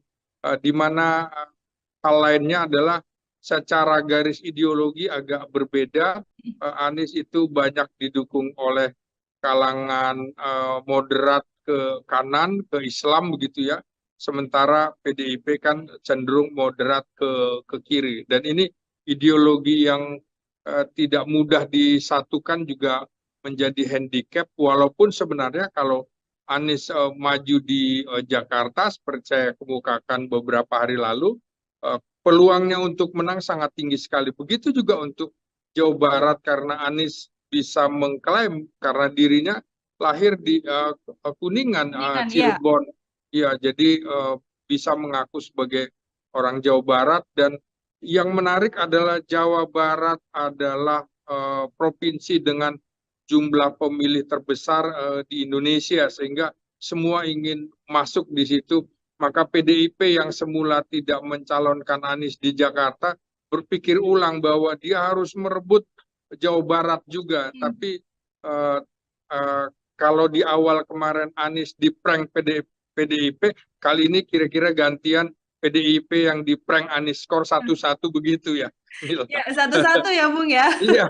Sama-sama, kemudian situasinya seimbang, PDIP Iya. tidak mengusung Anies, sekarang Anies tidak mau juga bersama dengan PDIP. Padahal kalau kita lihat, Bung Ginting kan lawannya adalah Deddy Mulyadi Erwan, kemudian Syahiku Ilham Habibie, dengan satu lagi yang saat ini maju kan yang dari PDIP, JJ sama Ronald gitu ya. Apakah kemudian apabila yang dipasang oleh PDIP adalah Anies Baswedan, justru melihat dua lawan yang ada, kans menangnya juga tinggi, Bung?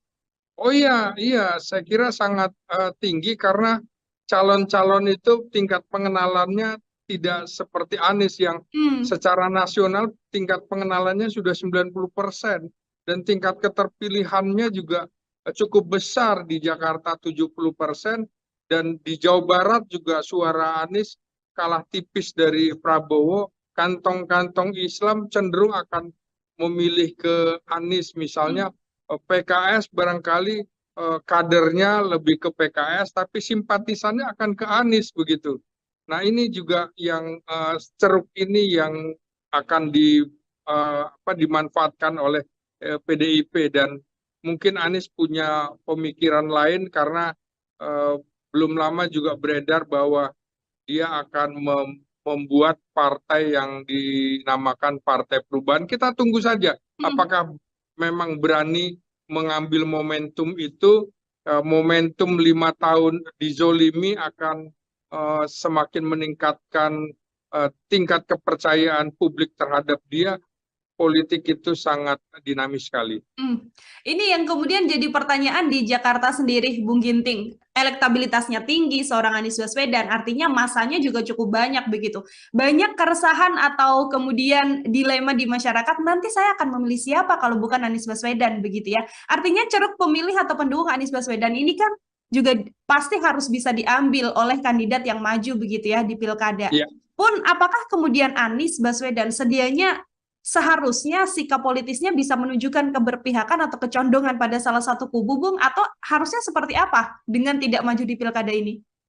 Iya, tentu tiga pasangan ini akan juga berharap supaya Anies turut mendukung calonnya. Seperti PDIP kan berharap bahwa Anies akan menjadi bagian dari tim kampanye PDIP. Apakah Anies mau seperti itu?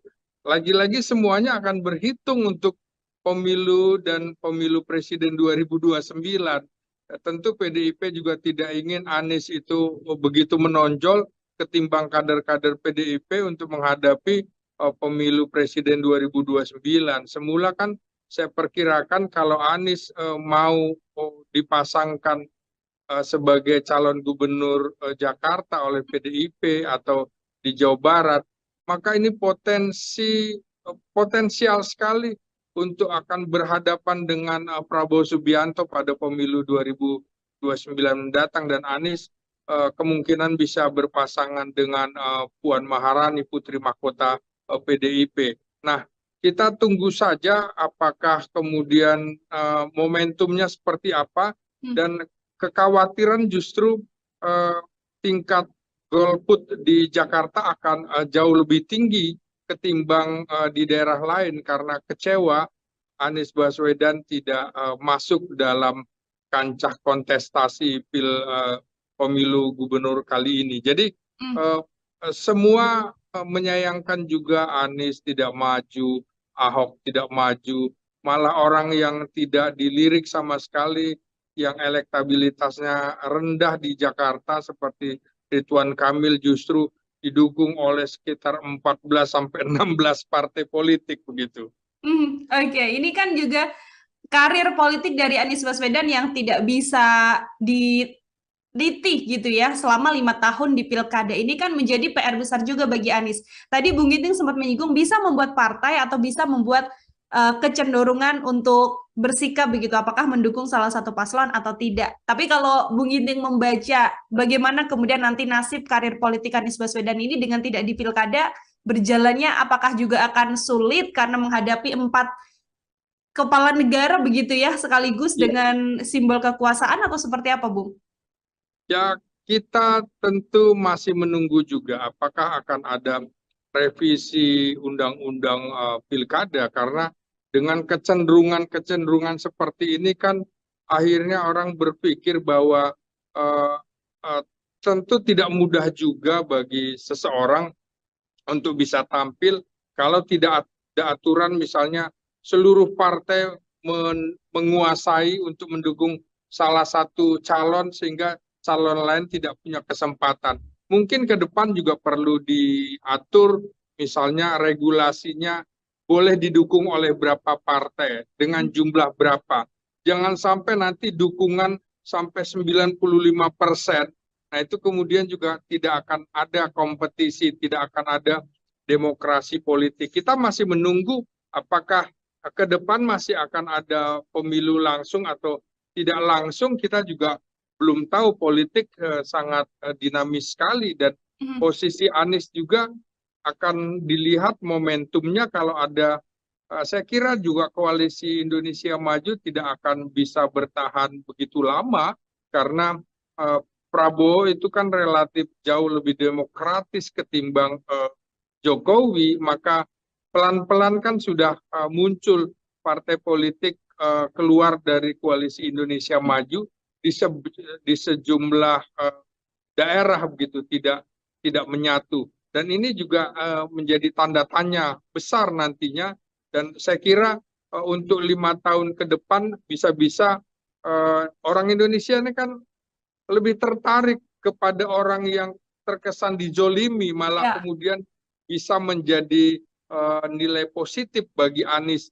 Tergantung kemudian apa yang akan terjadi dalam 1-2 tahun belakangan ini nanti. Politik itu sulit diduga, hal yang mustahil bisa terjadi. Gitu. Betul, hal yang mustahil bisa terjadi, maha membolak-balikan ya dunia politik ya, Bung Ginting ya. Situasinya cair sekali hari ini, detik ini bahkan situasinya apa 1 jam 2 jam mendatang sudah bisa berbeda begitu. Bung, ini di Jakarta yang paling menjadi sorotan dengan tidak adanya Anies Baswedan yang maju. Kalau dari analisa Bung Ginting, apakah juga akan berjalan menarik atau ya begitu saja berlalu begitu Pilkada Jakarta, Bung?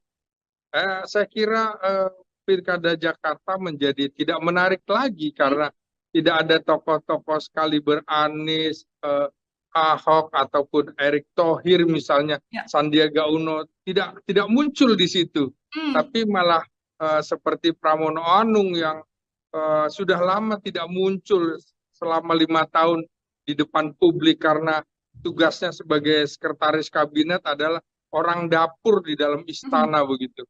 Jadi sulit sekali. Begitu juga Ridwan Kamil kan dianggap bagi warga Jakarta, medsosnya kan dimunculkan lagi. Nah, ini dulu orang yang nggak suka sama anak-anak Jakarta gitu ya. Nah, ini problem-problem ini juga akan bisa terlihat terutama misalnya bagaimana kelompok Islam akan cenderung memilih Ridwan Kamil yang berpasangan dengan Suswono. Saya kira kecenderungannya akan lebih ke sana. Nah, sementara yang PDIP menurut saya akan berat sekali karena tidak mampu merangkul kelompok Islam politik gitu ya, yang cenderung Jakarta ini Islam itu sangat kuat sekali pemilih Islam. Dari pemilu 55 misalnya Masumi menang, kemudian pemilu 77 juga P3 menang, ini juga PKS pernah menang. Jadi kecenderungan kelompok-kelompok Islam terutama di Jakarta Selatan dan Jakarta Timur yang cenderung lebih memilih Anies, bisa-bisa ini akan menjadi golput ya. Tinggal bagaimana Suswono dari PKS akan merangkulnya. Tapi kalau yang Betawi tentu kemungkinan Rano Karno, Sidul anak sekolahan, Sidul anak Betawi barangkali akan bisa mengambil hati mereka. Di sisi lain, salah satu yang menjadi faktor adalah orang dari etnis Jawa itu ternyata paling banyak di Jakarta, ya, penduduk Jakarta di luar Sunda dan juga Betawi. 3 ini yang cukup besar. Nah, tentu Ridwan Kamil makanya akan didampingi oleh Suswono yang juga Jawa, juga Pramono yang didukung Pramono yang Jawa juga akan didukung oleh Rano Karno. Jadi ini akan ada pertarungan, tapi tentu saja kurang menarik dan potensi golputnya akan besar sekali. Tinggal bagaimana mereka itu akan bisa bisa membujuk rayu agar mau memilih. Nah, kalau calon perseorangan menurut saya belum bisa diharapkan hanya jadi pelengkap saja dalam kontestasi kali ini. Oke, sebagai pelengkap saja, artinya kan kalau kita melihat ada 3 kandidat, nanti akan ada 2 putaran begitu ya, Bung Ginting ya. Kita bisa langsung melihat saja berarti bagaimana nantinya di Jakarta adalah pertarungan antara Ridwan Kamil Suswono dan juga Pramono Anung Rano Karno seperti itu. Terakhir dari saya, Bung Ginting. Belum tentu 2 putaran karena siapapun yang bisa meraih 50% plus 1, dia langsung bisa menang gitu. Oke, dan ada kemungkinan bahwa di Pilkada Jakarta di situasi Kim plus dengan 12 partai politik ini Ridwan Kamil Suswono bisa langsung memenangkan 1 putaran, Bung Ginting? Belum tentu karena faktor yang dominan dan determinan dalam pemilu presiden, pemilihan gubernur, wali kota, bupati justru adalah aktor politiknya, bukan mesin politiknya. Kalau Kim itu maju dalam pemilihan di DPR, di mana paling banyak dukungan partai politik, iya pasti menang. Tapi ini kan juga faktor Ridwan Kamil juga belum begitu mengemuka ya. Malah mungkin tingkat pengenalannya, popularitasnya ada pada Rano Karno gitu dibanding yang calon-calon yang lain begitu. Oke, masih belum bisa dilihat juga bagaimana kemudian dinamika yang akan terjadi di Pilkada Jakarta. Ini Anies Baswedan terakhir saya sempat berbincang Bung Ginting bersama dengan juru bicaranya mengatakan dari tim Anies Baswedan sendiri merasa ada gerakan bawah tanah yang memang membuat situasinya agar Anies Baswedan ini tidak maju di Jakarta begitu ya. Sebagai pengamat politik, apakah Bung Ginting juga melihatnya yang sama, Bung? Ya, di awal justru saya bilang kan bahwa Anies menghadapi tembok yang tinggi dan tebal. Antara lain adalah 4 presiden yang harus dihadapi, kemudian juga berhadapan dengan koalisi partai yang ingin masuk dalam pemerintahan, ingin mencicipi kekuasaan, termasuk PKS yang begitu lama 10 tahun menjadi oposisi. Mereka tidak ingin lagi mendekat dengan cap oposisi, baik oposisi personal seperti Anies Baswedan maupun oposisi institusional seperti PDIP. Jadi memang PDIP dan Anies dianggap sebagai musuh bersama. Sayangnya di antara keduanya juga ada kendala-kendala yang belum bisa menyatukan secara ideologi, secara psikologi politik, secara sosiologi politik. Gitu. Ya, pertama ini saya bilang ini tragis ya secara demokrasi politik karena tingkat pengenalan Anies di Indonesia itu sudah sekitar 90% dan tingkat keterpilihan dia itu sudah sampai 70%. Maka itu saya berkali-kali bilang Anies adalah monster politik bagi penguasa. Dia mewakili simbol oposisi personal. Nah, kalau PDIP merupakan simbol oposisi kelembagaan secara institusional politik. Nah, ini menarik karena Anies ini berhadapan dengan tembok yang tebal dan tinggi. Sekurang-kurangnya Anies ini menghadapi 4 presiden secara langsung, baik itu Presiden Jokowi yang memang secara politik itu berbeda pandangan dengan Anies, terutama soal ibu kota Nusantara, di mana Anies dalam debat Pilpres waktu itu mengatakan berseberangan dengan Presiden Jokowi, artinya tidak akan melanjutkan itu. Berarti ini sebuah handicap bagi Presiden Jokowi. Kemudian dengan Presiden Prabowo kita pahami bersama, kemarin pada saat di Kongres PAN juga Presiden terpilih Prabowo Subianto kembali mengingat debat presiden di mana Anies memberikan nilai 11 dari 100 untuk bidang pertahanan di mana Prabowo menjadi menterinya. Ini tentu perasaan Prabowo begitu tersinggung sekali, apalagi Anies itu sebelumnya diusung oleh Gerindra ketika menghadapi PDIP pada Pilkada Jakarta 2017 yang luar biasa pertarungannya. Yang ketiga tentu berhadapan dengan Presiden Megawati. Kita pahami bersama residu dari Pilkada Jakarta di mana Megawati atau PDIP mengusung Ahok harus kalah dengan Anies Baswedan dengan isu-isu yang tidak mengenakan secara sara begitu. Jadi ada ideologi yang berseberangan sekali sehingga pada saat Anies juga sudah datang ke DPP PDIP pada saat pengumuman nama-nama calon kepala daerah ternyata kemudian tidak disebutkan namanya. Mega bahkan mengatakan kalau memang ingin memakai perahu PDIP, masuk dong ke dalam perahu gitu, kira-kira begitu, jangan dompleng.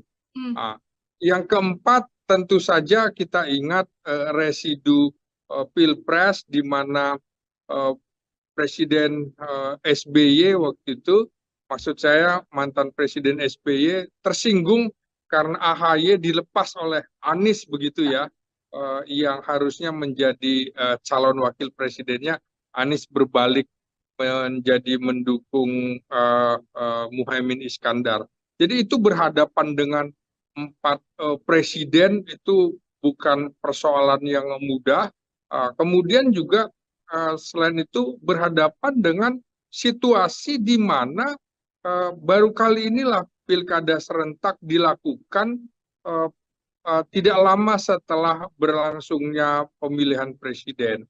Sehingga dalam waktu dekat kan juga akan ada pengumuman kabinet. Nah, koalisi-koalisi terutama koalisi di perubahan ingin sekali mencicipi kue kabinet. Jadi itu yang membuat Anies terpinggirkan karena pragmatisme partai politik lebih ingin selalu dekat dengan kekuasaan daripada dia harus melambungkan sang oposisi Anies Baswedan. Jadi ada kendala-kendala yang seperti itu dihadapi.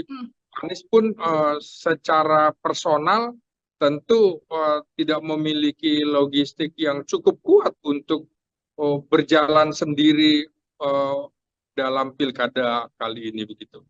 Oke, ada banyak hal ya yang menjadi Iya, faktor mengapa kemudian banyak Anies variabelnya. yang sedianya punya elektabilitas cukup tinggi begitu ya, Bung Ginting, pada akhirnya tidak bisa punya satu perahu pun untuk melaju. Kan kalau kita mengamati juga Anies Baswedan ini adalah sosok yang juga enggan untuk bisa dikaderkan menjadi salah satu kader di partai politik. Apakah keputusan Anies Baswedan untuk tidak mau menjadi salah satu kader partai juga menjadi salah satu alasannya, Bung?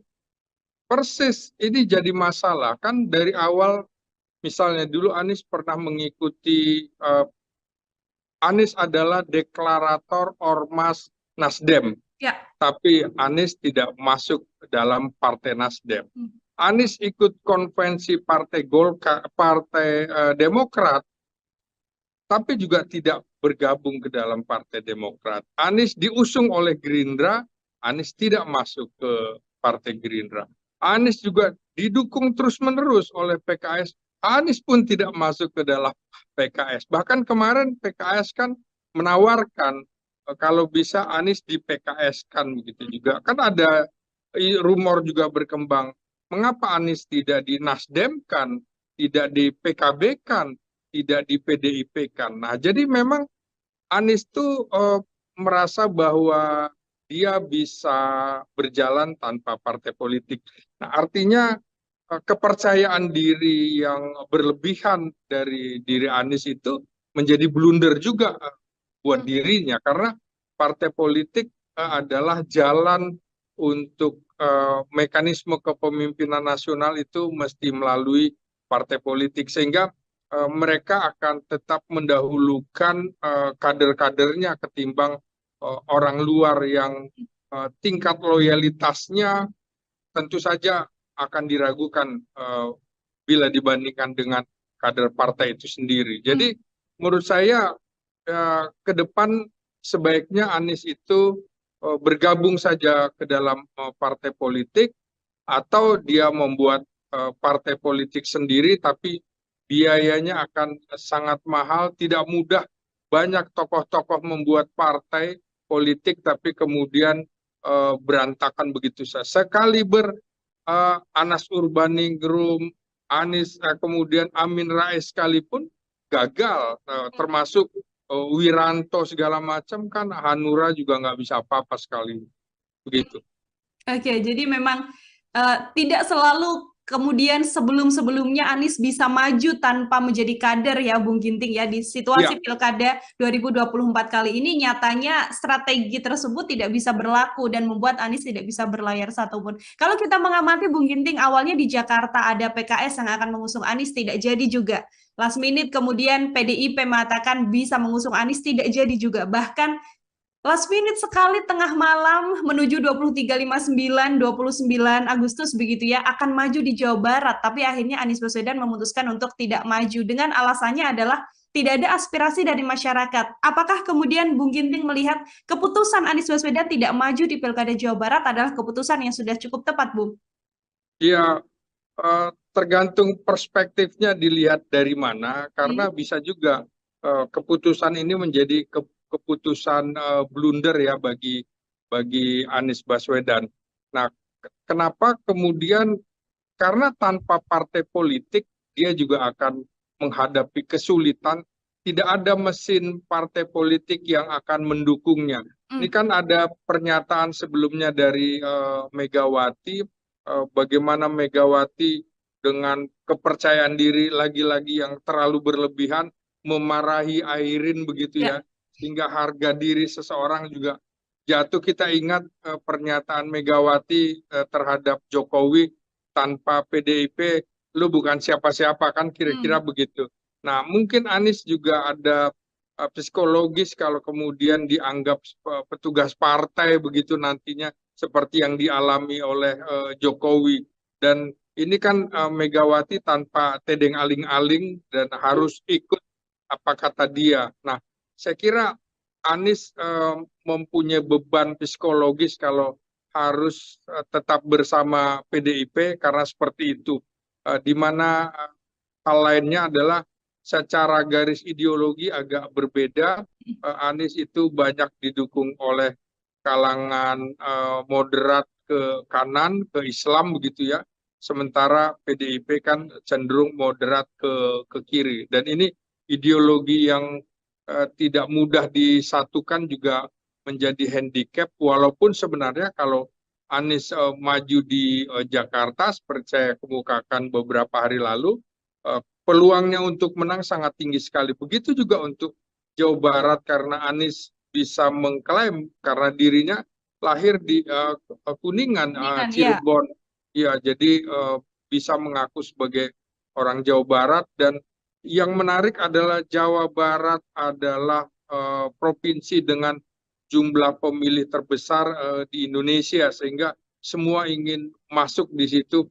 Maka PDIP yang semula tidak mencalonkan Anies di Jakarta berpikir ulang bahwa dia harus merebut Jawa Barat juga. Tapi kalau di awal kemarin Anies di-prank PDIP, kali ini kira-kira gantian PDIP yang di-prank Anies, skor 1-1 begitu ya. Ya, satu-satu ya, Bung ya. Iya. Sama-sama. Kemudian situasinya seimbang, PDIP Iya. tidak mengusung Anies, sekarang Anies tidak mau juga bersama dengan PDIP. Padahal kalau kita lihat, Bung Ginting kan lawannya adalah Deddy Mulyadi Erwan, kemudian Syahiku Ilham Habibie, dengan satu lagi yang saat ini maju kan yang dari PDIP, JJ sama Ronald gitu ya. Apakah kemudian apabila yang dipasang oleh PDIP adalah Anies Baswedan, justru melihat dua lawan yang ada, kans menangnya juga tinggi, Bung? Oh iya, saya kira sangat tinggi karena calon-calon itu tingkat pengenalannya tidak seperti Anies yang secara nasional tingkat pengenalannya sudah 90% dan tingkat keterpilihannya juga cukup besar di Jakarta 70% dan di Jawa Barat juga suara Anies kalah tipis dari Prabowo. Kantong-kantong Islam cenderung akan memilih ke Anies, misalnya PKS barangkali kadernya lebih ke PKS, tapi simpatisannya akan ke Anies begitu. Nah ini juga yang ceruk ini yang akan dimanfaatkan oleh PDIP, dan mungkin Anies punya pemikiran lain karena belum lama juga beredar bahwa dia akan membuat partai yang dinamakan Partai Perubahan. Kita tunggu saja apakah memang berani mengambil momentum itu. Momentum 5 tahun dizolimi akan semakin meningkatkan tingkat kepercayaan publik terhadap dia. Politik itu sangat dinamis sekali. Ini yang kemudian jadi pertanyaan di Jakarta sendiri, Bung Ginting. Elektabilitasnya tinggi seorang Anies Baswedan, artinya masanya juga cukup banyak begitu. Banyak keresahan atau kemudian dilema di masyarakat, nanti saya akan memilih siapa kalau bukan Anies Baswedan begitu ya. Artinya ceruk pemilih atau pendukung Anies Baswedan ini kan juga pasti harus bisa diambil oleh kandidat yang maju begitu ya di pilkada. Pun apakah kemudian Anies Baswedan sedianya seharusnya sikap politisnya bisa menunjukkan keberpihakan atau kecondongan pada salah satu kubu, Bung, atau harusnya seperti apa dengan tidak maju di pilkada ini? Iya, tentu tiga pasangan ini akan juga berharap supaya Anies turut mendukung calonnya. Seperti PDIP kan berharap bahwa Anies akan menjadi bagian dari tim kampanye PDIP. Apakah Anies mau seperti itu? Lagi-lagi semuanya akan berhitung untuk pemilu dan pemilu presiden 2029. Tentu PDIP juga tidak ingin Anies itu begitu menonjol ketimbang kader-kader PDIP untuk menghadapi pemilu presiden 2029. Semula kan saya perkirakan kalau Anies mau dipasangkan sebagai calon gubernur Jakarta oleh PDIP atau di Jawa Barat, maka ini potensial sekali untuk akan berhadapan dengan Prabowo Subianto pada pemilu 2029 mendatang, dan Anies kemungkinan bisa berpasangan dengan Puan Maharani, putri mahkota PDIP. Nah, kita tunggu saja apakah kemudian momentumnya seperti apa, dan kekhawatiran justru tingkat golput di Jakarta akan jauh lebih tinggi ketimbang di daerah lain karena kecewa Anies Baswedan tidak masuk dalam kancah kontestasi pemilu gubernur kali ini. Jadi semua menyayangkan juga Anies tidak maju, Ahok tidak maju, malah orang yang tidak dilirik sama sekali, yang elektabilitasnya rendah di Jakarta seperti Ridwan Kamil justru didukung oleh sekitar 14 sampai 16 partai politik begitu. Oke, ini kan juga karir politik dari Anies Baswedan yang tidak bisa dititih gitu ya selama 5 tahun di pilkada ini kan menjadi PR besar juga bagi Anies. Tadi Bung Ginting sempat menyinggung bisa membuat partai atau bisa membuat kecenderungan untuk bersikap begitu, apakah mendukung salah satu paslon atau tidak. Tapi kalau Bung Ginting membaca bagaimana kemudian nanti nasib karir politik Anies Baswedan ini dengan tidak di pilkada, berjalannya apakah juga akan sulit karena menghadapi 4 kepala negara begitu ya sekaligus Ya, dengan simbol kekuasaan atau seperti apa, Bung? ya, kita tentu masih menunggu juga apakah akan ada revisi undang-undang pilkada, karena dengan kecenderungan-kecenderungan seperti ini kan akhirnya orang berpikir bahwa eh, eh, tentu tidak mudah juga bagi seseorang untuk bisa tampil kalau tidak ada aturan, misalnya seluruh partai menguasai untuk mendukung salah satu calon sehingga calon lain tidak punya kesempatan. Mungkin ke depan juga perlu diatur, misalnya regulasinya boleh didukung oleh berapa partai dengan jumlah berapa. Jangan sampai nanti dukungan sampai 95%. Nah, itu kemudian juga tidak akan ada kompetisi, tidak akan ada demokrasi politik. Kita masih menunggu apakah ke depan masih akan ada pemilu langsung atau tidak langsung. Kita juga belum tahu, politik sangat dinamis sekali, dan posisi Anies juga akan dilihat momentumnya. Kalau ada, saya kira juga koalisi Indonesia Maju tidak akan bisa bertahan begitu lama, karena Prabowo itu kan relatif jauh lebih demokratis ketimbang Jokowi, maka pelan-pelan kan sudah muncul partai politik keluar dari koalisi Indonesia Maju di sejumlah daerah begitu, tidak menyatu, dan ini juga menjadi tanda tanya besar nantinya. Dan saya kira untuk 5 tahun ke depan bisa-bisa orang Indonesia ini kan lebih tertarik kepada orang yang terkesan dijolimi, malah Ya. kemudian bisa menjadi nilai positif bagi Anies. Tergantung kemudian apa yang akan terjadi dalam 1-2 tahun belakangan ini nanti. Politik itu sulit diduga, hal yang mustahil bisa terjadi. Gitu. Betul, hal yang mustahil bisa terjadi, maha membolak-balikan ya dunia politik ya, Ya. Bung Ginting ya. Situasinya cair sekali hari ini, detik ini bahkan situasinya apa, 1 jam, 2 jam mendatang sudah bisa berbeda begitu. Ya. Bung, ini di Jakarta yang paling menjadi sorotan dengan tidak adanya Anies Baswedan yang maju. Kalau dari analisa Bung Ginting, apakah juga akan berjalan menarik atau ya begitu saja berlalu begitu Pilkada Jakarta, Bung? Saya kira Pilkada Jakarta menjadi tidak menarik lagi karena tidak ada tokoh-tokoh sekaliber Anies, Ahok ataupun Erick Thohir misalnya, Ya. Sandiaga Uno tidak muncul di situ, tapi malah seperti Pramono Anung yang sudah lama tidak muncul selama 5 tahun di depan publik karena tugasnya sebagai sekretaris kabinet adalah orang dapur di dalam istana begitu. Jadi sulit sekali. Begitu juga Ridwan Kamil kan dianggap bagi warga Jakarta, medsosnya kan dimunculkan lagi. Nah, ini dulu orang yang nggak suka sama anak-anak Jakarta gitu ya. Nah, ini problem-problem ini juga akan bisa terlihat, terutama misalnya bagaimana kelompok Islam akan cenderung memilih Ridwan Kamil yang berpasangan dengan Suswono. Saya kira kecenderungannya akan lebih ke sana. Nah, sementara yang PDIP menurut saya akan berat sekali karena tidak mampu merangkul kelompok Islam politik gitu ya, yang cenderung Jakarta ini Islam itu sangat kuat sekali pemilih Islam. Dari pemilu 55 misalnya Masumi menang, kemudian pemilu 77 juga P3 menang, ini juga PKS pernah menang. Jadi kecenderungan kelompok-kelompok Islam terutama di Jakarta Selatan dan Jakarta Timur yang cenderung lebih memilih Anies, bisa-bisa ini akan menjadi golput ya. Tinggal bagaimana Suswono dari PKS akan merangkulnya. Tapi kalau yang Betawi tentu kemungkinan Rano Karno, Sidul anak sekolahan, Sidul anak Betawi barangkali akan bisa mengambil hati mereka.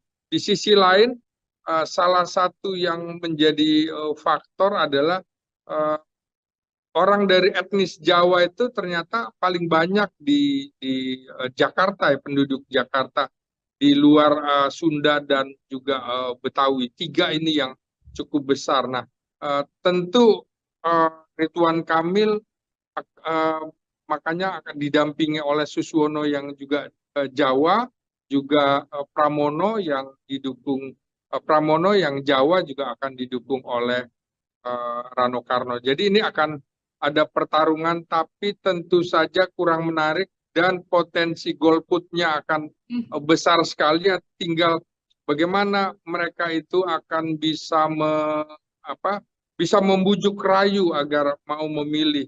Nah, kalau calon perseorangan menurut saya belum bisa diharapkan hanya jadi pelengkap saja dalam kontestasi kali ini.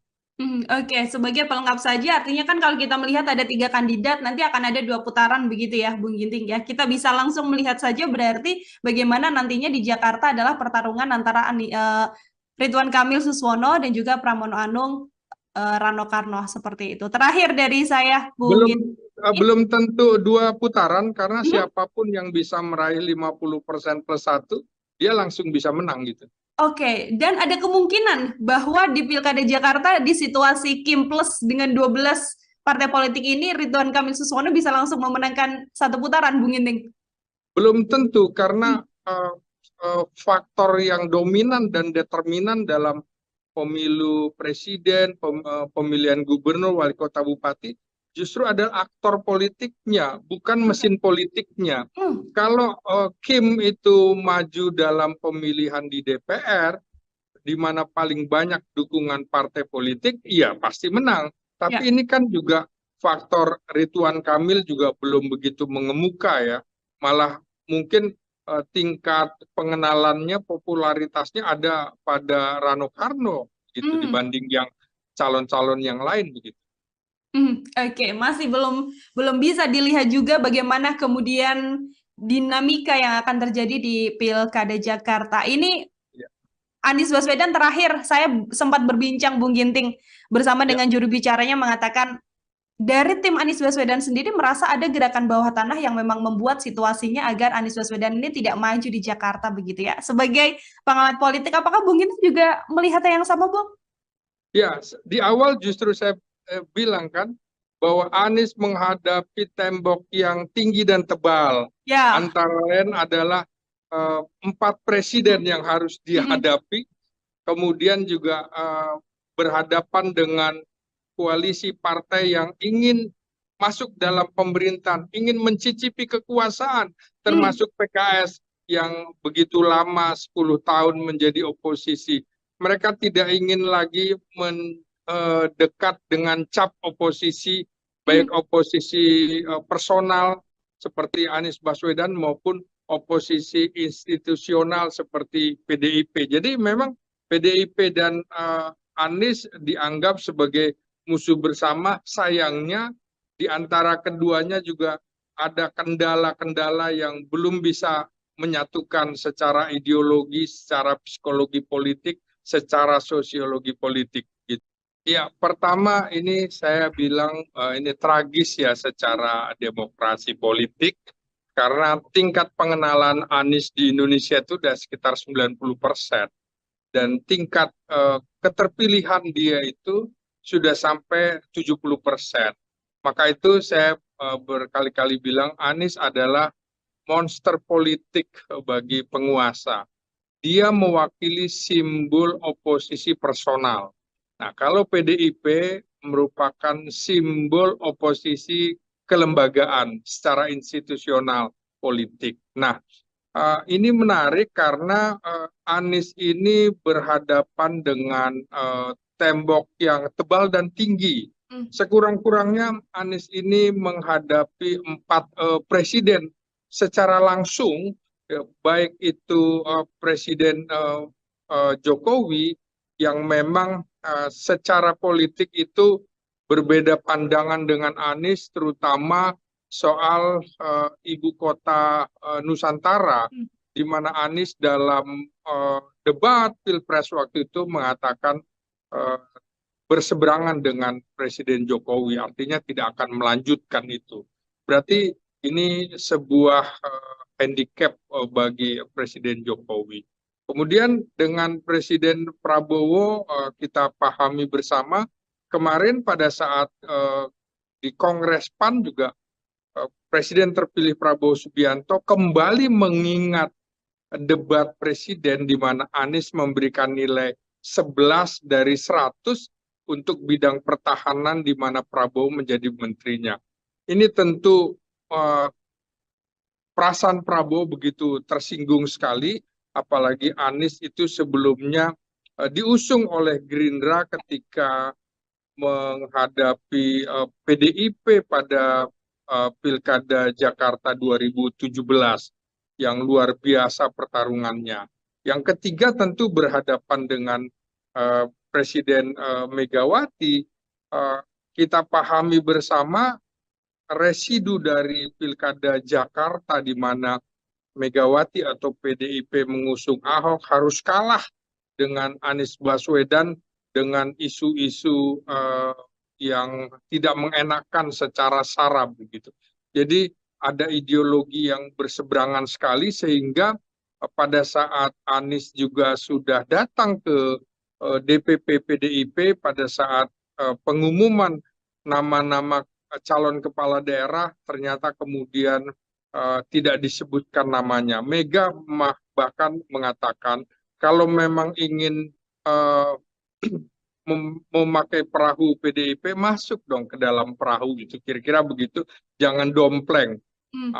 Yang keempat tentu saja kita ingat residu Pilpres di mana Presiden SBY waktu itu, maksud saya mantan Presiden SBY tersinggung karena AHY dilepas oleh Anies begitu ya, yang harusnya menjadi calon wakil presidennya, Anies berbalik menjadi mendukung Muhaimin Iskandar. Jadi itu berhadapan dengan 4 presiden itu bukan persoalan yang mudah. Kemudian juga selain itu berhadapan dengan situasi di mana baru kali inilah pilkada serentak dilakukan tidak lama setelah berlangsungnya pemilihan presiden. Sehingga dalam waktu dekat kan juga akan ada pengumuman kabinet. Nah, koalisi-koalisi terutama koalisi di perubahan ingin sekali mencicipi kue kabinet. Jadi itu yang membuat Anies terpinggirkan karena pragmatisme partai politik lebih ingin selalu dekat dengan kekuasaan daripada dia harus melambungkan sang oposisi Anies Baswedan. Jadi ada kendala-kendala yang seperti itu dihadapi. Anies pun secara personal tentu tidak memiliki logistik yang cukup kuat untuk berjalan sendiri dalam pilkada kali ini begitu. Oke, ada banyak hal ya yang menjadi faktor mengapa kemudian banyak Anies variabelnya yang sedianya punya elektabilitas cukup tinggi begitu ya, Bung Ginting, pada akhirnya tidak bisa punya satu perahu pun untuk melaju. Kan kalau kita mengamati juga Anies Baswedan ini adalah sosok yang juga enggan untuk bisa dikaderkan menjadi salah satu kader di partai politik. Apakah keputusan Anies Baswedan untuk tidak mau menjadi salah satu kader partai juga menjadi salah satu alasannya, Bung? Persis, ini jadi masalah. Kan dari awal, misalnya dulu Anies pernah mengikuti, Anies adalah deklarator Ormas Nasdem. Ya. tapi Anies tidak masuk dalam Partai Nasdem. Hmm. Anies ikut konvensi Partai Golkar, Partai Demokrat, tapi juga tidak bergabung ke dalam Partai Demokrat. Anies diusung oleh Gerindra, Anies tidak masuk ke Partai Gerindra. Anies juga didukung terus-menerus oleh PKS, Anies pun tidak masuk ke dalam PKS. Bahkan kemarin PKS kan menawarkan kalau bisa Anies di PKS kan begitu juga. Kan ada rumor juga berkembang, mengapa Anies tidak di Nasdem kan, tidak di PKB kan, tidak di PDIP kan. Nah, jadi memang Anies tuh merasa bahwa dia bisa berjalan tanpa partai politik. Nah, artinya kepercayaan diri yang berlebihan dari diri Anies itu menjadi blunder juga buat dirinya, karena partai politik adalah jalan untuk mekanisme kepemimpinan nasional itu mesti melalui partai politik, sehingga mereka akan tetap mendahulukan kader-kadernya ketimbang orang luar yang tingkat loyalitasnya tentu saja akan diragukan bila dibandingkan dengan kader partai itu sendiri. Jadi menurut saya ke depan sebaiknya Anies itu bergabung saja ke dalam partai politik, atau dia membuat partai politik sendiri, tapi biayanya akan sangat mahal, tidak mudah. Banyak tokoh-tokoh membuat partai politik tapi kemudian berantakan begitu saja. Sekaliber Anas Urbaningrum, Anies, kemudian Amin Rais sekalipun gagal, termasuk Wiranto segala macam kan, Hanura juga nggak bisa apa-apa sekali begitu.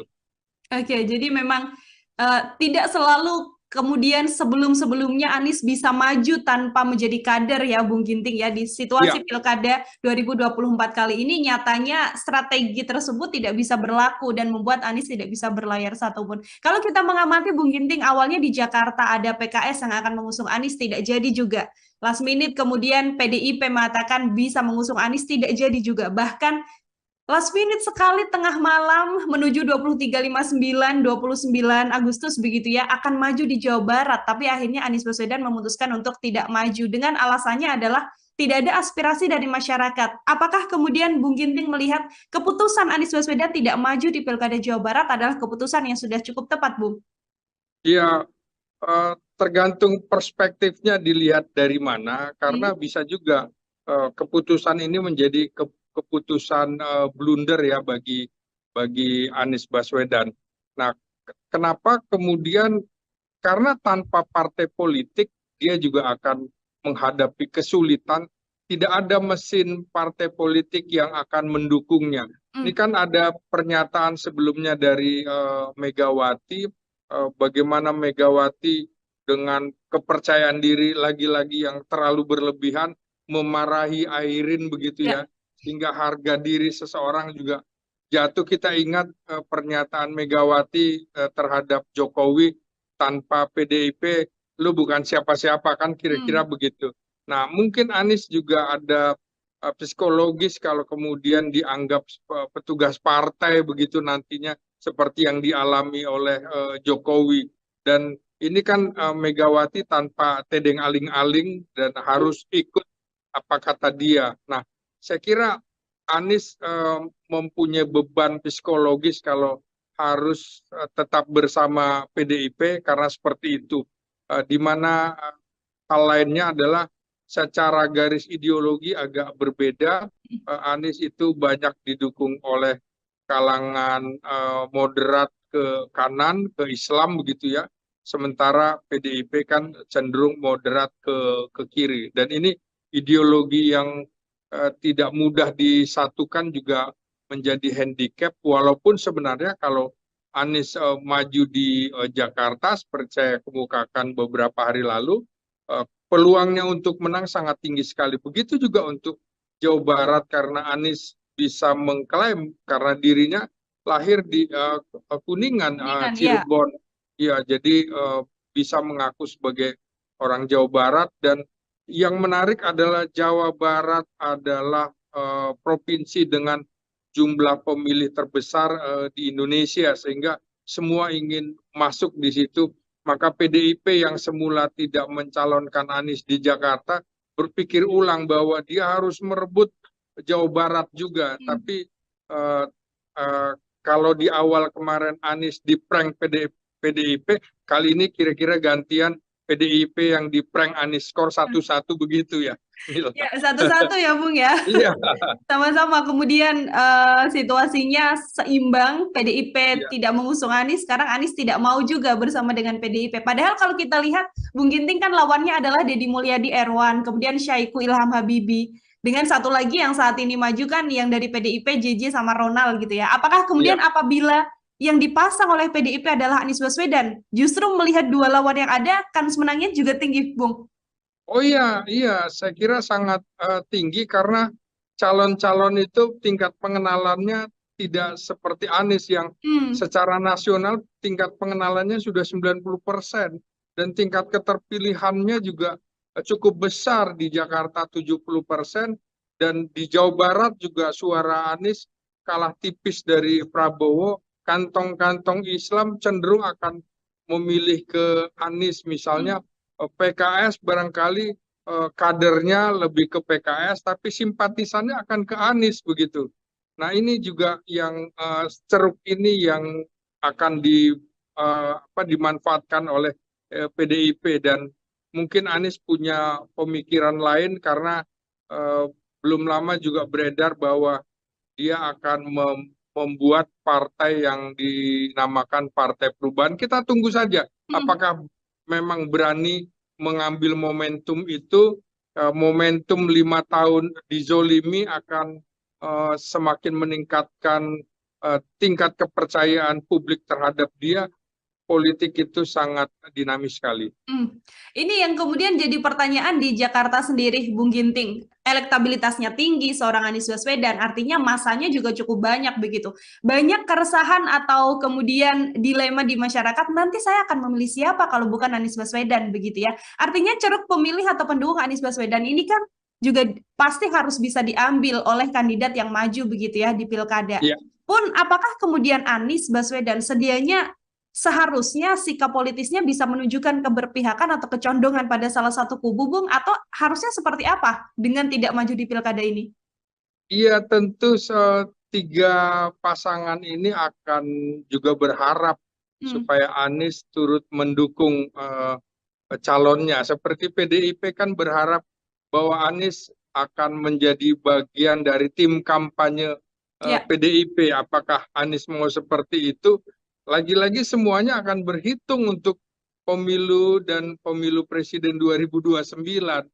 Tentu PDIP juga tidak ingin Anies itu begitu menonjol ketimbang kader-kader PDIP untuk menghadapi pemilu presiden 2029.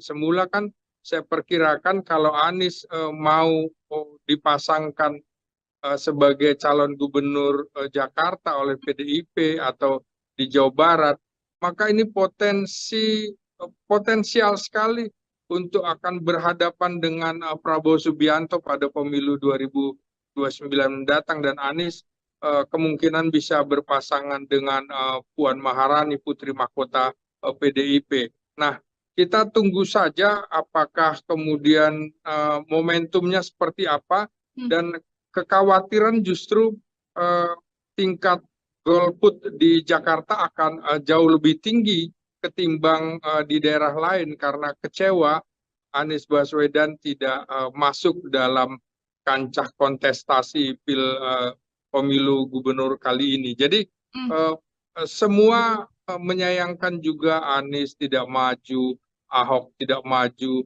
malah orang yang tidak dilirik sama sekali, yang elektabilitasnya rendah di Jakarta seperti Ridwan Kamil justru didukung oleh sekitar 14-16 partai politik begitu.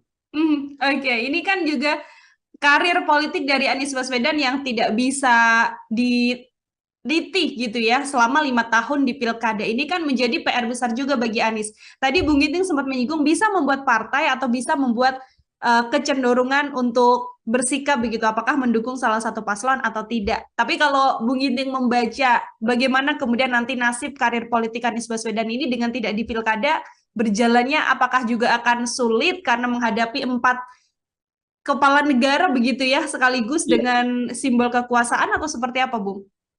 ya, kita tentu masih menunggu juga apakah akan ada revisi undang-undang pilkada, karena dengan kecenderungan seperti ini kan akhirnya orang berpikir bahwa eh, eh, tentu tidak mudah juga bagi seseorang untuk bisa tampil kalau tidak ada aturan, misalnya seluruh partai menguasai untuk mendukung salah satu calon sehingga calon lain tidak punya kesempatan. Mungkin ke depan juga perlu diatur, misalnya regulasinya boleh didukung oleh berapa partai dengan jumlah berapa.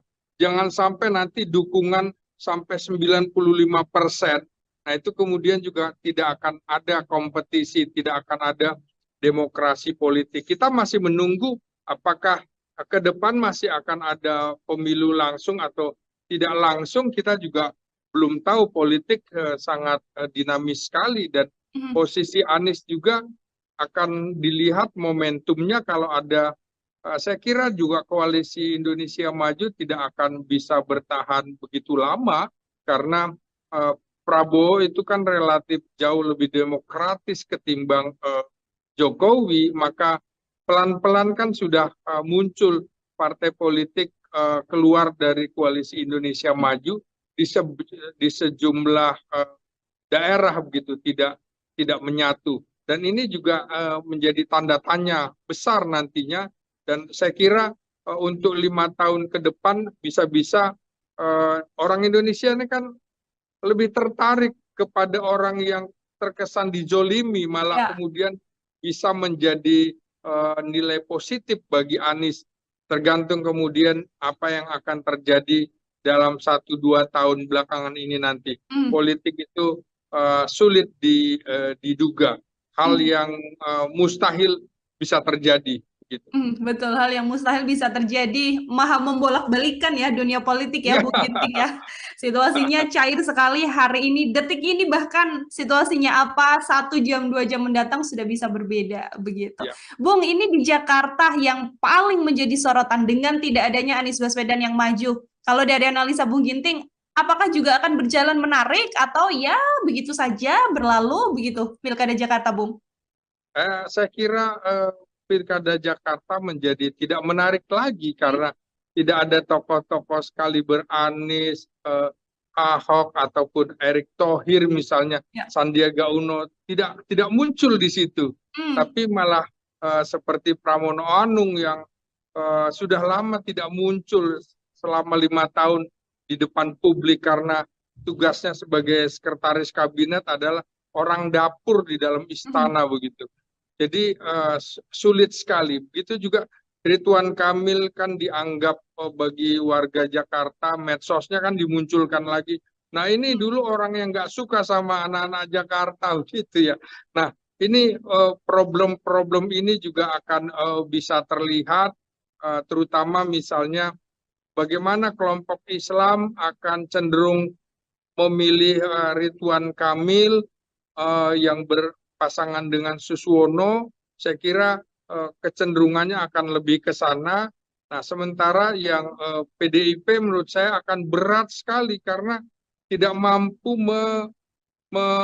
merangkul kelompok Islam politik gitu ya, yang cenderung Jakarta ini Islam itu sangat kuat sekali pemilih Islam. Dari pemilu 55 misalnya Masumi menang, kemudian pemilu 77 juga P3 menang, ini juga PKS pernah menang. Jadi kecenderungan kelompok-kelompok Islam terutama di Jakarta Selatan dan Jakarta Timur yang cenderung lebih memilih Anies, bisa-bisa ini akan menjadi golput ya. Tinggal bagaimana Suswono dari PKS akan merangkulnya. Tapi kalau yang Betawi tentu kemungkinan Rano Karno, Sidul anak sekolahan, Sidul anak Betawi barangkali akan bisa mengambil hati mereka. Di sisi lain, salah satu yang menjadi faktor adalah orang dari etnis Jawa itu ternyata paling banyak di Jakarta, ya, penduduk Jakarta, di luar Sunda dan juga Betawi. Tiga ini yang cukup besar. Nah, tentu Ridwan Kamil eh, makanya akan didampingi oleh Suswono yang juga Jawa, juga Pramono yang Jawa juga akan didukung oleh Rano Karno. Jadi ini akan ada pertarungan, tapi tentu saja kurang menarik dan potensi golputnya akan besar sekali. Tinggal bagaimana mereka itu akan bisa membujuk rayu agar mau memilih. Nah, kalau calon perseorangan menurut saya belum bisa diharapkan hanya jadi pelengkap saja dalam kontestasi kali ini. Oke, sebagai pelengkap saja, artinya kan kalau kita melihat ada 3 kandidat, nanti akan ada 2 putaran begitu ya, Bung Ginting ya. Kita bisa langsung melihat saja berarti bagaimana nantinya di Jakarta adalah pertarungan antara Ridwan Kamil Suswono dan juga Pramono Anung Rano Karno seperti itu. Terakhir dari saya, Bung Belum Ginting. belum tentu 2 putaran karena Mhm. siapapun yang bisa meraih 50% plus 1, dia langsung bisa menang gitu. Oke, dan ada kemungkinan bahwa di Pilkada Jakarta di situasi Kim Plus dengan 12 partai politik ini Ridwan Kamil Suswono bisa langsung memenangkan 1 putaran, Bung Ginting. Belum tentu karena faktor yang dominan dan determinan dalam pemilu presiden, pemilihan gubernur, wali kota, bupati, justru adalah aktor politiknya, bukan mesin politiknya. Kalau Kim itu maju dalam pemilihan di DPR, di mana paling banyak dukungan partai politik, iya pasti menang. Tapi ini kan juga faktor Ridwan Kamil juga belum begitu mengemuka ya. Malah mungkin tingkat pengenalannya, popularitasnya ada pada Rano Karno gitu dibanding yang calon-calon yang lain begitu. Oke, masih belum bisa dilihat juga bagaimana kemudian dinamika yang akan terjadi di Pilkada Jakarta. Ini Anies Baswedan terakhir saya sempat berbincang Bung Ginting bersama dengan juru bicaranya mengatakan dari tim Anies Baswedan sendiri merasa ada gerakan bawah tanah yang memang membuat situasinya agar Anies Baswedan ini tidak maju di Jakarta begitu ya. Sebagai pengamat politik, apakah Bung Ginting juga melihatnya yang sama, Bung? Ya, di awal justru saya bilang kan bahwa Anies menghadapi tembok yang tinggi dan tebal. Antara lain adalah 4 presiden yang harus dihadapi, kemudian juga berhadapan dengan koalisi partai yang ingin masuk dalam pemerintahan, ingin mencicipi kekuasaan, termasuk PKS yang begitu lama 10 tahun menjadi oposisi.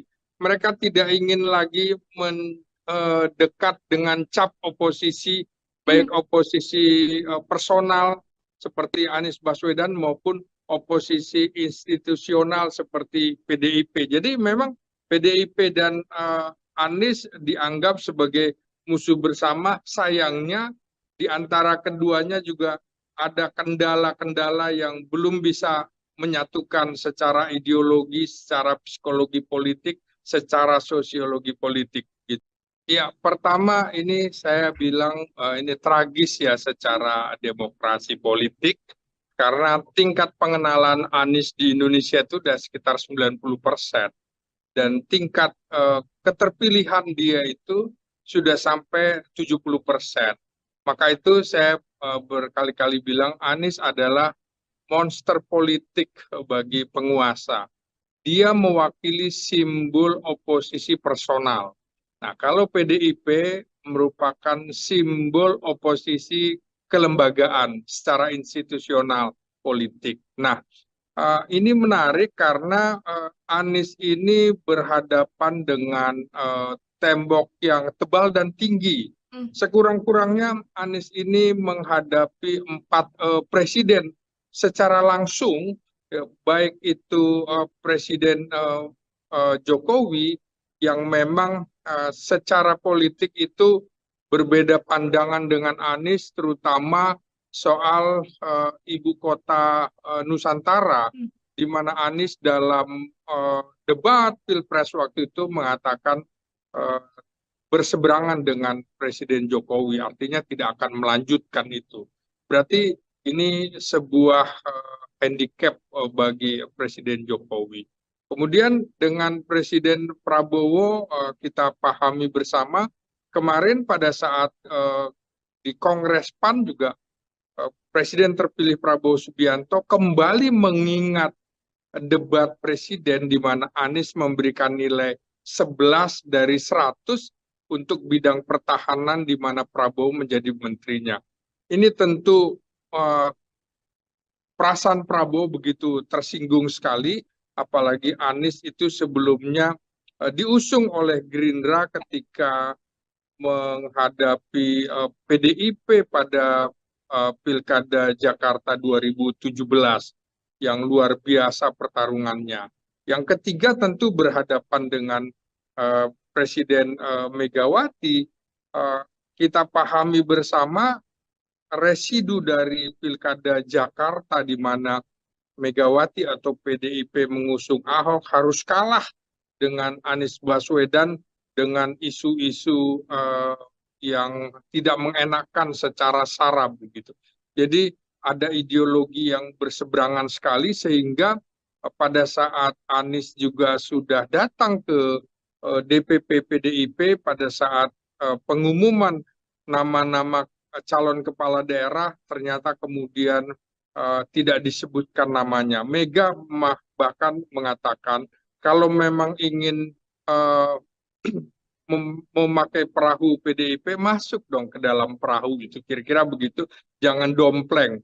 Nah, yang keempat tentu saja kita ingat residu Pilpres di mana Presiden SBY waktu itu, maksud saya mantan Presiden SBY tersinggung karena AHY dilepas oleh Anies begitu ya, yang harusnya menjadi calon wakil presidennya, Anies berbalik menjadi mendukung Muhaimin Iskandar. Jadi itu berhadapan dengan 4 presiden itu bukan persoalan yang mudah. Kemudian juga selain itu berhadapan dengan situasi di mana baru kali inilah pilkada serentak dilakukan tidak lama setelah berlangsungnya pemilihan presiden.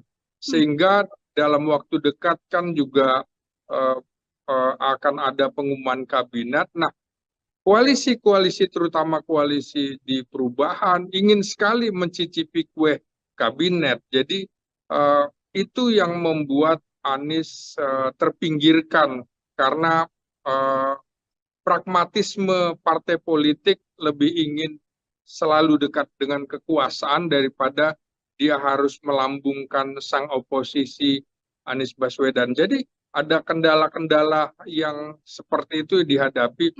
Anies pun secara personal tentu tidak memiliki logistik yang cukup kuat untuk berjalan sendiri dalam pilkada kali ini begitu. Oke, ada banyak hal ya yang menjadi faktor mengapa kemudian banyak Anies variabelnya yang sedianya punya elektabilitas cukup tinggi begitu ya, Bung Ginting, pada akhirnya tidak bisa punya satu perahu pun untuk melaju. Kan kalau kita mengamati juga Anies Baswedan ini adalah sosok yang juga enggan untuk bisa dikaderkan menjadi salah satu kader di partai politik. Apakah keputusan Anies Baswedan untuk tidak mau menjadi salah satu kader partai juga menjadi salah satu alasannya, Bung? Persis, ini jadi masalah. Kan dari awal, misalnya dulu Anies pernah mengikuti, Anies adalah deklarator Ormas Nasdem. Ya. Tapi Anies tidak masuk dalam Partai Nasdem.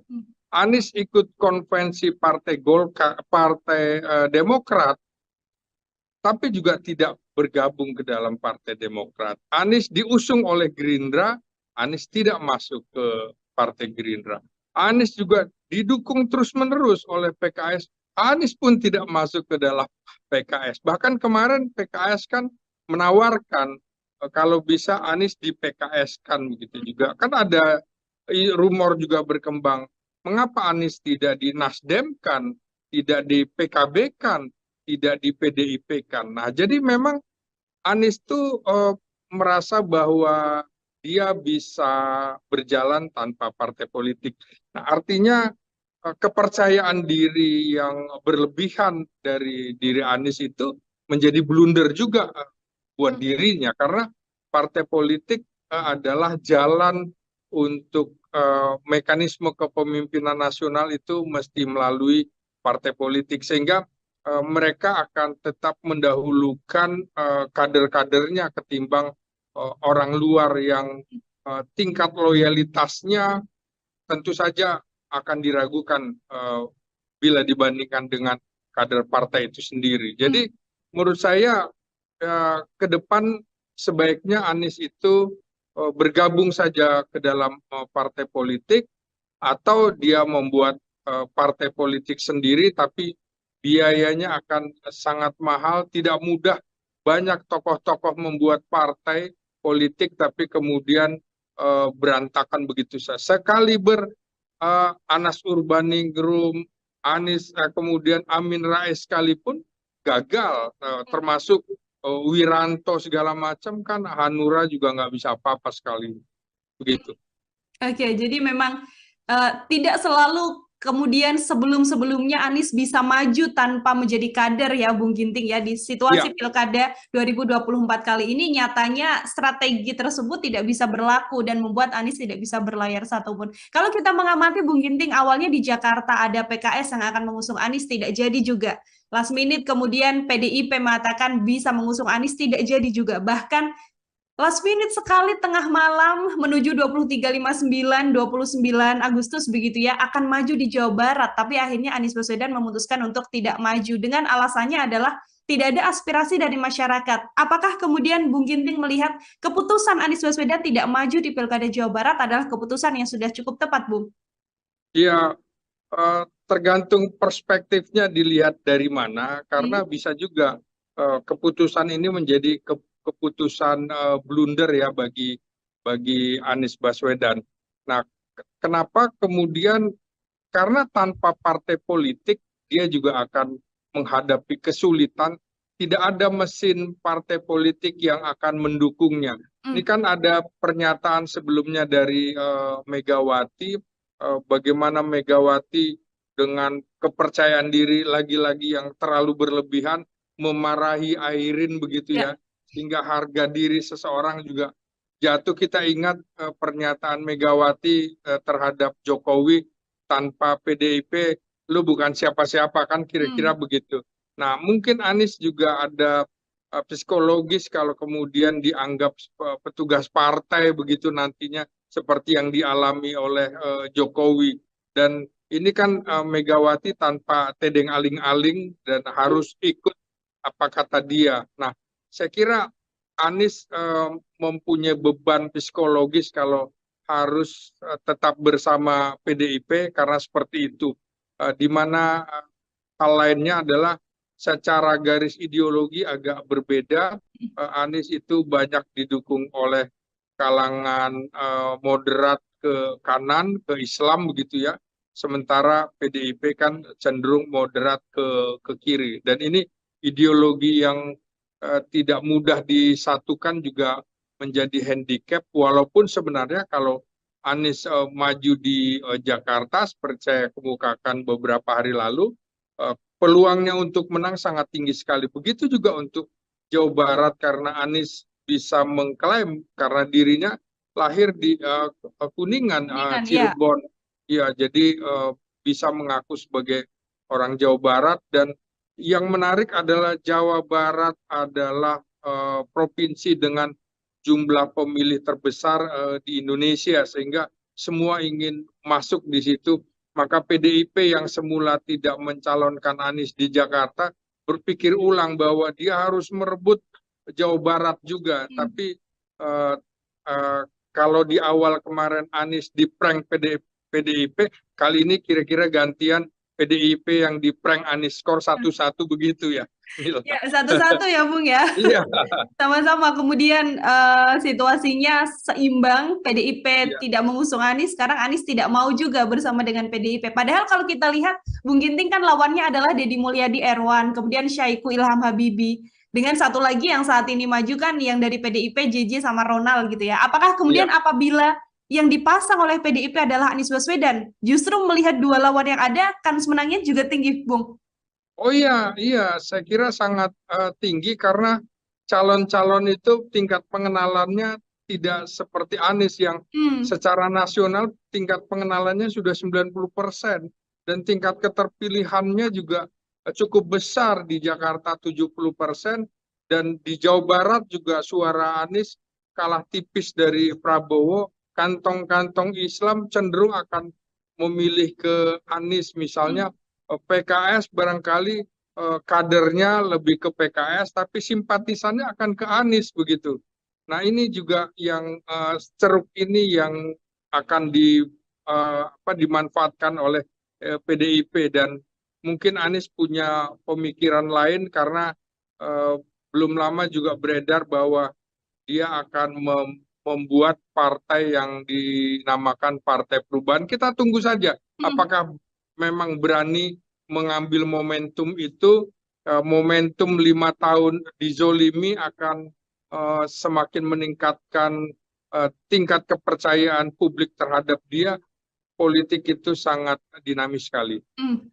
Ini yang kemudian jadi pertanyaan di Jakarta sendiri, Bung Ginting. Elektabilitasnya tinggi seorang Anies Baswedan, artinya masanya juga cukup banyak begitu. Banyak keresahan atau kemudian dilema di masyarakat, nanti saya akan memilih siapa kalau bukan Anies Baswedan begitu ya. Artinya ceruk pemilih atau pendukung Anies Baswedan ini kan juga pasti harus bisa diambil oleh kandidat yang maju begitu ya di pilkada. Ya, Pun apakah kemudian Anies Baswedan sedianya seharusnya sikap politisnya bisa menunjukkan keberpihakan atau kecondongan pada salah satu kubu, Bung, atau harusnya seperti apa dengan tidak maju di pilkada ini? iya tentu tiga pasangan ini akan juga berharap Hmm, supaya Anies turut mendukung calonnya. Seperti PDIP kan berharap bahwa Anies akan menjadi bagian dari tim kampanye ya. PDIP. Apakah Anies mau seperti itu? Lagi-lagi semuanya akan berhitung untuk pemilu dan pemilu presiden 2029. Tentu PDIP juga tidak ingin Anies itu begitu menonjol ketimbang kader-kader PDIP untuk menghadapi pemilu presiden 2029. Semula kan saya perkirakan kalau Anies mau dipasangkan sebagai calon gubernur Jakarta oleh PDIP atau di Jawa Barat, maka ini potensial sekali untuk akan berhadapan dengan Prabowo Subianto pada pemilu 2029 mendatang dan Anies kemungkinan bisa berpasangan dengan Puan Maharani Putri Mahkota PDIP. Nah, kita tunggu saja apakah kemudian momentumnya seperti apa Hmm. dan kekhawatiran justru tingkat golput di Jakarta akan jauh lebih tinggi ketimbang di daerah lain karena kecewa Anies Baswedan tidak masuk dalam kancah kontestasi pemilu gubernur kali ini. Jadi Hmm. uh, semua menyayangkan juga Anies tidak maju, Ahok tidak maju, malah orang yang tidak dilirik sama sekali, yang elektabilitasnya rendah di Jakarta seperti Ridwan Kamil justru didukung oleh sekitar 14 sampai 16 partai politik begitu.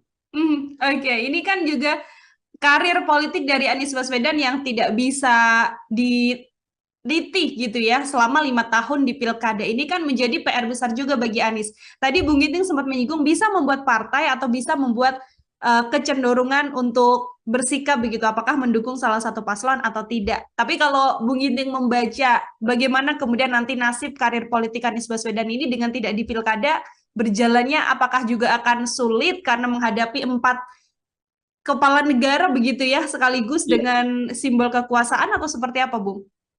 ya kita tentu masih menunggu juga apakah akan ada revisi undang-undang pilkada karena dengan kecenderungan-kecenderungan seperti ini kan akhirnya orang berpikir bahwa eh, eh, tentu tidak mudah juga bagi seseorang untuk bisa tampil kalau tidak ada aturan misalnya seluruh partai menguasai untuk mendukung salah satu calon sehingga calon lain tidak punya kesempatan. Mungkin ke depan juga perlu diatur, misalnya regulasinya boleh didukung oleh berapa partai dengan jumlah berapa.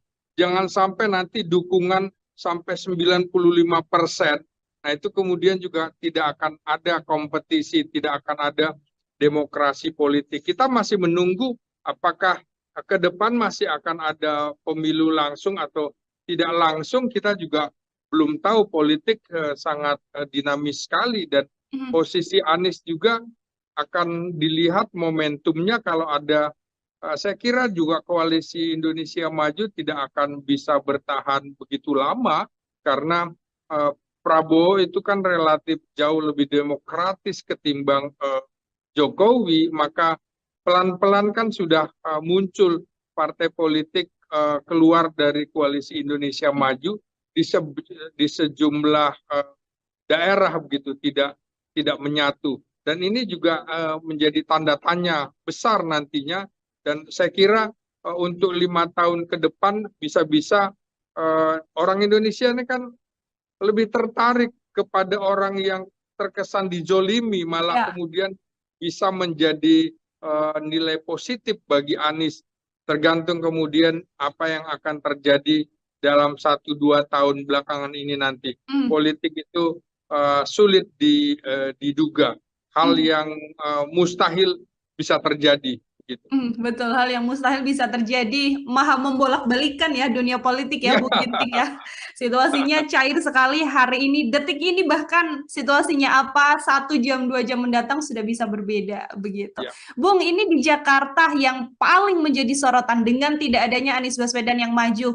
Kalau dari analisa Bung Ginting, apakah juga akan berjalan menarik atau ya begitu saja berlalu begitu Pilkada Jakarta, Bung? Saya kira Pilkada Jakarta menjadi tidak menarik lagi karena tidak ada tokoh-tokoh sekaliber Anies, Ahok ataupun Erick Thohir misalnya, Sandiaga Uno tidak muncul di situ, tapi malah seperti Pramono Anung yang sudah lama tidak muncul selama 5 tahun di depan publik karena tugasnya sebagai sekretaris kabinet adalah orang dapur di dalam istana begitu. Jadi sulit sekali. Begitu juga Ridwan Kamil kan dianggap bagi warga Jakarta, medsosnya kan dimunculkan lagi. Nah, ini dulu orang yang nggak suka sama anak-anak Jakarta gitu ya. Nah, ini problem-problem ini juga akan bisa terlihat, terutama misalnya bagaimana kelompok Islam akan cenderung memilih Ridwan Kamil yang pasangan dengan Suswono. Saya kira kecenderungannya akan lebih ke sana. Nah, sementara yang PDIP menurut saya akan berat sekali karena tidak mampu merangkul kelompok Islam politik gitu ya, yang cenderung Jakarta ini Islam itu sangat kuat sekali pemilih Islam. Dari pemilu 55 misalnya Masumi menang, kemudian pemilu 77 juga P3 menang, ini juga PKS pernah menang. Jadi kecenderungan kelompok-kelompok Islam terutama di Jakarta Selatan dan Jakarta Timur yang cenderung lebih memilih Anies, bisa-bisa ini akan menjadi golput ya. Tinggal bagaimana Suswono dari PKS akan merangkulnya. Tapi kalau yang Betawi tentu kemungkinan Rano Karno, Sidul anak sekolahan, Sidul anak Betawi barangkali akan bisa mengambil hati mereka. Di sisi lain, salah satu yang menjadi faktor adalah orang dari etnis Jawa itu ternyata paling banyak di Jakarta ya, penduduk Jakarta, di luar Sunda dan juga Betawi. 3 ini yang cukup besar. Nah, tentu Ridwan Kamil makanya akan didampingi oleh Suswono yang juga Jawa, juga Pramono yang didukung Pramono yang Jawa juga akan didukung oleh Rano Karno. Jadi ini akan ada pertarungan, tapi tentu saja kurang menarik dan potensi golputnya akan besar sekali. Tinggal bagaimana mereka itu akan bisa membujuk rayu agar mau memilih. Nah, kalau calon perseorangan menurut saya belum bisa diharapkan hanya jadi pelengkap saja dalam kontestasi kali ini. Oke, sebagai pelengkap saja, artinya kan kalau kita melihat ada 3 kandidat, nanti akan ada 2 putaran begitu ya, Bung Ginting ya. Kita bisa langsung melihat saja berarti bagaimana nantinya di Jakarta adalah pertarungan antara Ridwan Kamil Suswono dan juga Pramono Anung Rano Karno seperti itu. Terakhir dari saya, Bung Ginting. Belum tentu 2 putaran karena siapapun yang bisa meraih 50% plus 1, dia langsung bisa menang gitu. Oke, dan ada kemungkinan bahwa di Pilkada Jakarta di situasi Kim plus dengan 12 partai politik ini Ridwan Kamil Suswono bisa langsung memenangkan 1 putaran, Bung Ginting. Belum tentu karena faktor yang dominan dan determinan dalam pemilu presiden, pemilihan gubernur, wali kota, bupati justru adalah aktor politiknya, bukan mesin politiknya. Kalau Kim itu maju dalam pemilihan di DPR, di mana paling banyak dukungan partai politik, iya pasti menang. Tapi ini kan juga faktor Ridwan Kamil juga belum begitu mengemuka ya. Malah mungkin tingkat pengenalannya, popularitasnya ada pada Rano Karno gitu dibanding yang calon-calon yang lain begitu. Oke, masih belum bisa dilihat juga bagaimana kemudian dinamika yang akan terjadi di Pilkada Jakarta. Ini Anies Baswedan terakhir saya sempat berbincang Bung Ginting bersama dengan juru bicaranya mengatakan dari tim Anies Baswedan sendiri merasa ada gerakan bawah tanah yang memang membuat situasinya agar Anies Baswedan ini tidak maju di Jakarta begitu ya. Sebagai pengamat politik, apakah Bung Ginting juga melihat yang sama, Bung? Ya, di awal justru saya bilang kan bahwa Anies menghadapi tembok yang tinggi dan tebal. Antara lain adalah 4 presiden yang harus dihadapi, kemudian juga berhadapan dengan koalisi partai yang ingin masuk dalam pemerintahan, ingin mencicipi kekuasaan, termasuk PKS yang begitu lama 10 tahun menjadi oposisi. Mereka tidak ingin lagi mendekat dengan cap oposisi, baik oposisi personal seperti Anies Baswedan maupun oposisi institusional seperti PDIP. Jadi memang PDIP dan Anies dianggap sebagai musuh bersama. Sayangnya di antara keduanya juga ada kendala-kendala yang belum bisa menyatukan secara ideologi, secara psikologi politik, secara sosiologi politik. Gitu. Ya, pertama ini saya bilang ini tragis ya secara demokrasi politik, karena tingkat pengenalan Anies di Indonesia itu sudah sekitar 90%. Dan tingkat keterpilihan dia itu sudah sampai 70%. Maka itu saya berkali-kali bilang Anies adalah monster politik bagi penguasa. Dia mewakili simbol oposisi personal. Nah, kalau PDIP merupakan simbol oposisi kelembagaan secara institusional politik. Nah, ini menarik karena Anies ini berhadapan dengan tembok yang tebal dan tinggi.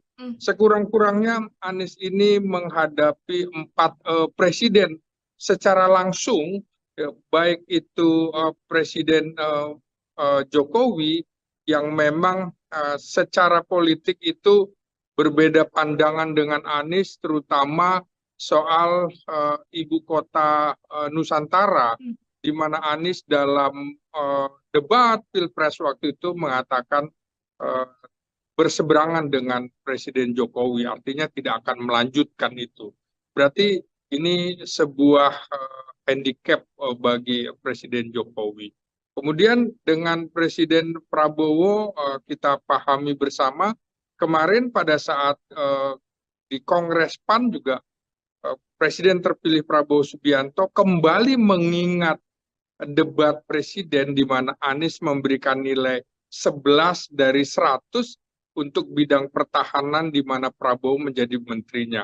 Ini tentu perasaan Prabowo begitu tersinggung sekali, apalagi Anies itu sebelumnya diusung oleh Gerindra ketika menghadapi PDIP pada Pilkada Jakarta 2017 yang luar biasa pertarungannya.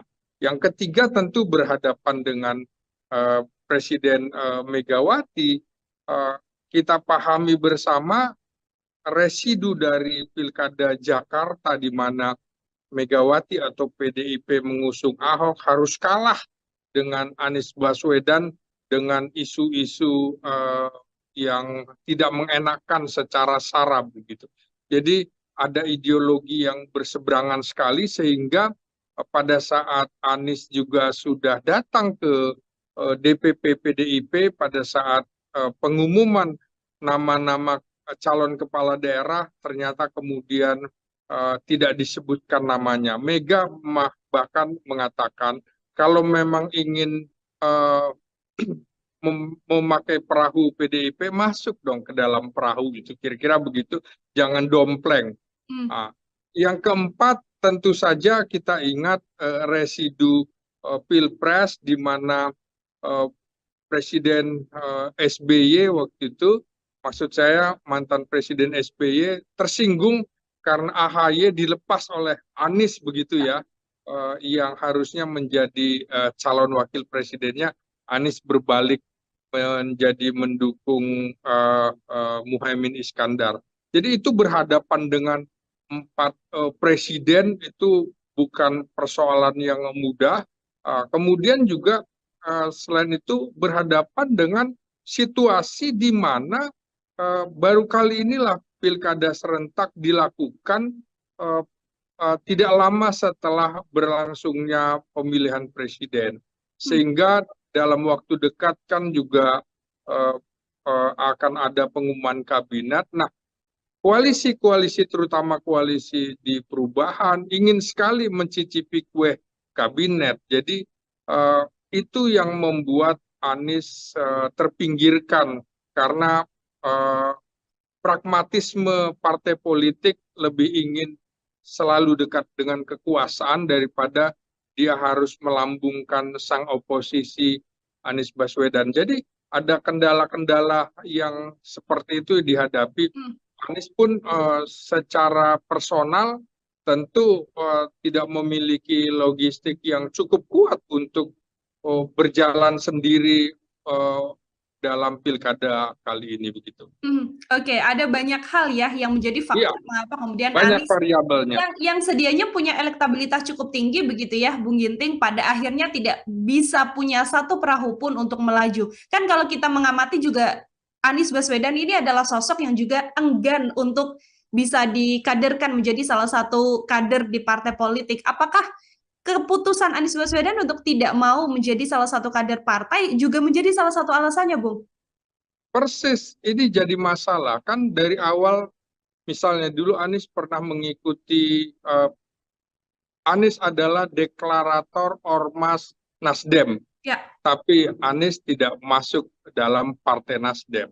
Anies ikut konvensi Partai Golkar, Partai Demokrat, tapi juga tidak bergabung ke dalam Partai Demokrat. Anies diusung oleh Gerindra, Anies tidak masuk ke Partai Gerindra.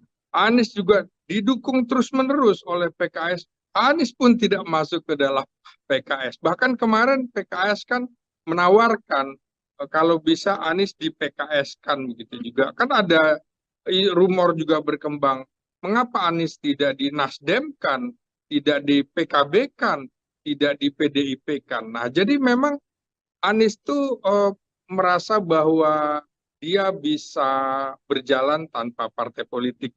Nah, artinya kepercayaan diri yang berlebihan dari diri Anies itu menjadi blunder juga buat dirinya, karena partai politik adalah jalan untuk mekanisme kepemimpinan nasional itu mesti melalui partai politik, sehingga mereka akan tetap mendahulukan kader-kadernya ketimbang orang luar yang tingkat loyalitasnya tentu saja akan diragukan bila dibandingkan dengan kader partai itu sendiri. Jadi menurut saya ke depan sebaiknya Anies itu bergabung saja ke dalam partai politik, atau dia membuat partai politik sendiri, tapi biayanya akan sangat mahal, tidak mudah. Banyak tokoh-tokoh membuat partai politik tapi kemudian berantakan begitu saja. Sekaliber Anas Urbaningrum, Anies, kemudian Amin Rais sekalipun gagal, termasuk Wiranto segala macam, kan Hanura juga nggak bisa apa-apa sekali begitu. Oke, jadi memang tidak selalu kemudian sebelum-sebelumnya Anies bisa maju tanpa menjadi kader ya, Bung Ginting ya. Di situasi Pilkada 2024 kali ini nyatanya strategi tersebut tidak bisa berlaku dan membuat Anies tidak bisa berlayar satupun. Kalau kita mengamati Bung Ginting, awalnya di Jakarta ada PKS yang akan mengusung Anies, tidak jadi juga. Last minute kemudian PDIP mengatakan bisa mengusung Anies, tidak jadi juga. Bahkan last minute sekali tengah malam menuju 23.59, 29 Agustus begitu ya, akan maju di Jawa Barat. Tapi akhirnya Anies Baswedan memutuskan untuk tidak maju dengan alasannya adalah tidak ada aspirasi dari masyarakat. Apakah kemudian Bung Ginting melihat keputusan Anies Baswedan tidak maju di Pilkada Jawa Barat adalah keputusan yang sudah cukup tepat, Bung? Ya, tergantung perspektifnya dilihat dari mana, karena bisa juga keputusan ini menjadi keputusan blunder ya bagi Anies Baswedan. Nah, kenapa kemudian? Karena tanpa partai politik dia juga akan menghadapi kesulitan. Tidak ada mesin partai politik yang akan mendukungnya. Ini kan ada pernyataan sebelumnya dari Megawati, bagaimana Megawati dengan kepercayaan diri lagi-lagi yang terlalu berlebihan memarahi Airin begitu ya, sehingga harga diri seseorang juga jatuh. Kita ingat pernyataan Megawati terhadap Jokowi, tanpa PDIP lu bukan siapa-siapa, kan kira-kira begitu. Nah, mungkin Anies juga ada psikologis kalau kemudian dianggap petugas partai begitu nantinya, seperti yang dialami oleh Jokowi. Dan ini kan Megawati tanpa tedeng aling-aling dan harus ikut apa kata dia. Nah, saya kira Anies mempunyai beban psikologis kalau harus tetap bersama PDIP karena seperti itu. Di mana hal lainnya adalah secara garis ideologi agak berbeda. Anies itu banyak didukung oleh kalangan moderat ke kanan, ke Islam begitu ya. Sementara PDIP kan cenderung moderat ke kiri. Dan ini ideologi yang tidak mudah disatukan juga menjadi handicap, walaupun sebenarnya kalau Anies maju di Jakarta seperti saya kemukakan beberapa hari lalu, peluangnya untuk menang sangat tinggi sekali. Begitu juga untuk Jawa Barat, karena Anies bisa mengklaim karena dirinya lahir di Kuningan, Cirebon. Ya, jadi bisa mengaku sebagai orang Jawa Barat. Dan yang menarik adalah Jawa Barat adalah provinsi dengan jumlah pemilih terbesar di Indonesia, sehingga semua ingin masuk di situ. Maka PDIP yang semula tidak mencalonkan Anies di Jakarta berpikir ulang bahwa dia harus merebut Jawa Barat juga. Tapi kalau di awal kemarin Anies di prank PDIP, kali ini kira-kira gantian PDIP yang di prank Anies, skor 1-1 begitu ya. Ya, satu-satu ya Bung ya. Iya. Sama-sama. Kemudian situasinya seimbang, PDIP tidak mengusung Anies, sekarang Anies tidak mau juga bersama dengan PDIP. Padahal kalau kita lihat, Bung Ginting kan lawannya adalah Deddy Mulyadi Erwan, kemudian Syahiku Ilham Habibie. Dengan satu lagi yang saat ini maju kan yang dari PDIP, JJ sama Ronald gitu ya. Apakah kemudian apabila yang dipasang oleh PDIP adalah Anies Baswedan, justru melihat dua lawan yang ada, kans menangnya juga tinggi, Bung? Oh iya, saya kira sangat tinggi, karena calon-calon itu tingkat pengenalannya tidak seperti Anies yang secara nasional tingkat pengenalannya sudah 90%, dan tingkat keterpilihannya juga cukup besar. Di Jakarta 70%, dan di Jawa Barat juga suara Anies kalah tipis dari Prabowo. Kantong-kantong Islam cenderung akan memilih ke Anies. Misalnya PKS barangkali kadernya lebih ke PKS, tapi simpatisannya akan ke Anies begitu. Nah ini juga yang ceruk ini yang akan dimanfaatkan oleh PDIP, dan mungkin Anies punya pemikiran lain karena eh, belum lama juga beredar bahwa dia akan membuat partai yang dinamakan Partai Perubahan. Kita tunggu saja Hmm. apakah memang berani mengambil momentum itu. Momentum 5 tahun dizolimi akan semakin meningkatkan tingkat kepercayaan publik terhadap dia. Politik itu sangat dinamis sekali. Ini yang kemudian jadi pertanyaan di Jakarta sendiri, Bung Ginting. Elektabilitasnya tinggi seorang Anies Baswedan, artinya masanya juga cukup banyak begitu. Banyak keresahan atau kemudian dilema di masyarakat, nanti saya akan memilih siapa kalau bukan Anies Baswedan begitu ya. Artinya ceruk pemilih atau pendukung Anies Baswedan ini kan juga pasti harus bisa diambil oleh kandidat yang maju begitu ya di pilkada. Ya, Pun apakah kemudian Anies Baswedan sedianya seharusnya sikap politisnya bisa menunjukkan keberpihakan atau kecondongan pada salah satu kubu, Bung, atau harusnya seperti apa dengan tidak maju di pilkada ini?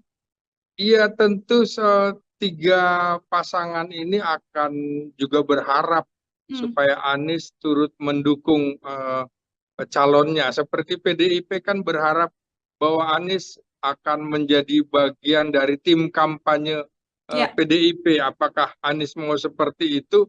Lagi-lagi semuanya akan berhitung untuk pemilu dan pemilu presiden 2029.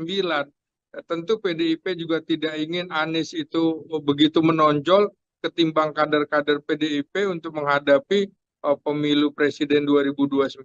Semula kan saya perkirakan kalau Anies mau dipasangkan sebagai calon gubernur Jakarta oleh PDIP atau di Jawa Barat, maka ini potensial sekali untuk akan berhadapan dengan Prabowo Subianto pada pemilu 2029 mendatang, dan Anies kemungkinan bisa berpasangan dengan Puan Maharani, Putri Mahkota PDIP. Nah, kita tunggu saja apakah kemudian momentumnya seperti apa, Hmm. dan kekhawatiran justru eh, tingkat golput di Jakarta akan jauh lebih tinggi ketimbang di daerah lain karena kecewa Anies Baswedan tidak masuk dalam kancah kontestasi pemilu gubernur kali ini. Jadi Hmm. eh, semua menyayangkan juga Anies tidak maju, Ahok tidak maju,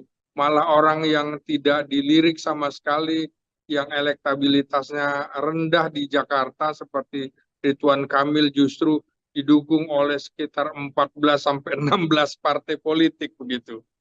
Oke. Ini kan juga karir politik dari Anies Baswedan yang tidak bisa dititi gitu ya selama 5 tahun di pilkada ini kan menjadi PR besar juga bagi Anies. Tadi Bung Ginting sempat menyinggung bisa membuat partai atau bisa membuat kecenderungan untuk bersikap begitu, apakah mendukung salah satu paslon atau tidak. Tapi kalau Bung Ginting membaca bagaimana kemudian nanti nasib karir politik Anies Baswedan ini dengan tidak di pilkada, berjalannya apakah juga akan sulit karena menghadapi 4 kepala negara begitu ya sekaligus Ya, dengan simbol kekuasaan atau seperti apa, Bung?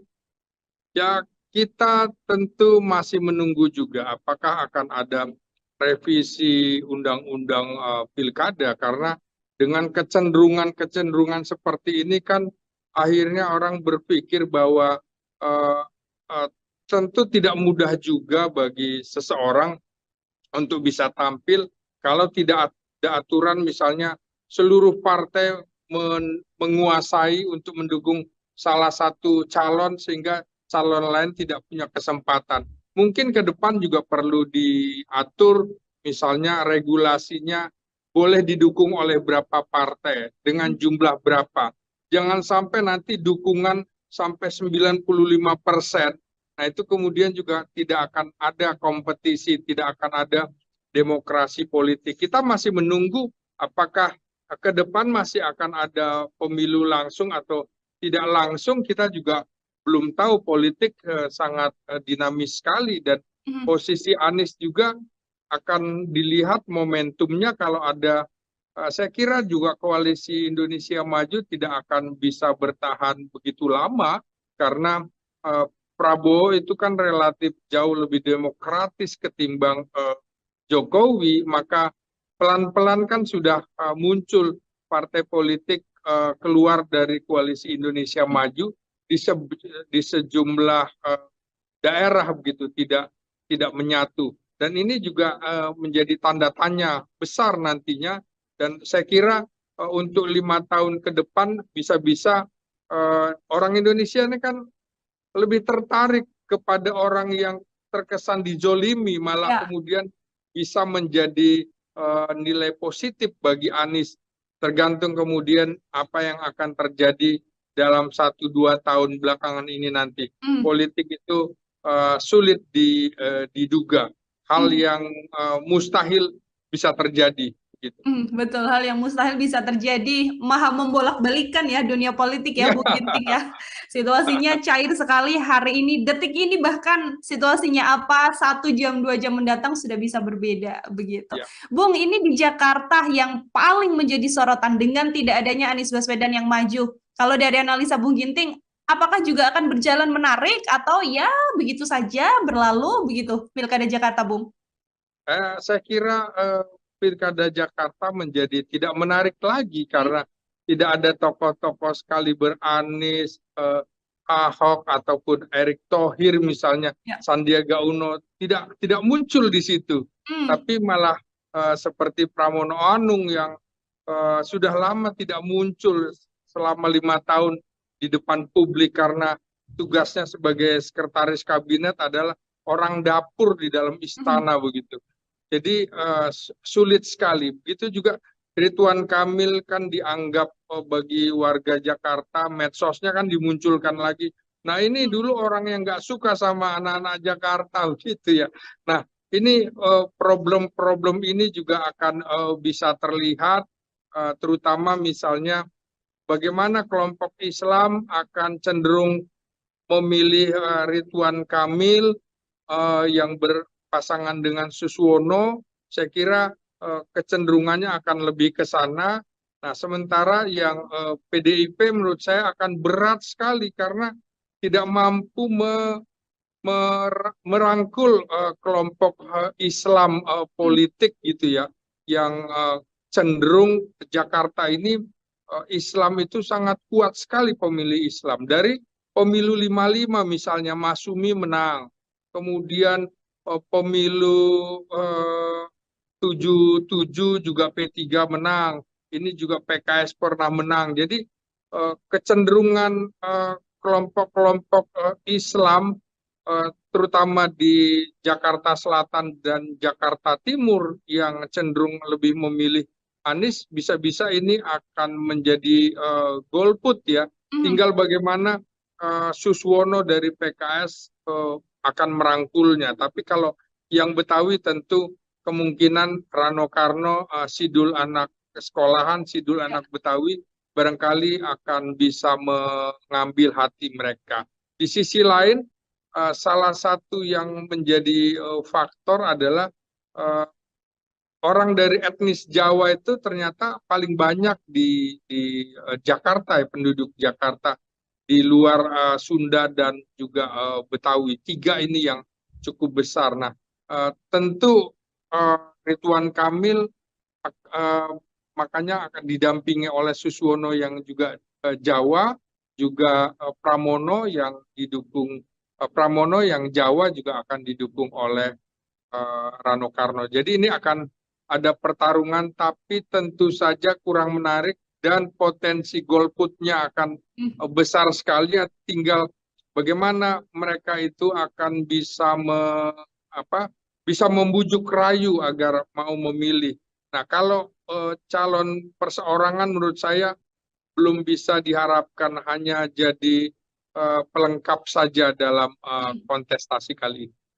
Oke, sebagai pelengkap saja, artinya kan kalau kita melihat ada 3 kandidat, nanti akan ada 2 putaran begitu ya, Bung Ginting ya. Kita bisa langsung melihat saja berarti bagaimana nantinya di Jakarta adalah pertarungan antara Ridwan Kamil Suswono dan juga Pramono Anung Rano Karno seperti itu. Terakhir dari saya, Bung Ginting.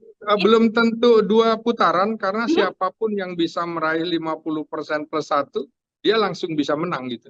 Oke, dan ada kemungkinan bahwa di Pilkada Jakarta di situasi Kim plus dengan 12 partai politik ini Ridwan Kamil Suswono bisa langsung memenangkan 1 putaran, Bung Ginting. Belum tentu karena faktor yang dominan dan determinan dalam pemilu presiden, pemilihan gubernur, wali kota, bupati, justru adalah aktor politiknya, bukan mesin politiknya. Kalau Kim itu maju dalam pemilihan di DPR, di mana paling banyak dukungan partai politik, iya pasti menang. Tapi ini kan juga faktor Ridwan Kamil juga belum begitu mengemuka ya. Malah mungkin tingkat pengenalannya, popularitasnya ada pada Rano Karno gitu dibanding yang calon-calon yang lain begitu. Oke, masih belum bisa dilihat juga bagaimana kemudian dinamika yang akan terjadi di Pilkada Jakarta. Ini Anies Baswedan terakhir saya sempat berbincang Bung Ginting bersama dengan juru bicaranya mengatakan dari tim Anies Baswedan sendiri merasa ada gerakan bawah tanah yang memang membuat situasinya agar Anies Baswedan ini tidak maju di Jakarta begitu ya. Sebagai pengamat politik, apakah Bung Ginting juga melihat yang sama, Bung? Ya, di awal justru saya bilang kan bahwa Anies menghadapi tembok yang tinggi dan tebal. Antara lain adalah 4 presiden yang harus dihadapi, kemudian juga berhadapan dengan koalisi partai yang ingin masuk dalam pemerintahan, ingin mencicipi kekuasaan, termasuk PKS yang begitu lama 10 tahun menjadi oposisi. Mereka tidak ingin lagi mendekat dengan cap oposisi, baik oposisi personal seperti Anies Baswedan maupun oposisi institusional seperti PDIP. Jadi memang PDIP dan Anies dianggap sebagai musuh bersama. Sayangnya di antara keduanya juga ada kendala-kendala yang belum bisa menyatukan secara ideologi, secara psikologi politik, secara sosiologi politik. Gitu. Ya, pertama ini saya bilang ini tragis ya secara demokrasi politik, karena tingkat pengenalan Anies di Indonesia itu sudah sekitar 90%. Dan tingkat keterpilihan dia itu sudah sampai 70%. Maka itu saya berkali-kali bilang Anies adalah monster politik bagi penguasa. Dia mewakili simbol oposisi personal. Nah, kalau PDIP merupakan simbol oposisi kelembagaan secara institusional politik. Nah, ini menarik karena Anies ini berhadapan dengan tembok yang tebal dan tinggi.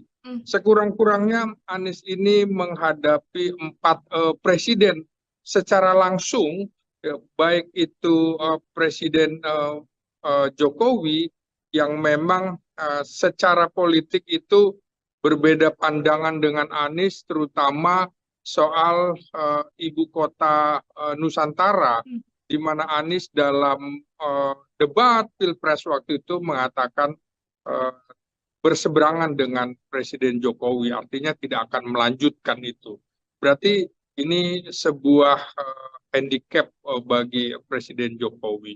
Kemudian dengan Presiden Prabowo kita pahami bersama, kemarin pada saat di Kongres PAN juga Presiden terpilih Prabowo Subianto kembali mengingat debat presiden di mana Anies memberikan nilai 11 dari 100 untuk bidang pertahanan di mana Prabowo menjadi menterinya. Ini tentu perasaan Prabowo begitu tersinggung sekali, apalagi Anies itu sebelumnya diusung oleh Gerindra ketika menghadapi